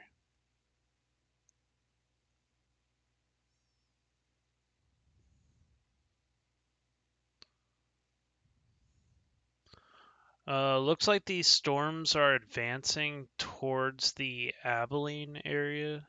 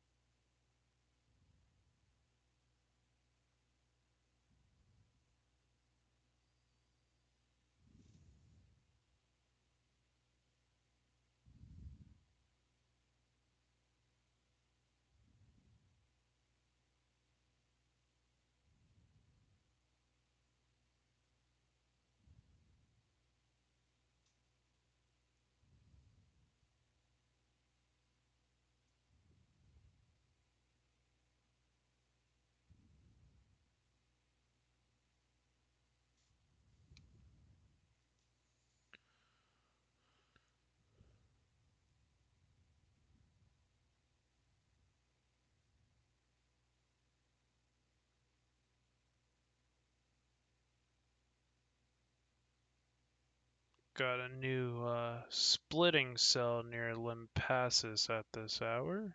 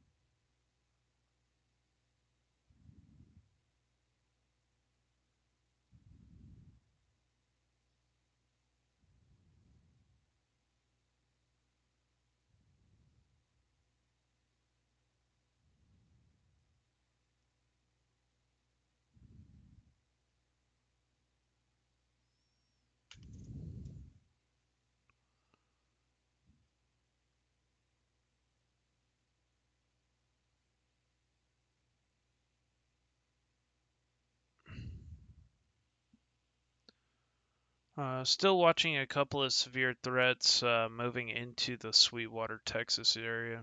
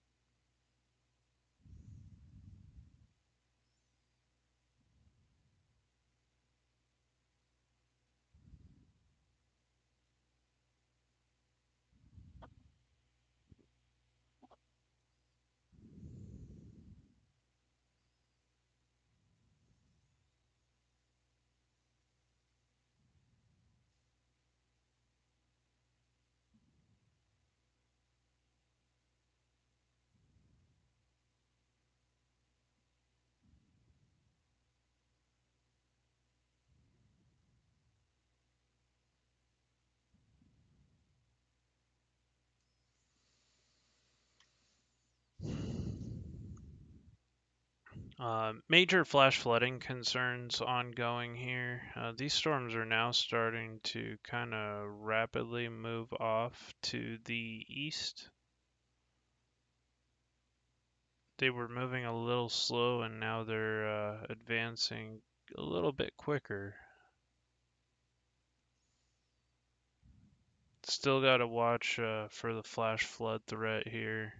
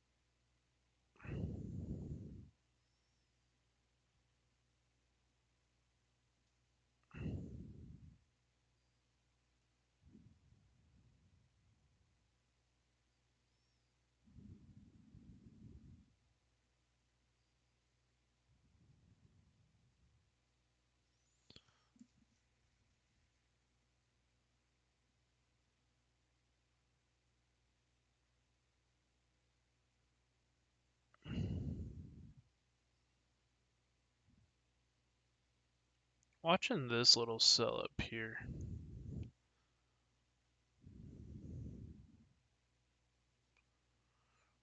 Uh, Gotcha, Shori.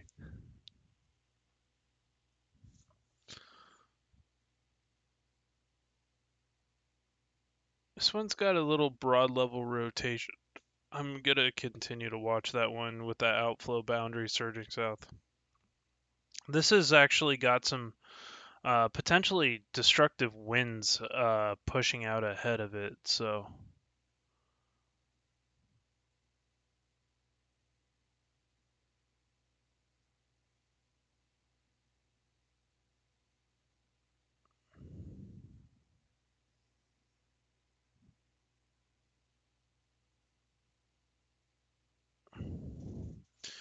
Looks like we have some flooding reports to contend with. 6 inches of rain over the road for 1.5 to 3/4 of a mile, and 6 inches of water reported on the road. That was in and around the Olton area, just to near the Lubbock region. Also, some pretty heavy ponding going on here. 1 to 3 inches of rain have already fallen. Another 1 to 2 inches are possible. Flash flooding, flash flood warning is ongoing. Major flooding concerns in and around the Lubbock region right now.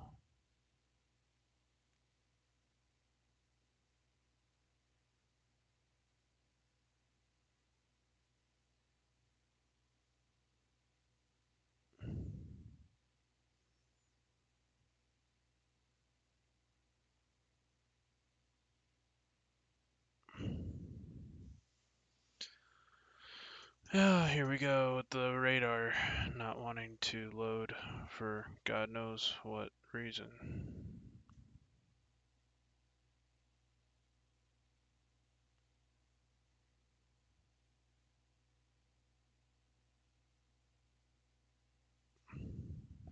There we go.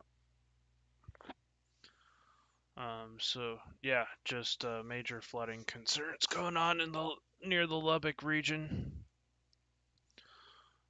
This one here is gonna continue to have maybe 2 to 3 more inches of rain, maybe even more, if it keeps just meandering there and sitting over that same region.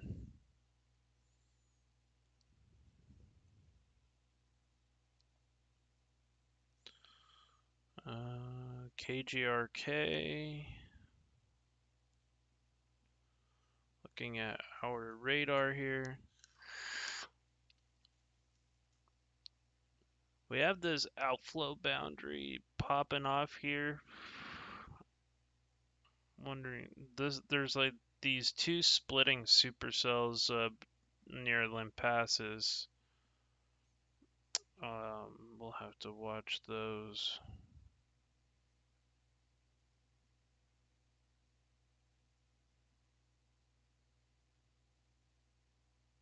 So, yeah, there's some storms that are just kind of floating in and around the Austin area.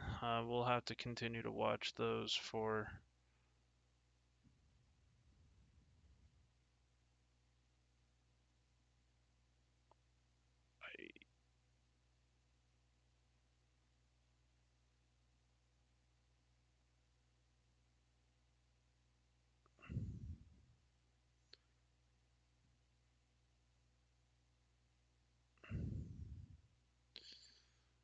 Just gonna continue to watch these here.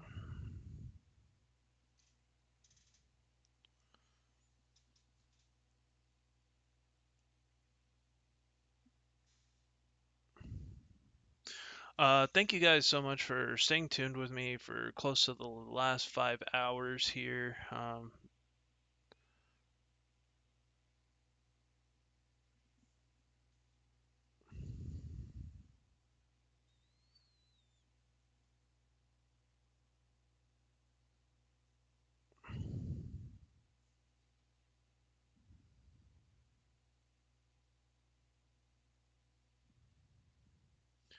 Uh, Pretty much the hail and wind threat is going to persist.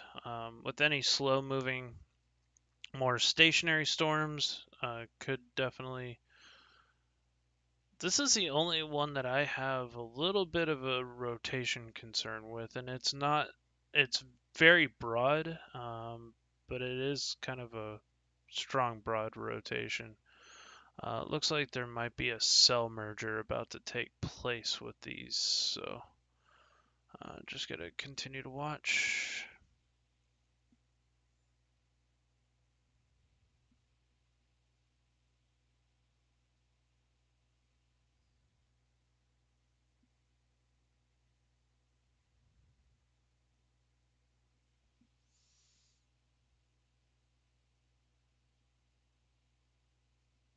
Gotcha.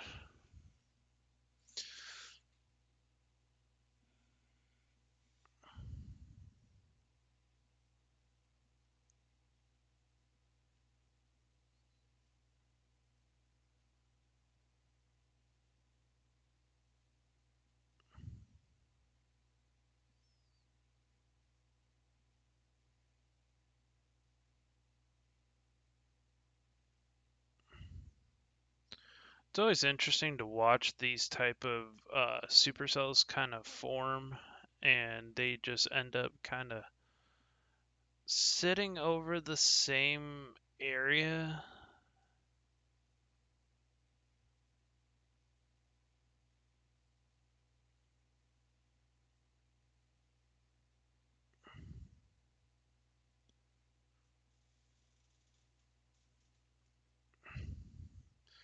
So you have this outflow boundary that kind of hit these storms, and you're seeing that kind of right flank split. And these are just literally kind of sitting over the same area. Just total lack of wind shear going on with these, so they're not able to push out. But it'll be interesting to see how this outflow boundary either enhances storms, which I'm not really seeing behind it,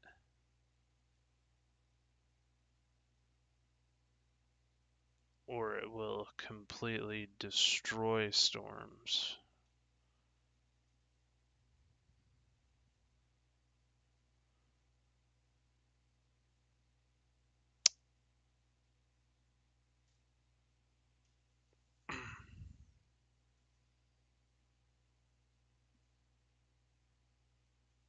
Thank you so much for the 7 people watching. If you haven't already, please smash that like button, share this stream out.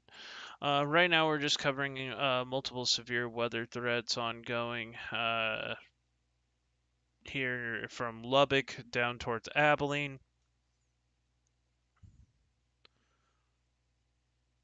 These storms are kind of my more primary concern because they're ahead of that outflow boundary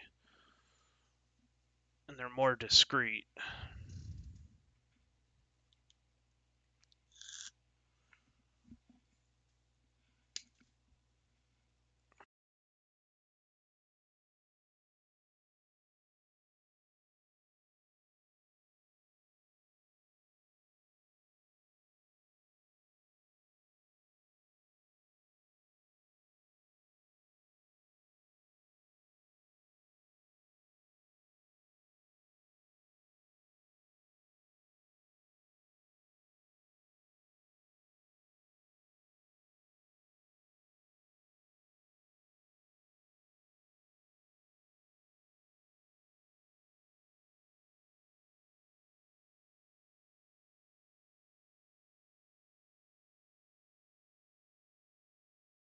Quite the Boeing segment on this storm here. 61 mile per hour wind gust was recorded at 7:28 in Fluvana Mesonet. Reported 61 mile per hour and quarter size hail. So that was an actual radar station. Just sit in the chat stabbing things. Oh no.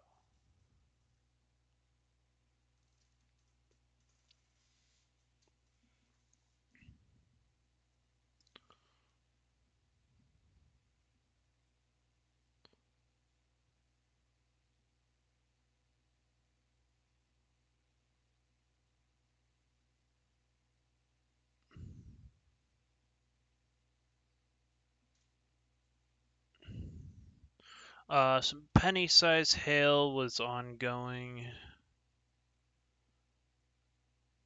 Oh, it's like the radar station down there seems to be gone.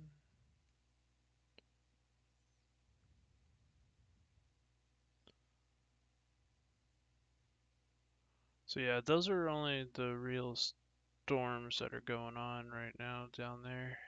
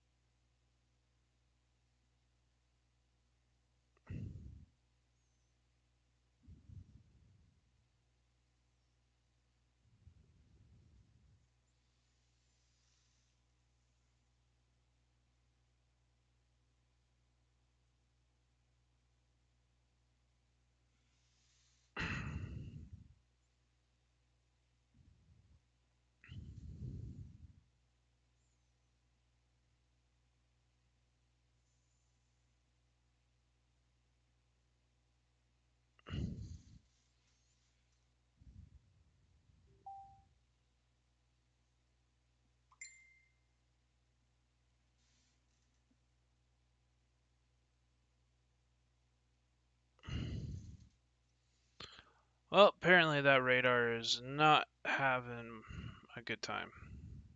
There we go. Some like 60, 70 mile per hour winds are possible with this. Ah, shoot.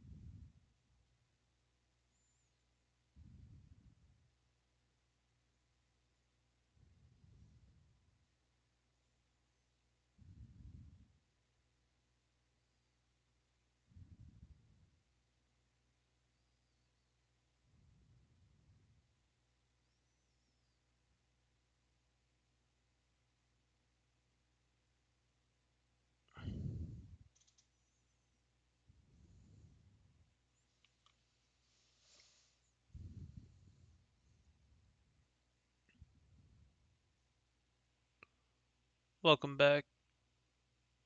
Thank you guys for tuning in. I do appreciate it. Staying with me here for 5 hours.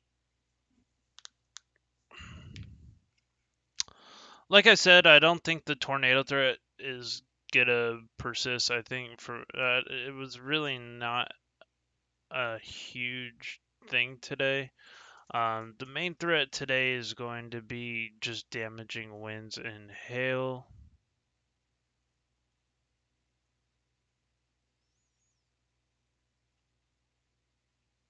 There was one what looked like confirmed tornado today.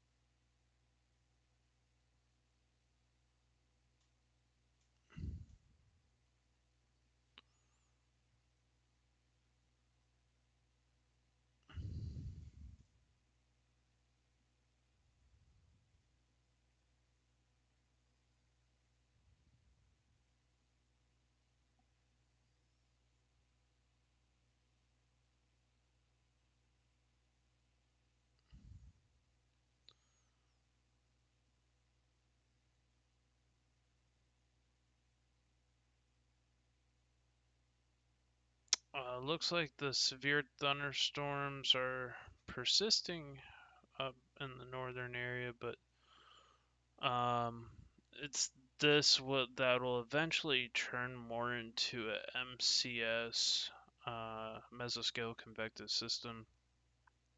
Basically, just damaging winds and hail, and it's gonna pretty much jet south.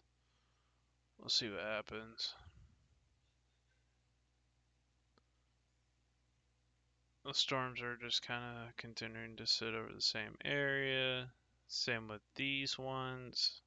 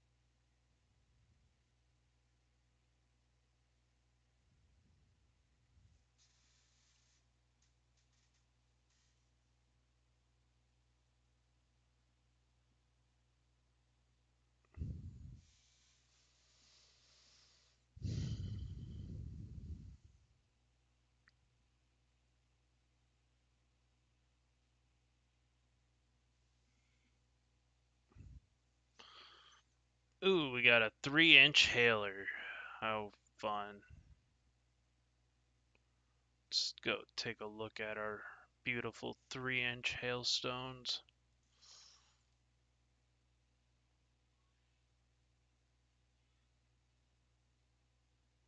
Oh, come on, radar.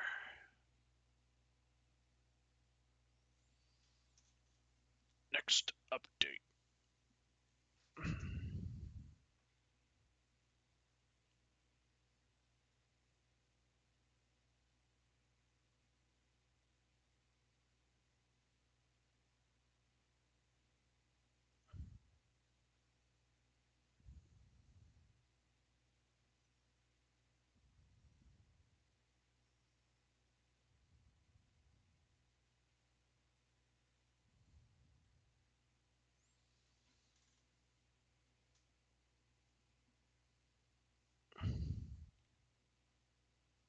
Let's see if it actually downloads it. Nope.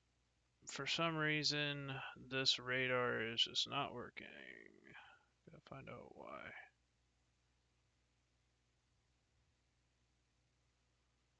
I'd like to know.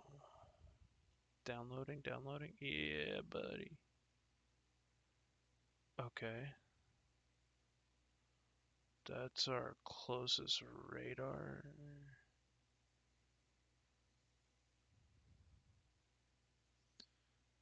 Showing. That's. Okay. I think that San Angelo radar may be down.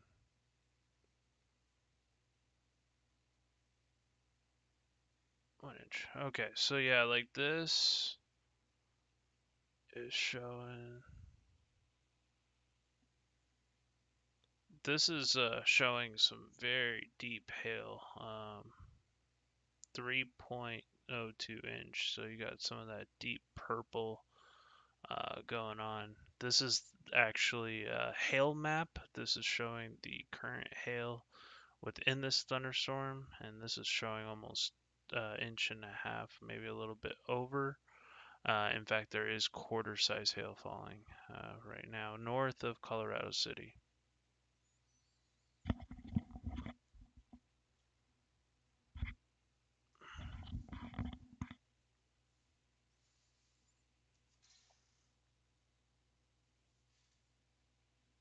You offended the Illuminati.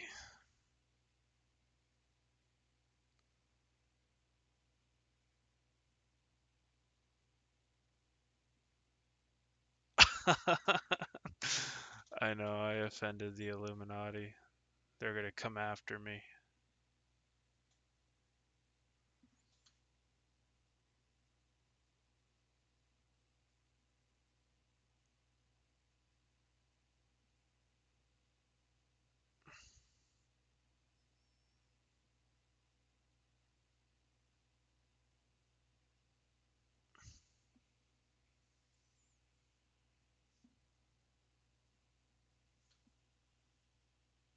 Not nice to offend the Illuminati.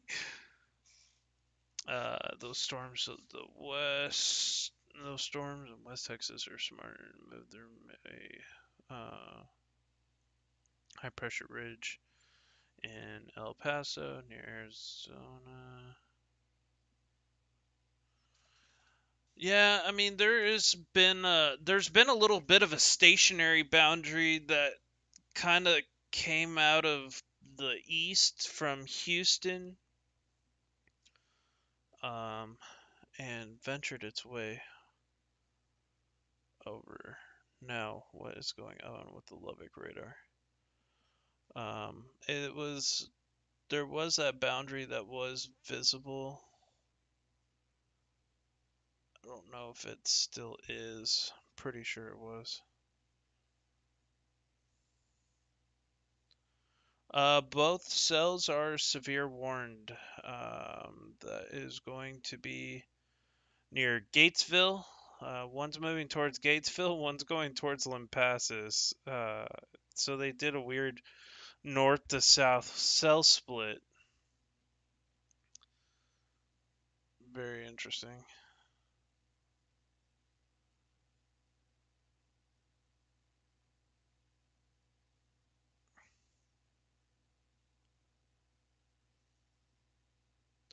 Yeah, it's split it. It's going up towards the Gatesville region. The other one's going south towards Limpasses. Right now I am having issues, let's see, with my radar here.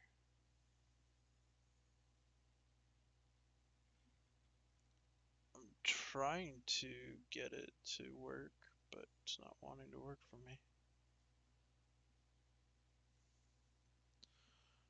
It's like working on some radars right now, but it's not on others. I don't quite understand.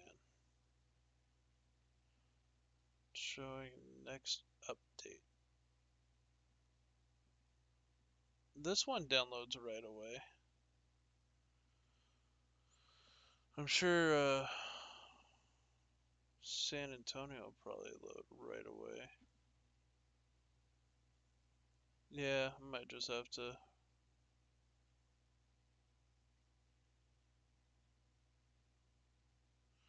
Might just switch back to radar scope. Might be easier. So we got this line of storms here. It's quite extensive. Some very heavy hail. Baseball size hail potential coming for Sterling City. Another severe, about to be severe warning storm for Big Spring. This really insane Boeing segment that's been pretty persistent here. Let's go take a look here at our numbers. I'm not sure if this is right. That's showing 100 plus mile an hour winds embedded in that. I think that it could be pretty strong. Could be. Let me take a look. Because that doesn't seem right. What radar am I using? No, I'm using the correct radar. That's, I believe, coming out of the Abilene radar.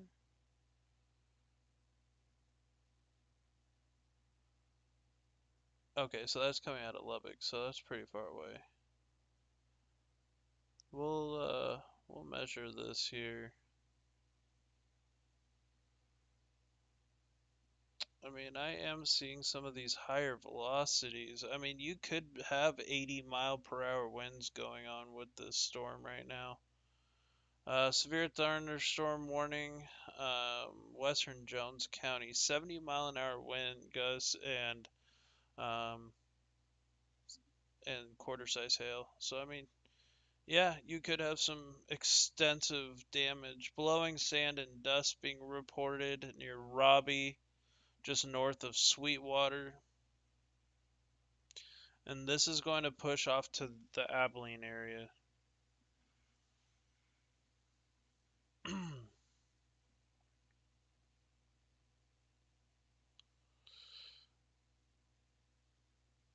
going to switch to reflectivity on this one. These are probably going to conjoin that cell. A lot of reports going on today, which is good. Glad to see people making a difference. Not seeing much, just these two storms that are doing this weird cell split.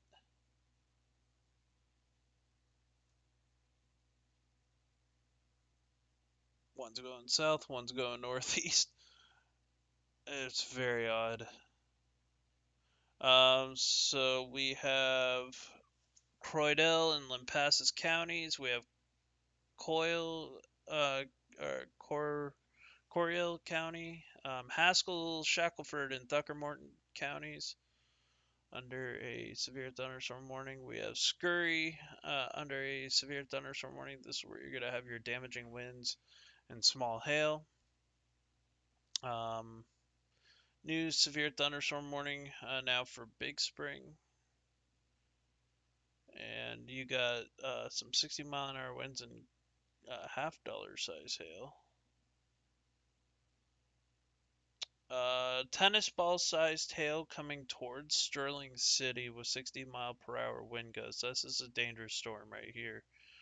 Like, even more dangerous than your typical dangerous severe thunderstorm warning. Just velocities are just folding over each other. They're that strong. I'm kind of worried that there is closer to 80 plus mile per hour winds. We'll have to see. Floyd County under a flash flood warning right now. Hale and Swisher County under a severe thunderstorm warning. Uh, yeah, I mean that cyclone looks pretty nasty. Report from here: wind, heat, breeze, heat. Gotcha.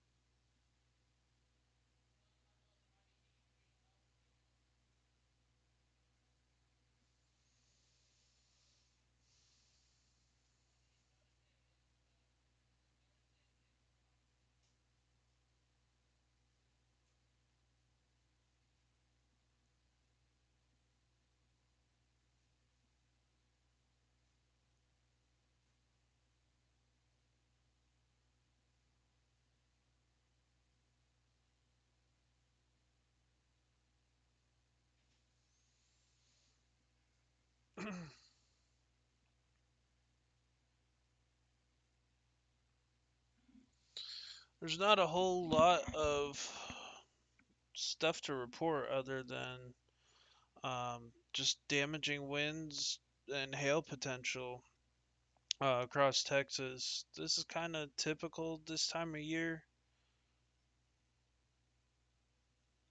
where you get these damaging wind setups.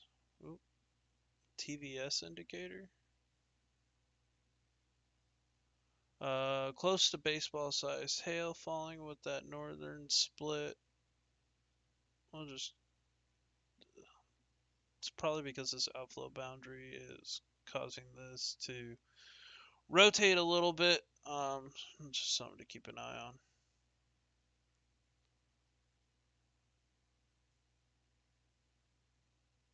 Very strong storms.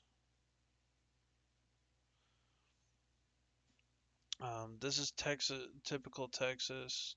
Um, I'm gonna stay on. I'm just gonna take a little break to stand up again. My back is killing me. I sit in a truck for 10 hours a day, um, usually, and then I sit here for 5 or 6 hours. So I'll be right back, y'all, and I'll have this just playing. Put some good, a little bit of nice music in the background.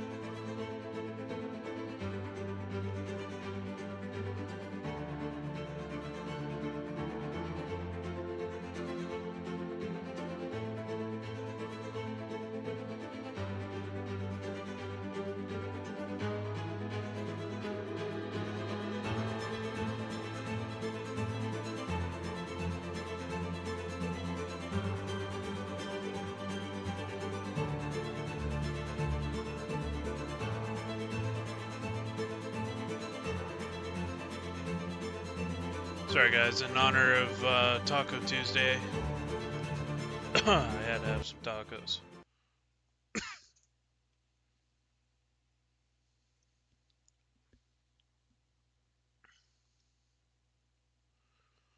Well,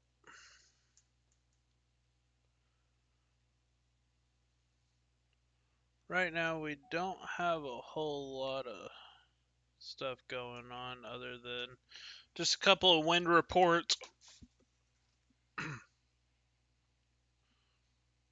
Blowing dust and sand. Some hail.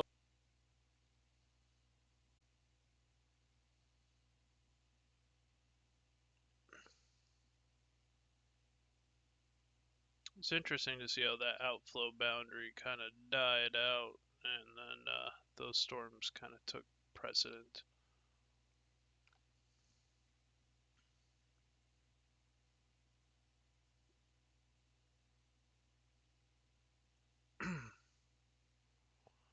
Going back up here to Sterling City. Sorry guys, I'm not showing my webcam. There we go. So yeah, there's just some strong and severe thunderstorms near the Abilene area right now. There's a couple of TVS indicators. There's some there is actually some rotation with this cell right here.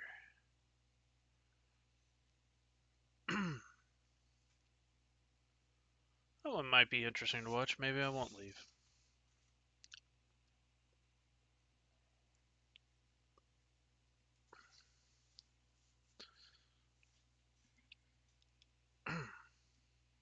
Had to indulge in the Taco Tuesday.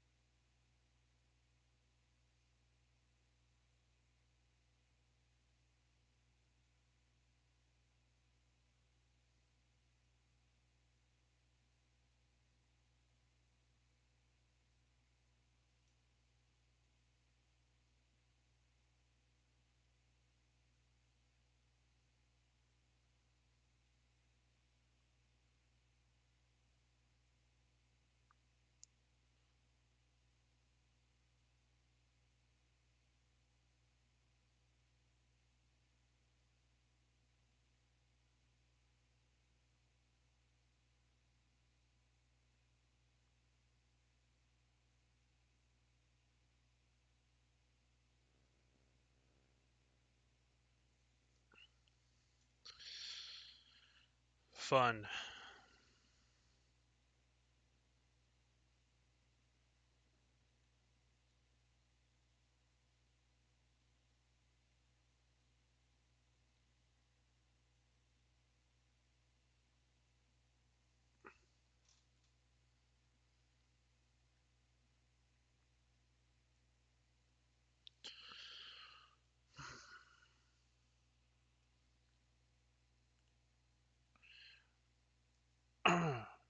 Sorry, let me see. I know somebody's chatting in here and I can't see. This is in north central Texas near Abilene. Let's see. This is going to be Bisco, uh, Codal, Floyd Hall, and Montley counties in the state of Texas. Holly's video show. Thank you so much for tuning in. We're gonna watch this as the storms go south. There is an area of broad rotation right here, right in that little inflow notch. You also have some backing winds coming up from the backside of this, from the outflow boundary, from that line of storms. That's right here. So maybe it produces something. We'll see.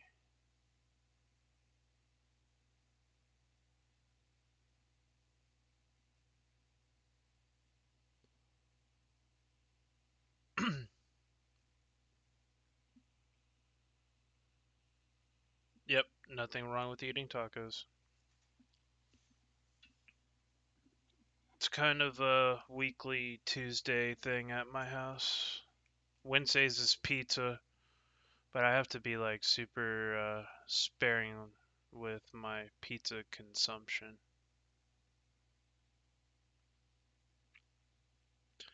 Because my stomach and pizza don't mix all the time. Yeah, see, like this has got like some 75, possible 70,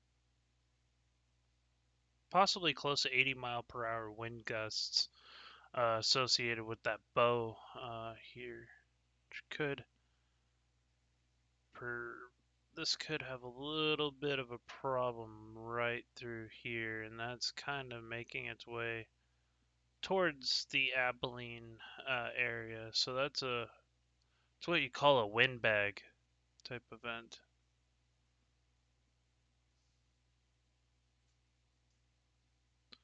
Yeah, that rotation doesn't look as strong as it was, but there could be some QLCS type spin ups.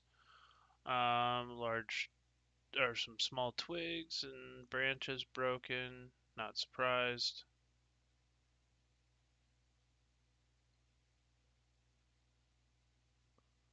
Blowing dust and sand. I could imagine.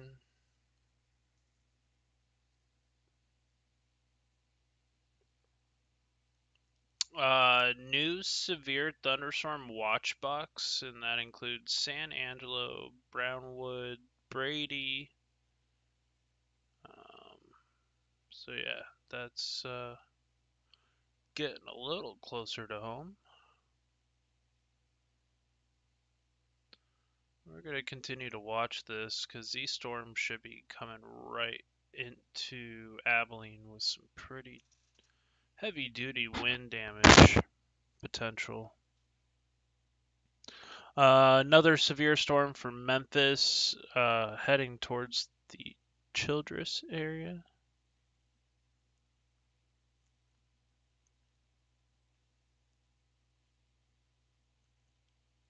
Will it make it all the way to Dallas? The world may never know.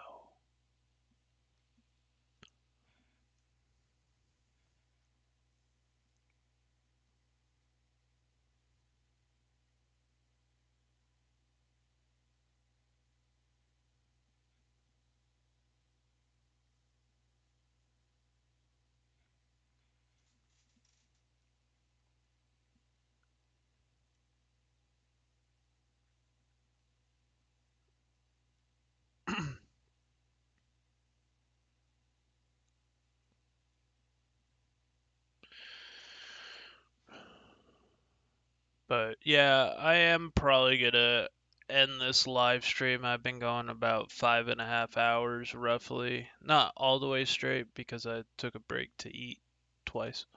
But I have been doing this all afternoon. It is 9 o'clock, and if the storms get closer to where I live, I might go live again.